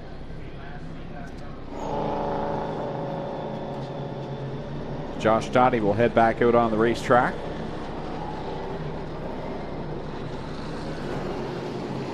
Had a very busy summer for the Stoddy Racing crew. 23 late model events in one summer. Well, the Sean Grossman team down here for Ryan Kimmel making some adjustments to the left front here of this machine, trying to get it fired up now. They just made a tire pressure adjustment and actually wrote, you can see right here, guys, they actually write the tire size on the hood in chalk so they know what size they should be, or at least they know where they want it to be. So as the tire grows, you can see they've got this stagger gauge in their hand. That'll show you how much the tire has grown. It's got all kinds of increments here, and they'll put that on the tire and make sure it says 86 1/4. If it's too much, they'll take some pressure out to try and get the tire back to the right size, guys. And I know you and Clint do a lot of dirt work. This is the one thing that I can't get over, the difference between dirt and asphalt. These guys come in and they're there with the tire gauge, taking the tire temperatures in 3 different spots, 12 different times every time the car comes in. The dirt guy walks up and puts his hand on the back of the tire. He kicks it once. Yep, feels, it's got enough stagger. Feels about right, guys. That's right. No, it's amazing. We talk about the difference between dirt. We have a lot of fans that obviously follow both of our coverage here on both surfaces. But the big thing, asphalt is all precision, millimeters, micro inches. Dirt is just balls to the wall, speed. Just put Nick Sheridan in and watch it go. Crank it, man. Nicky's doing so good. Well, I got thinking, we were talking about Ron Sheridan passing on wisdom to Jake. What's he got for Nick? Has Ron ever run in a sprint car before? And Nick, I mean, what can we say about him on the podium last week and a good run last night, the Canadian Sprint Car Nationals? That family just oozes talent. No, Jamie, you know them from this area. You're not going to meet a greater people, from the mom to Ron to the kids. Just a great family. We're so lucky to have them in this sport, and they're the type of people that this sport is built on, guys. Yeah, and for the longest time, Steve Robley, Ron Sheridan, that was the show here on Friday nights. And a Friday night couldn't go by where you didn't go down in the pits and watch the two of them having a beer after. They just had a lot of mutual respect for each other, and were both very talented. And if one of them wasn't around, I can't imagine how many championships the other one would have had. I just want to tell a story Ron told me a couple years ago when they were racing with the CASCAR Series. They went down to Quebec. They won the race, and as the tech inspector come up and said, "We have to check your engine unless you got another one in the trailer we can look at." Which obviously, if you understand, they're supposed to tech the car they won with, not the one that sat in the trailer all night. But the Quebec tech guy said, "Hey, we could look at that one." You've got the accent down. I've been interviewing a lot of French sprint car drivers lately, guys. I'm getting there. The Quebec racing stories. My favorite, I could tell this now that St. Eustache is closed, right? My favorite St. Eustache story. You used to go off in turn 1 and you would come back on in turn 2. We were there for a CASCAR race. Guy got busted up on the backstretch. He is on fire. The safety truck pulls up to where you exit the track in turn 1, facing the wrong way, and stops. Meanwhile, this car's on fire on the backstretch. We're like, what is he doing? 2 guys out of the beer tent, into the back of the safety truck. Now they go over to put the fire out. Ouch. It was awesome. Just don't breathe on the fire. That was one of my first trips to Quebec to see a race, and never the same since. Safety crew's thirsty too, Jamie. It's a hot day out here. Getting set to go. J.R. Fitzpatrick, look at this. Sheridan's going to give him the inside line. And Sheridan gets a good jump on the outside, half a car length into 1, but Fitzpatrick using that bottom groove to his advantage. But again, Sheridan able to pinch him down. Fitzpatrick gets a little loose, and Sheridan pops out front. He's got the advantage coming off of corner number 4, but JR is right there, door-to-door, across the line. It's going to be Jake Sheridan another time. Can he pull it down in front? No, he's not going to be able to get there. JR, though, won't be able to come up to the outside of the wall there and run that car right out there with full speed. So now Jake will tuck in front and reassume as the leader. Guys, how often have you seen that in Delaware's history? A guy takes the outside on a restart and able to pull it off. I think the inside still got a little bit of an advantage in 1 and 2, but in 3 and 4, the top might be faster. Jake Sheridan works it to perfection as he holds down the lead, but J.R. Fitzpatrick right all over his back bumper. And on that restart, it was Rick Spencer-Wald jumping up to the 3rd spot. Danny Benedict rides in position number 4. He was the pole sitter here tonight. Leaders fire down the Delaware Hill. Sheridan still showing the way in that Pride Seeds Vibrant Farms entry. Again, Fitzpatrick running second with Walt Spencer third, Benedict fourth. Trayton Lapsevich quietly up into the top 5. And he's right there. We haven't talked about him much today, but he's right there as you can expect for Trayton Lapsevich. He's gotten by Andrew Gressel. As laps continue to tick away, we are now 40 into this one, 60 to go in the Spectre Premium 100 from Delaware Speedway. Greg Keltland in the tower with Jamie Maudsley, Clinton Jeffrey down on pit lane. Sheridan's feeling a lot more pressure in this run. Yeah, I don't know how hard JR's working him right now. He might just be showing him a nose and trying to distract him, but JR... Sheridan's been to victory lane enough times here. Pretty tough to rattle the youngster. Spencer Walt in a good spot right now in that third position. He's got a gap in front of him between second place J.R. Fitzpatrick and then a gap back to Danny Benedict, and that's where you want to be still. Getting into the mid stages of the race, but not where you want to really force the issue, and a good chance for him to log some laps on a track, like you said, Jamie, that he wants to get better at, because, like you say, if you want to win the championship, you got to be good at all the tracks, but especially when the championship comes down to right here at Delaware Speedway. You definitely got to be good at the last one for sure if it's close, and we were talking about Shea Gemmel earlier, started 20th here tonight, already up to 12th. So he's made 8 spots here in the early going. And him and Dale Shaw just kind of sifting their way through the field. And plenty of cars to watch right now. It's Cole Powell feeling the pressure from Ray Morneau back a little ways. That is the, where are they battling for right now, Jamie? About the 10th, 11th spot? Yeah. And now Morneau's got him caught in the high side. We'll see if Ray can bury that in the bottom. There you see right behind them, Matt Box and Gord Shepard doing battle. But the head of the pack, they're side by side. The 03 of Morneau on the bottom. It's like he's finally got the 73 rooted out of the bottom groove, and he's going to bring Matt Perdico with him in that Global Warranty Ford. That's the thing right now. Everyone behind Ray Morneau is like, okay, settle this so we can get going, because there's a pretty good gap between them and the next pack, and the leader's going to catch them before too long. So they're trying to get this line moving.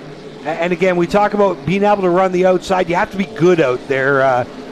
73 of Cole Powell got caught on the outside. His car's just not that good tonight, and that's what cost him all those spots there. You saw 4 drivers get by him. He got in a line right in front of Jordan House. And then you see the 27 of Matt Box behind them as well. But Ray Morneau, a solid run here tonight in that 03 for the Windsor driver. And look how much that changed. As soon as Ray Morneau got by Cole Powell, now he's closed the gap on that next bunch of cars. And at one point, there was a good distance back. They were really all bottlenecked out. Things have unaccordion now, and everyone's running their rhythm and their line and moving forward. And you see Shea Gemmel now just outside the top 10. And we're going to be halfway done this time by your leader. Going to roll out of turn 4 and come to the cross flags. Meanwhile, that battle down the backstretch, you see Eric Della Riva, and right behind him, Josh Stoddy, able to make the move on the outside of Connor James for position as Stoddy tries to recover from his earlier spin up in 3 and 4. Jake Sheridan, J.R. Fitzpatrick, Rick Spencer Walt, Danny Benedict, as we got one slow right in front of the leaders. Wow, that was a close one as the Horner 79 rolls down the banking. Left. I thought maybe it had a left rear flat, but gets up. Window net down for James Horner. That was a close call down in corner number 2 for Jake Sheridan. That black car was just rolling down the banking right in front of the leader. We talk about a Mighty Wipes moment on Friday night, Clint. That would have been it there, I think, for leader Jake, because it was quick moves down there. Yeah, you always got to be on your toes. You know, even when you're out front leading, you're concentrating on trying to hold off Fitzpatrick, and something can easily go awry right in front of you. A good jump for him. You mentioned Mighty Wipes. Want to welcome Pamela and Dennis here. It's their first visit to Delaware. They came out today, and I believe they're having a great time enjoying the races tonight. As Ryan Kimball will pull right into us. Yeah, we can service your car for you, Mr. Kimball.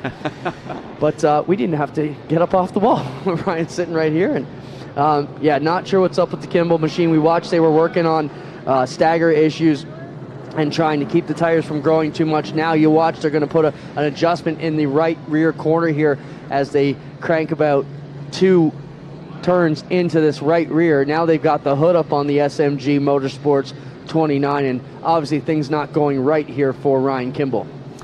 But we're right at the halfway point, 50 laps left to go, so why go out there and just continue to ride around, take this opportunity to come in, get the car right, because there's still lots of racing to go, lots could happen, and you hit upon something and maybe you can move forward a bit. So for the SMG Motorsports Group, makes total sense. Get in there and try and get this thing rolling, because we know Flying Ryan Kimball can do just that. He can fly on any given race night. Struggled tonight, but they'll keep at it. Cowboy Danny, what's going on? I'm just here to put some light on them, help with some light. They're struggling with the car, it seems, and they're friends, so we just, help with the lighting, basically. You had a radio on. I thought you knew what was going on. You're going to one of the SMG guys and figure out Cowboy Dan Price over there. But obviously, things aren't running good. They've got the car shut off once again here, and we'll get in with the crew and find out. Now they're still looking under that right front. Lots of lights over here trying to figure out what is wrong with the handling on the 29. Sometimes I think Dan Price is with everybody. Yeah. I know, right? Yeah. He should just be our pit reporter, run around with Ryan and I and let us know what's up. He can hold our light. That guy's just a true racer through and through. So they've been under every corner of the car. We'll take a quick break here on GeForce TV and come right back with the last half of the Spectre Premium 100 here from Delaware Speedway.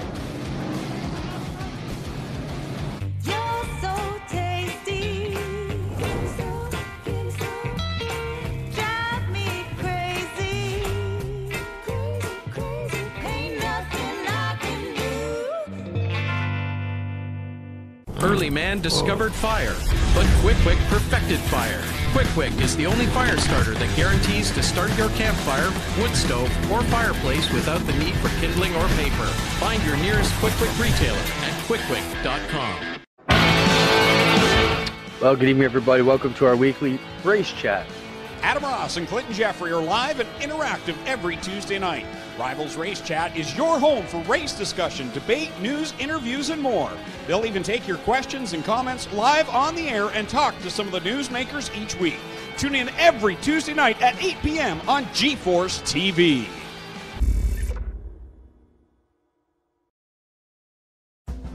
On the scene since 1949, Fast Eddie was born with a lead foot and a burning need for speed.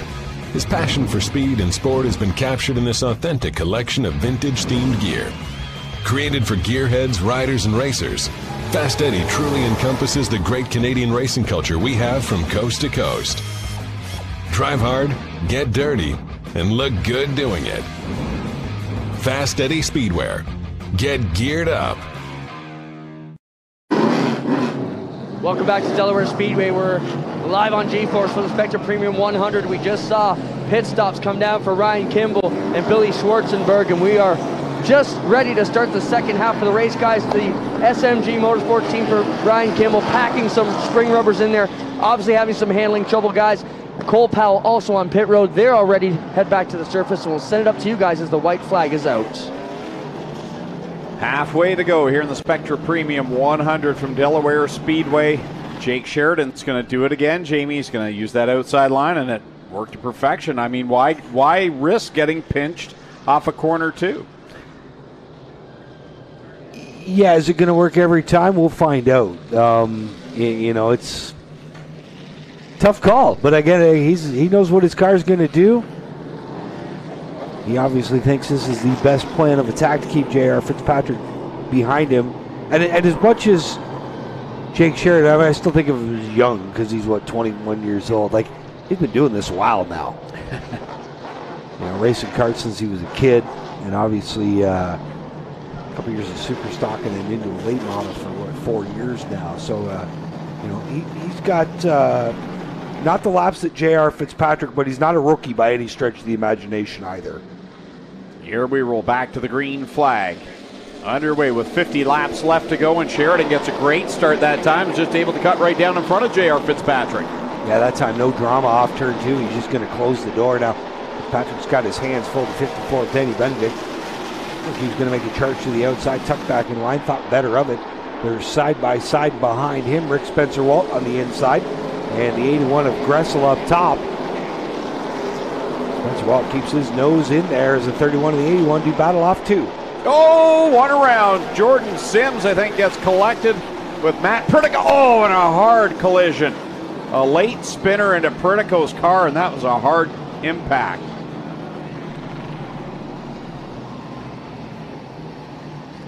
I'm not sure if that was Kimball's 29. Have to wait and see. No, Kimball's right there. It might so be it's not. James Horner.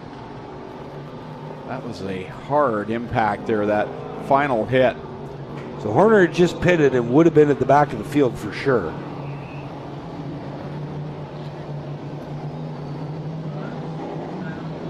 Well, guys, here on the back straightaway, the Sims car looks to be the best one of them all, maybe even able to drive away. The Pritico 21 destroyed. The Connor James 4 absolutely mangled back here on the back straightaway. Oh, wow. We will send it up to you guys for a replay and then send it back down and we'll wrap up the scene. So you want to keep your eyes on the right side of the screen on this replay. As you see, oh my, a lot of damage to that 21 and the 4 where he slid in. First car I saw spinning was the 47. Watch to the right side of the screen, Jordan Sims. And that's all we're going to catch, I think, of that. But watch. Now it's too late. That impact by Connor James kind of slid in after those two cars had stopped. That was a hard, hard hit. They're checking out Pritico and Connor James here. Both of them give thumbs up that they're all right, but still taking a moment to keep them in the cars, make sure they can get out properly. Sims also sitting in his car still. As we wait to see what happens here, they're going to tow the 47 out, which tells me something's wrong on the left side that we can't see yet, but we don't want to get in the way of the scene just yet. This Pritico car mangled. The Connor James car right side tore up on it, and we're going to get some wild views when this opens up, guys. You see the St. John's ambulance rolling now. No, Daryl Timmerman just said, we don't need you guys. Go back. So that's a good sign of the tech officials sending everybody back, letting the ambulance know they believe everybody's okay. Maybe they were just being on standby, but was Daryl going to ride his bike over there? His bike is on a kickstand, from where I can see it. From that replay, you see the rear end come around the 47 of Sims, and honestly not sure if it was just he lost the car or if there was someone there and got under him and spun the car around. And then he and Pritico slid down into the infield. And I'm not sure that the front end of Pritico's car, the damage came from sliding down in and hitting the wall in the infield, or if it was from the contact after from Connor James. It was almost like the accident had happened, and then all of a sudden here comes Connor James, like he lifted and got hit from behind or something and spun down into it. Guys, look at the damage here. The Pritico Ford all tore up, same kind as the hot rods. Tons of damage there. All the side tore up on it. Same problem here for the Connor James. It's going to look even wilder once we get it going. Same as the hot rods, except you go buy new body panels, unlike the hot rods. What a mess. Such a beautiful looking Ford Mustang, the global warranty courtesy Ford Mustang. It's going to need a lot of work now. That was a brand new car too.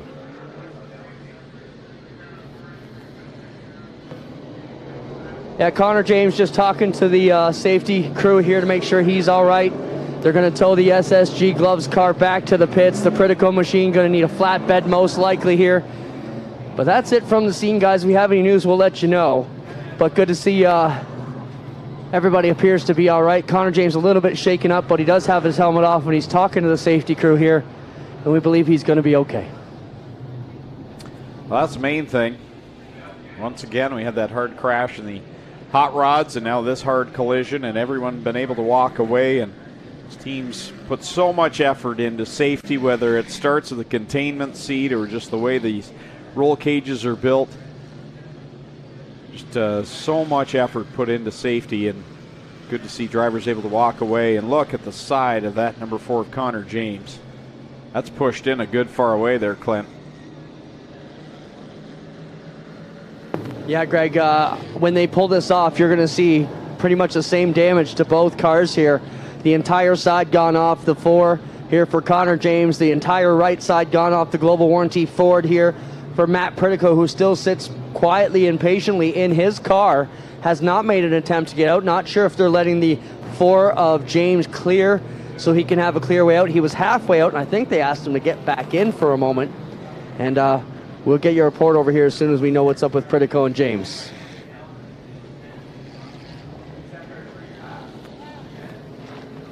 Oh, nope.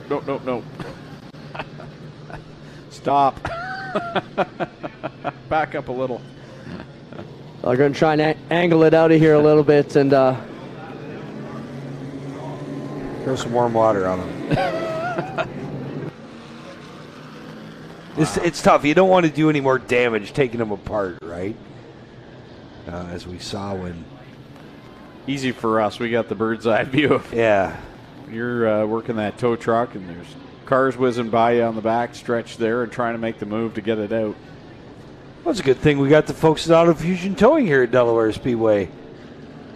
Busy tonight.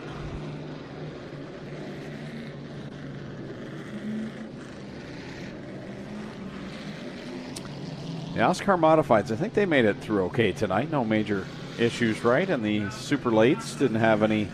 I don't think there was any carnage to pick up from that. You weren't here for the modified race last night. Oh, okay. Yes. Andy Camrath got turned around on the backstretch, and they just piled in. Well, I can tell you guys, Connor James walking right from the scene under his own power. He looks like he has a lower arm injury. They've wrapped it up. Not sure if a sprain or possibly a break. They're going to take him back to the medical response ambulance. But did walk away, grimacing in a bit of pain, but appeared to be okay. All the major stuff was good, but looks like he's favoring the left arm a little bit, guys. Now I think that's Matt Pritico out of the car as well, walking away. Matt appears to be all right. Maybe a slight little limp in his step here. We'll try and get a word with Matt. We're not sure if he's going to want to talk to us. Obviously, the car is destroyed. Guys, I got to tell you a good story from last night. We had a first that I've ever seen at the racetrack here last night. We know when a guy gets hurt, they have to wait and do the ambulance I got transfer. Matt here, guys. Sorry, Jamie, didn't mean to cut you off. Go ahead, Clint. Matt, we appreciate you talking to us. What happened here? Just on a restart. 47 got loose. Coming out of 2, I was beside the 03. Just got crunched in the center and nowhere to go. Are you okay? Oh, yeah. All good. Matt Pritico dejected. Thank you, Matt, for the time. And he was strode away like a champion. Classy as always, guys. So we see when a driver gets hurt, the ambulance will take him out to the road. We'll wait for the actual real ambulance to get here from the hospital, and then they'll transport the driver away. So we had a driver leave here in the St. John's ambulance here last night, and then all of a sudden, like 5 minutes later, the ambulance comes back over the hill. Well, we're not 5 minutes from the hospital here. Right. Like, it takes longer than that. Yep. So, of course, I started asking questions. What just happened? Apparently, they gave the guy a ride back to his RV in the ambulance in the campground behind there. He was going to self-medicate, I believe. I mean, but you got the ambulance fired up. I'm already in it. You know, like, give me a ride back to my Winnebago.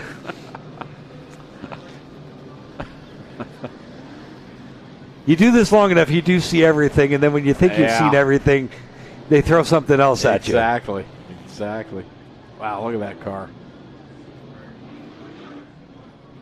Just a question of what's bent. I mean, the body, obviously, easy to fix. Yep. Just a question whether that center section is broken. And then the left side that took the impact, Connor James as well. And Matt's cousin, Connor Pritico, has been racing here on Friday nights. Second year in a late model, doing really well. So I had the chance tonight. We were talking to Connor last time. Oh, you're going to be racing APC weekend.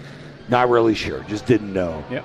So I had the chance to talk to Matt earlier tonight. I said, so Matt, is your cousin racing too? He says, honestly, a lot of the parts off my cousin's car are on this right now. No. So no Connor Pritico, but I'm sure we're going to see Connor Pritico in APC racing soon. And wait till you get a load of him because he is talented. Did he run last year in one race? He might have run the tail end of 19 car, black and green. I remember him being, I think it was in the September event. We were here in July and September last year. But he's doing well here weekly on Friday nights and a lot of Saturday mornings. Connor Pritigo, not with us tonight, but runs Friday night at Delaware, turns around, drives, and goes race karts all weekend at Mosport. Yeah. Because.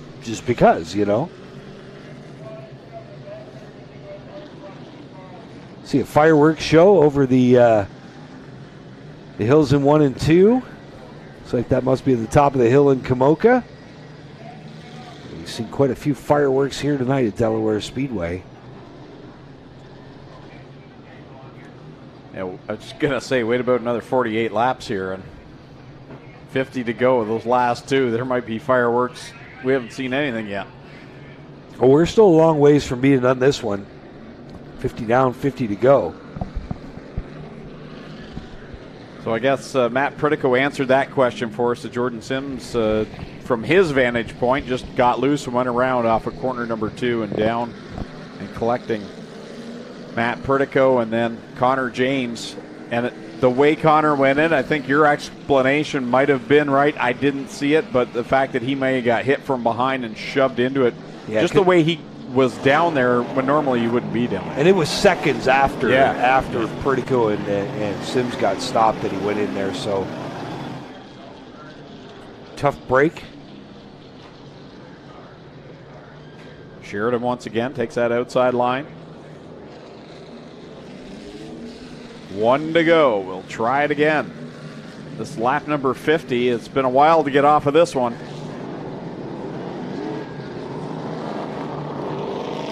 We've got some drivers that have been in the pits working on their cars towards the back of the pack. You've got drivers like Shea Gemmel that has been patiently working his way towards the front. For Shea right now, he's in 11th. He's started all the way back in 20th, so he's having a solid run here. Again, finished second to Brandon Watson here a couple years ago. September. Trying to get that first win at Delaware. Second career win. A couple APC cars lined up on the bottom. Steckley and Gemmel, but out front it's Sheridan. And he's going to have to fight J.R. Fitzpatrick again off turn 2. We'll see if he can keep Fitzpatrick pinched down.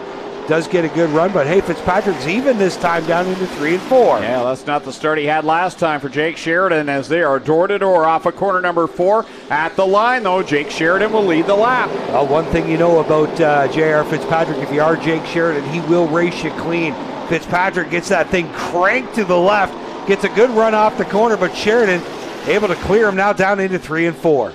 Sheridan off of corner number 4 will lead yet again with J.R. Fitzpatrick all over his back bumper. Then it's Danny Benedict, Rick Spencer-Walt, and that number 81 machine of Andrew Gressel, second place in points, hovering around there. Right behind him, Trayton Lapsovich in 6th. Now the battle for 7th is Steckley on the bottom. He'll clear the 03 of Morneau, who's now 8th. Dale Shaw contact with Morneau down the front stretch.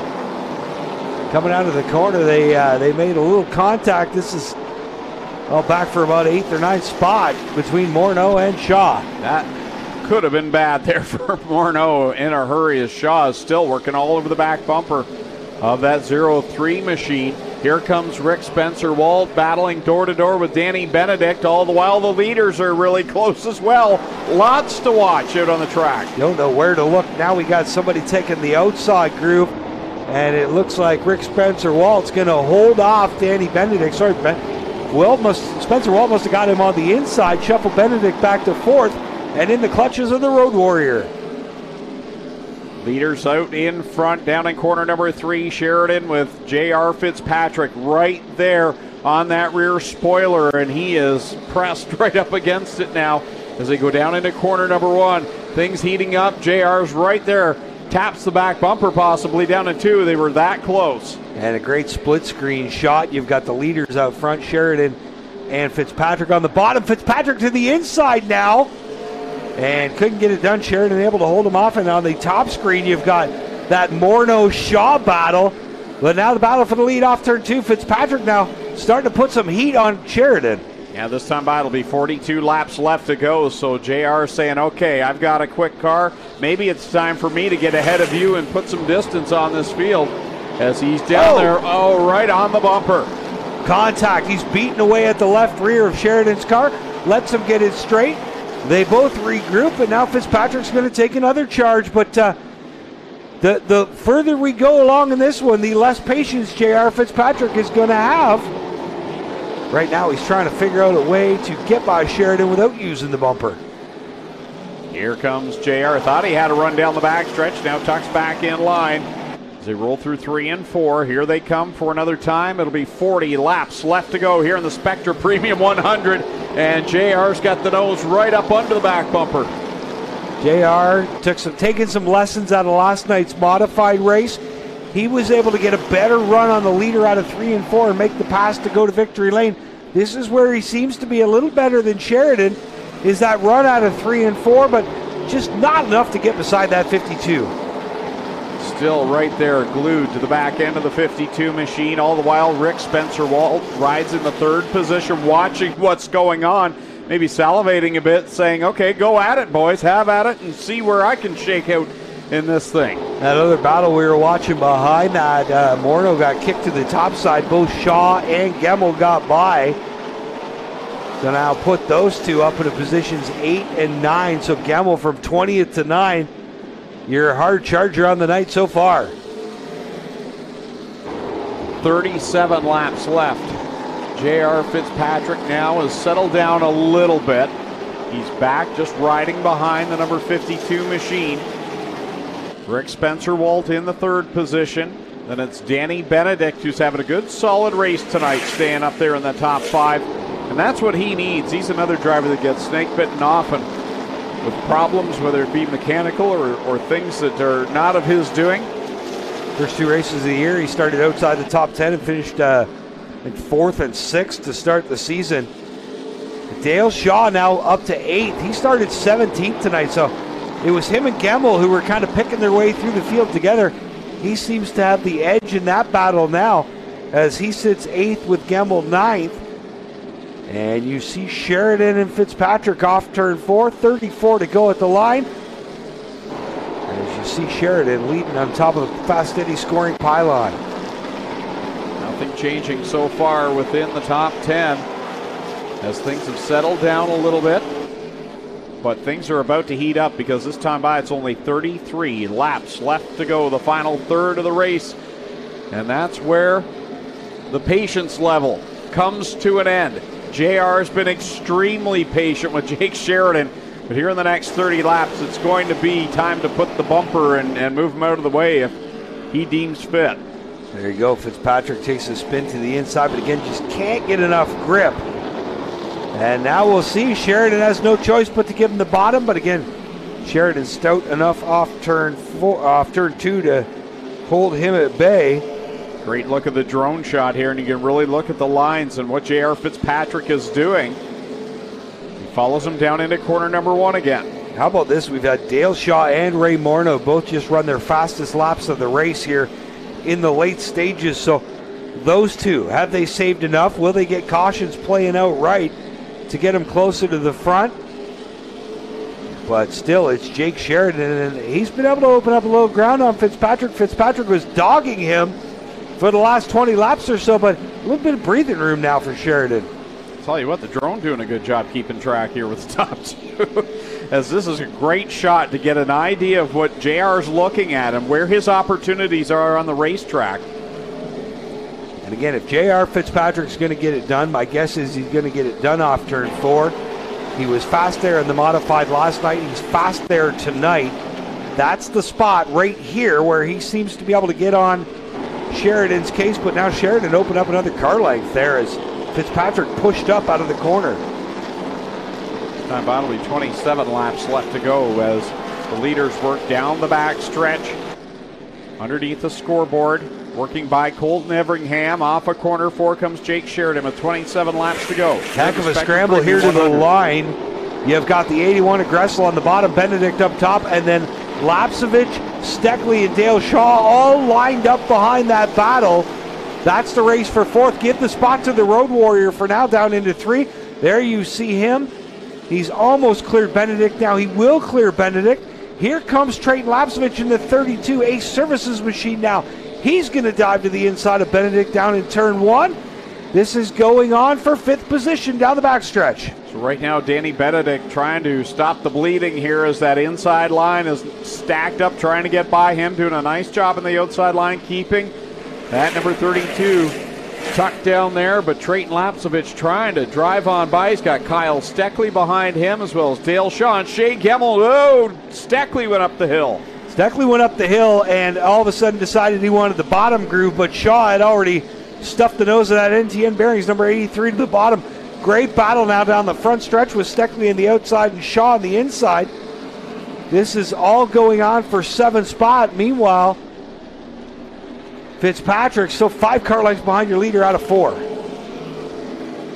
So there's Dale Shaw down to the inside of Kyle Steckley, as this has allowed Danny Benedict to probably settle down a bit as the door got pried open by Trayton Lapsevich and Andrew Gressel, and now Dale Shaw's having to contend with those two blue and white cars. Steckley now has Shea Gemmel to his inside. Steckley tries to close the door there down into turn 3, but Gemmel had his foot in it already. Now Steckley will get back to the bottom. Here comes Dale Shaw working Benedict down the backstretch in that NTN Bearings number 83. The Guelph driver putting all the heat he can on the Mobil 1 sponsored Benedict. Leaders down in corner number 2. Jake Sheridan's got a good 5-6 car length advantage, stretching it out a little bit. They're catching some lap traffic, but this time by with 20 laps left to go, it's all Jake Sheridan. He swings that Pride Seeds, Vibrant Farms, Cameron Cranes number 52 to the outside of Jesse Kennedy. Off turn 2, he'll put the 10K a lap down and put a lap car between him and Fitzpatrick. But Kennedy rolls over for Fitzpatrick, says, go on, JR. You two settle the race. Thane Halliburton will be next on the chopping block. As you see Dale Shaw now, he's rooted Benedict off the inside.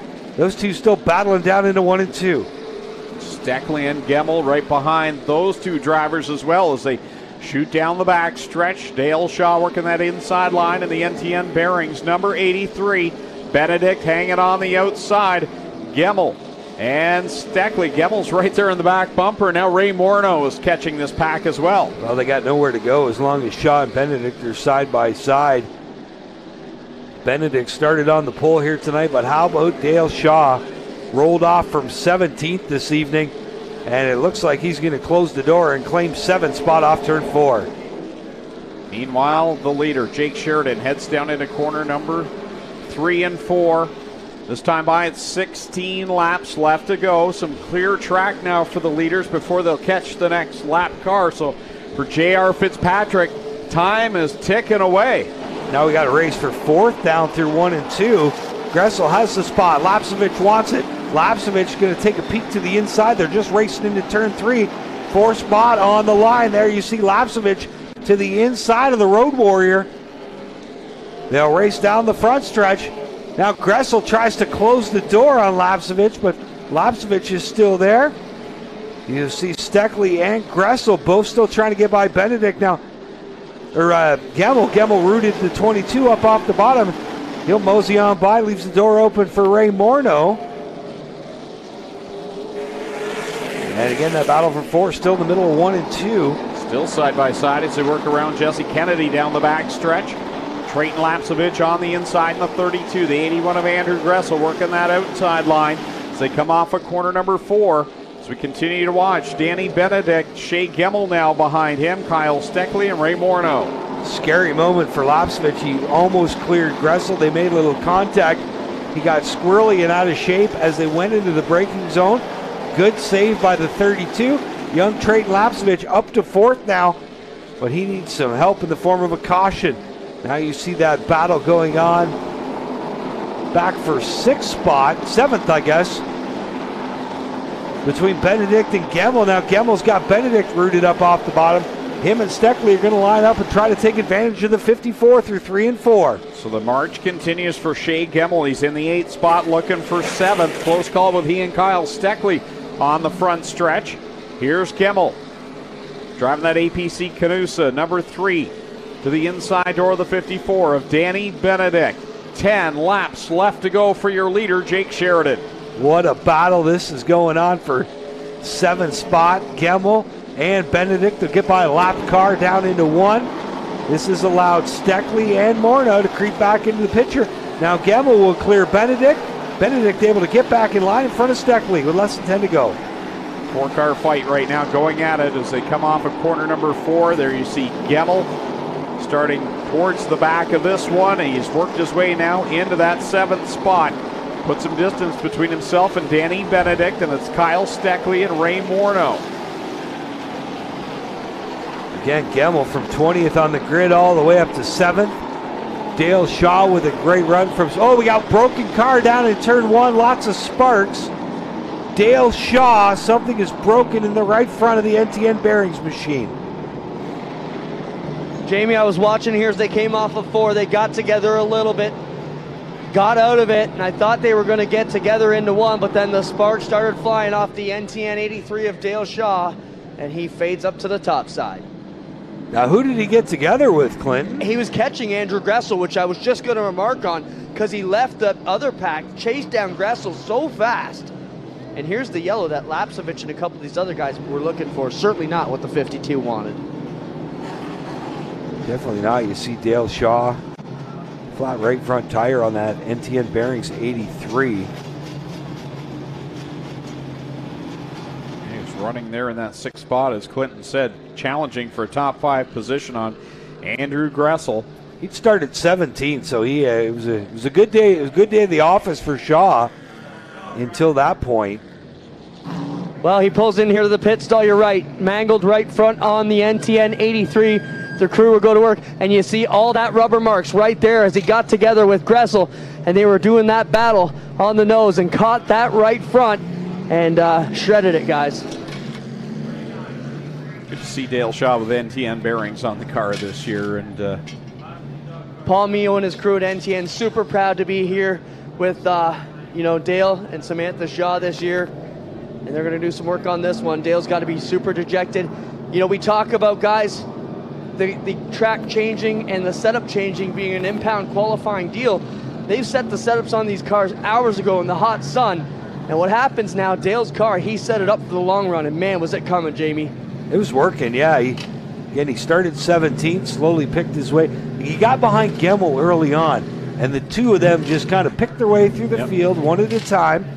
Then he had the chance to get Gemmel, open up the door on Benedict, got by him, and again was catching Gressel for 5th when this contact occurred. Dale Shaw, always calm and cool and collected. You got to be sure he's not too happy. They're going to make a quick left rear adjustment, going to take some crank out of it and try and maybe loosen it up for Dale here.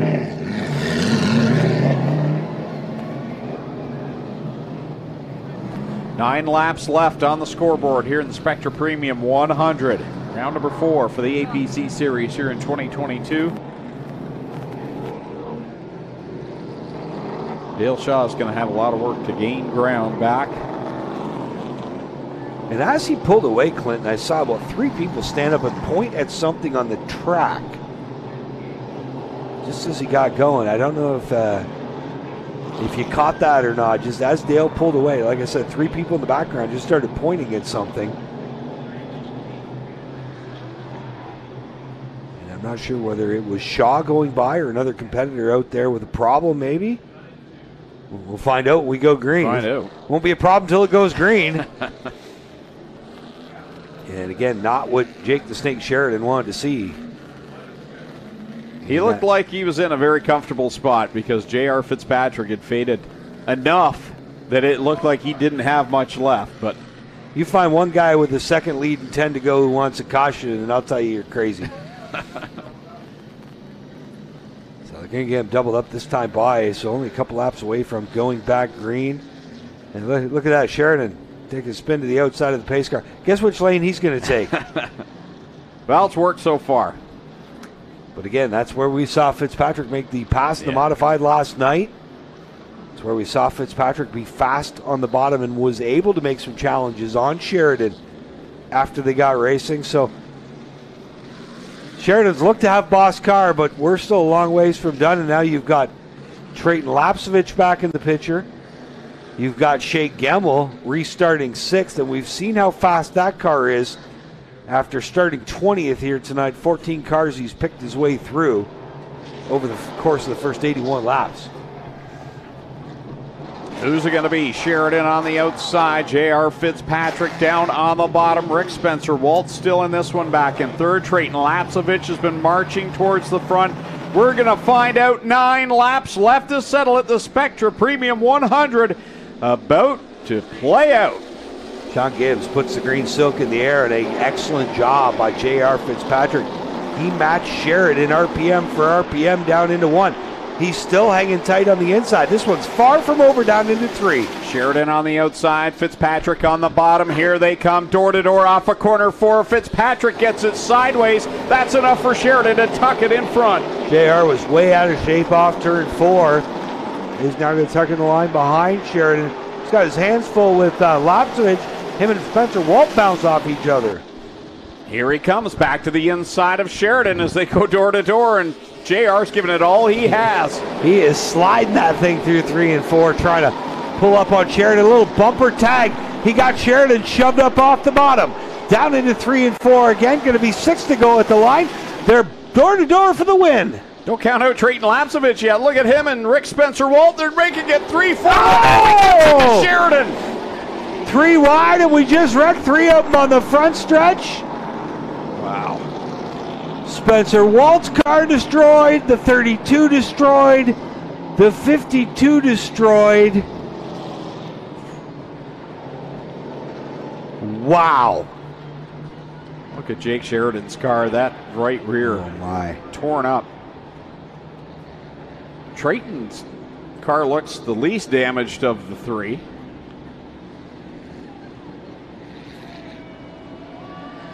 And that right there, Rick Spencer Walt, third in points coming into tonight. I think Trayton is going to be okay to finish this one, guys. It looks pretty good. He's got a little bit of body damage. Spencer Walt getting out of his car in the 31. We wait to see if Jake Sheridan's all right to get out of the 52 car. He is moving around in there. Obviously not too pleased, man. What a round night here for Jake Sheridan. He had this one to beat. I want to see the replay. We just got a shot of the 32 car, and I didn't see any Pride Seed red on the right front, which is what I was looking for. I was just thinking the same thing, guys. Let me know if you got the replay. Rick Spencer Walt out under his own power. Trayton Lapsevich sits here.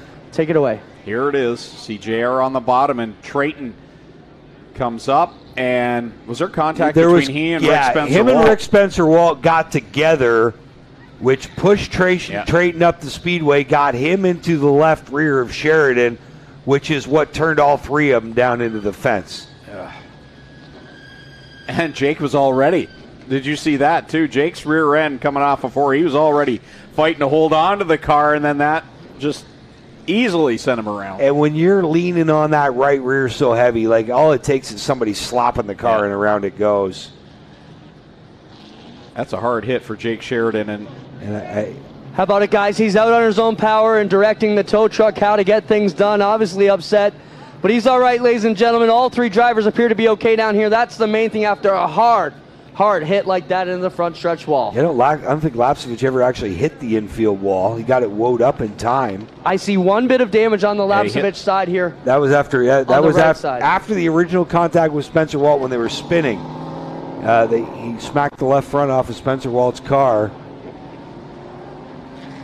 And not sure what they're waiting on here with the 32 of Lapsevich. And Jake Sheridan is going to be devastated, but I'm sure when he watches the replay, he's going to go, hey, what do you do, right? Yeah. Like he probably feels like it was Fitzpatrick's fault. No? Like, did he think it came from that far back? And this is almost one of those reverse things where a guy 3 cars back can cause you to wreck. Well, you can see Fitzpatrick used him up in the middle of 1 and 2 for sure. And if you watch the front stretch shot, you can see Sheridan is definitely... He's hanging that right rear off, coming off of 4, having a hard time getting a hold of it because JR had him pass there. And right there, the rear end's out, and then Trayton comes up and hits the rear end. And Trayton had been set up, I think, from the contact with he and Rick Spencer Walt. And for Jake Sheridan, he's the one of the 3 drivers that doesn't know what happened because it all happened behind him, and he got turned around surprisingly at the last minute into the wall. The other two kind of had a chance to brace because they saw what was happening. A tough break for Jake Sheridan. Again, looking for career win number 2. He was victorious in 2021 at Sauble Speedway. Yeah, one on. In race number 1 that night, they had the double headers on that evening, and he won the first race of the evening.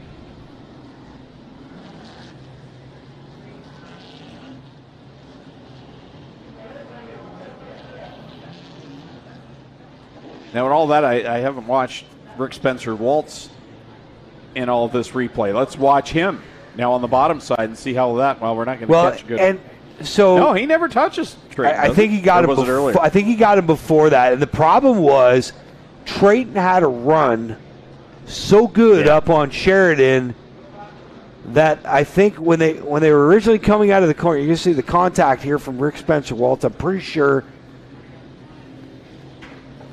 Do they? No, maybe they don't make. Well, I don't think they did. No, I don't think there was contact. I don't think Rick had anything to do with it. But when we first watched it, it did look that way. Watch right here, because when Trayton's car moves, Rick's nowhere near him. See it? And I think Trayton Lapsevich is thinking, okay, we're coming off the corner. I'm just going to slide in behind Sheridan. Yep. But when Sheridan didn't get that good enough run off the corner, he was to the inside of Sheridan already at that point. Didn't have any room to run off to the right. I got him here, guys. Jake, first off, what a hell of a run you had going tonight. At the end there, 10 to go. Fitzpatrick starting to put the muscle to you. That one looked like it came from a couple rows back and kind of accordion front. I know you didn't really get to see it. You don't really know what happened. You just asked Brother Nick. What's your thoughts, man?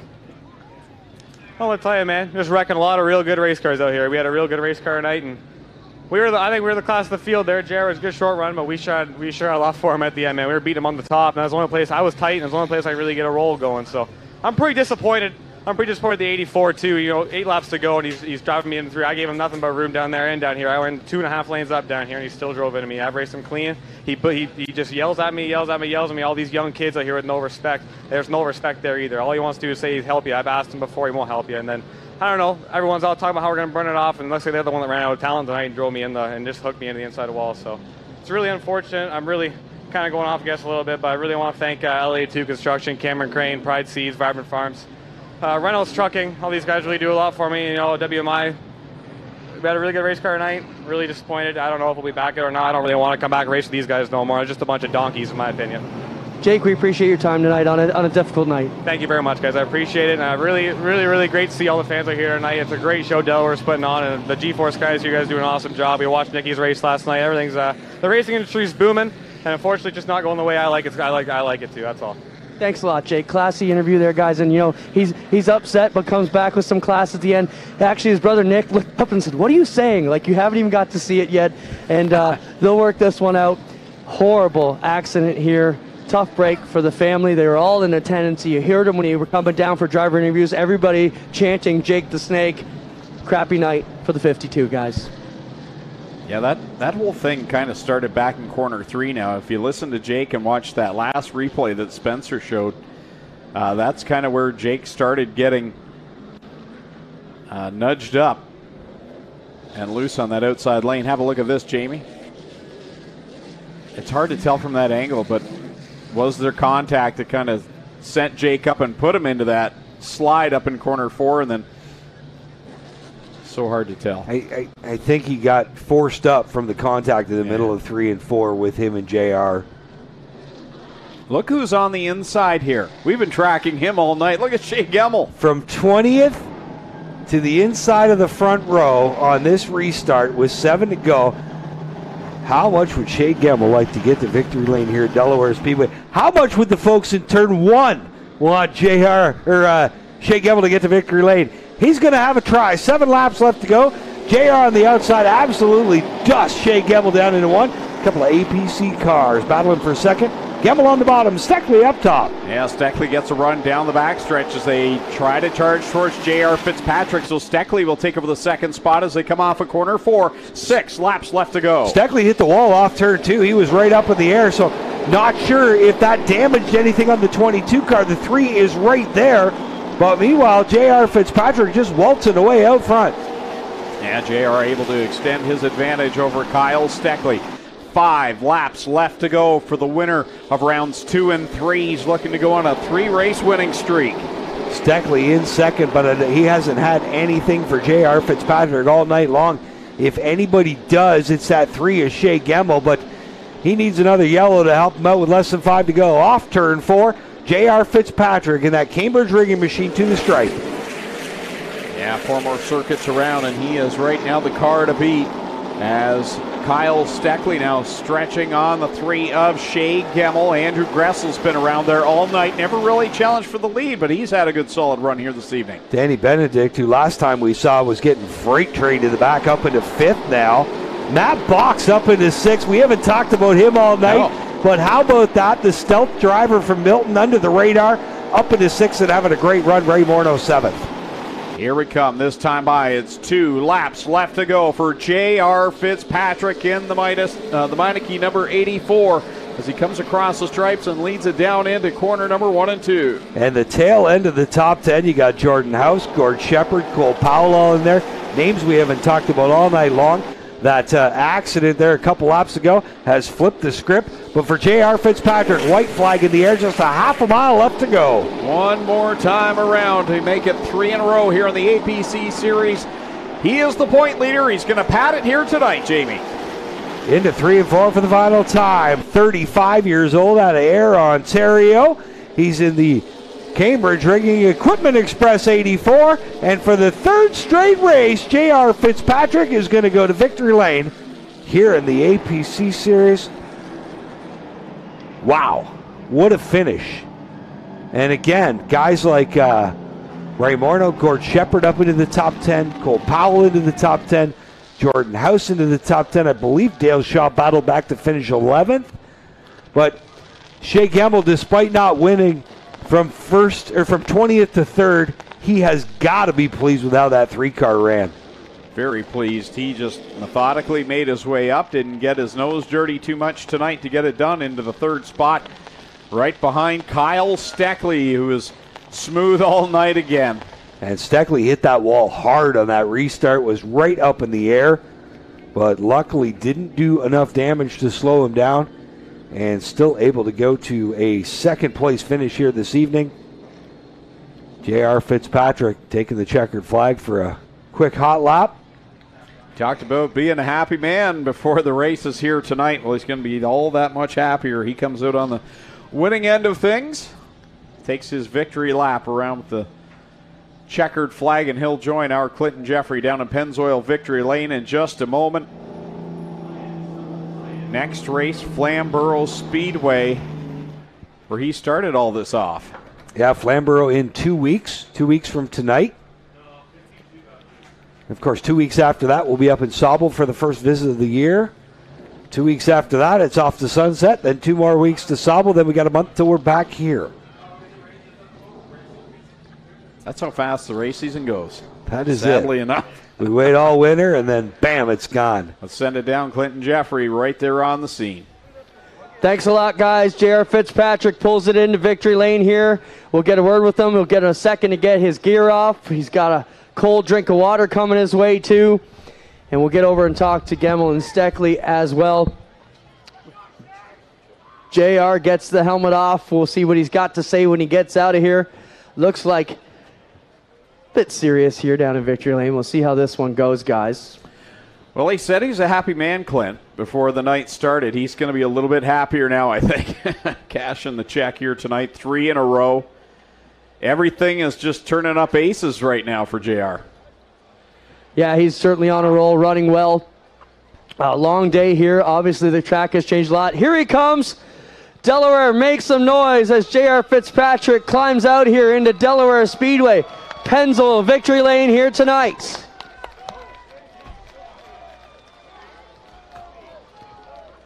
JR, let's talk about that race there. 3 in a row for you is a good deal on the points. You look like you're a bit tired. Tough night at the office. Yeah, it was tough. That's definitely not going to be a popular win. Jake had the best car. I was like hitting the right front on the restarts, and I just drove off in there, and he pinched me a little bit, and I think I got into him a little bit. But whatever happened after that, it's just racing. I mean, there's going to be some guys pissed off at me, but I've had a lot of people mad at me before, so it's not something I'm not used to. But I really do hate it for Jake. He was the best car tonight. He probably was going to win this race. I was better on a short run. He was better on a long run, but at the end of the day, we missed it, and I just got to thank this whole team. We struggled in practice, but the car was pretty good.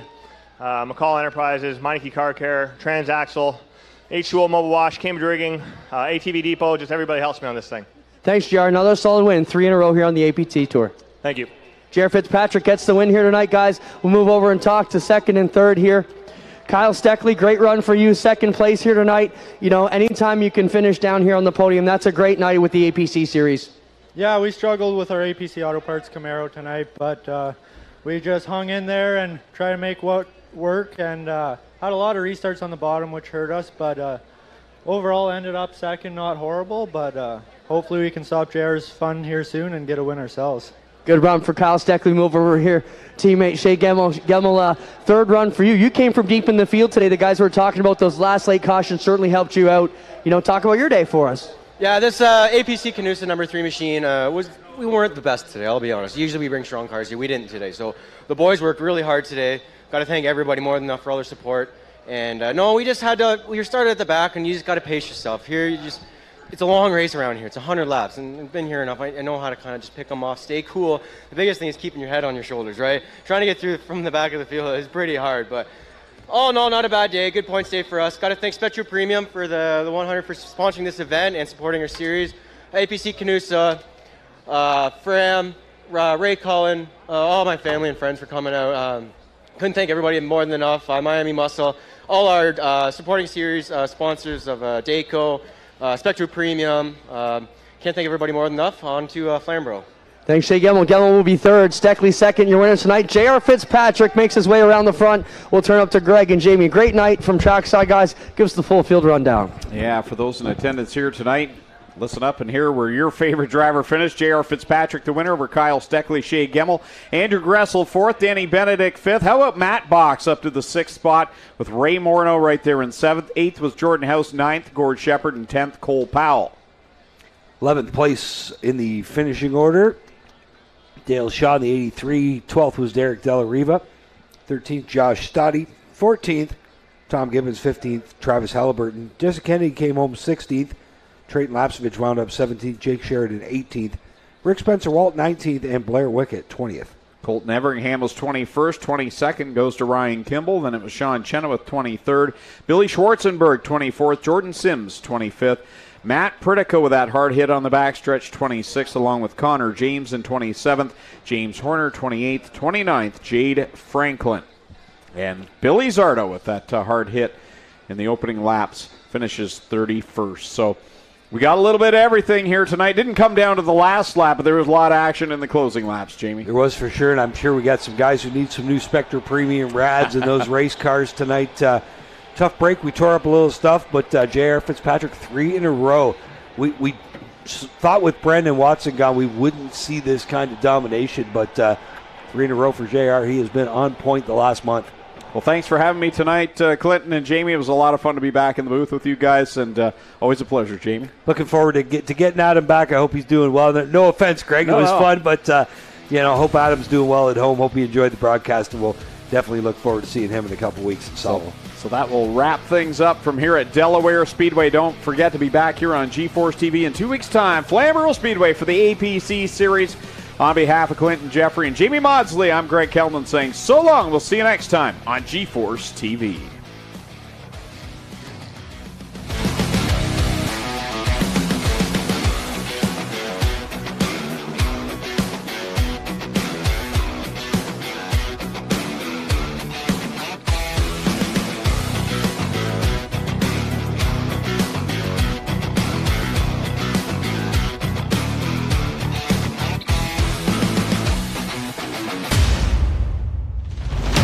copyrighted broadcast may not be reproduced, retransmitted, or used in any form without the authorized written consent of GeForce TV.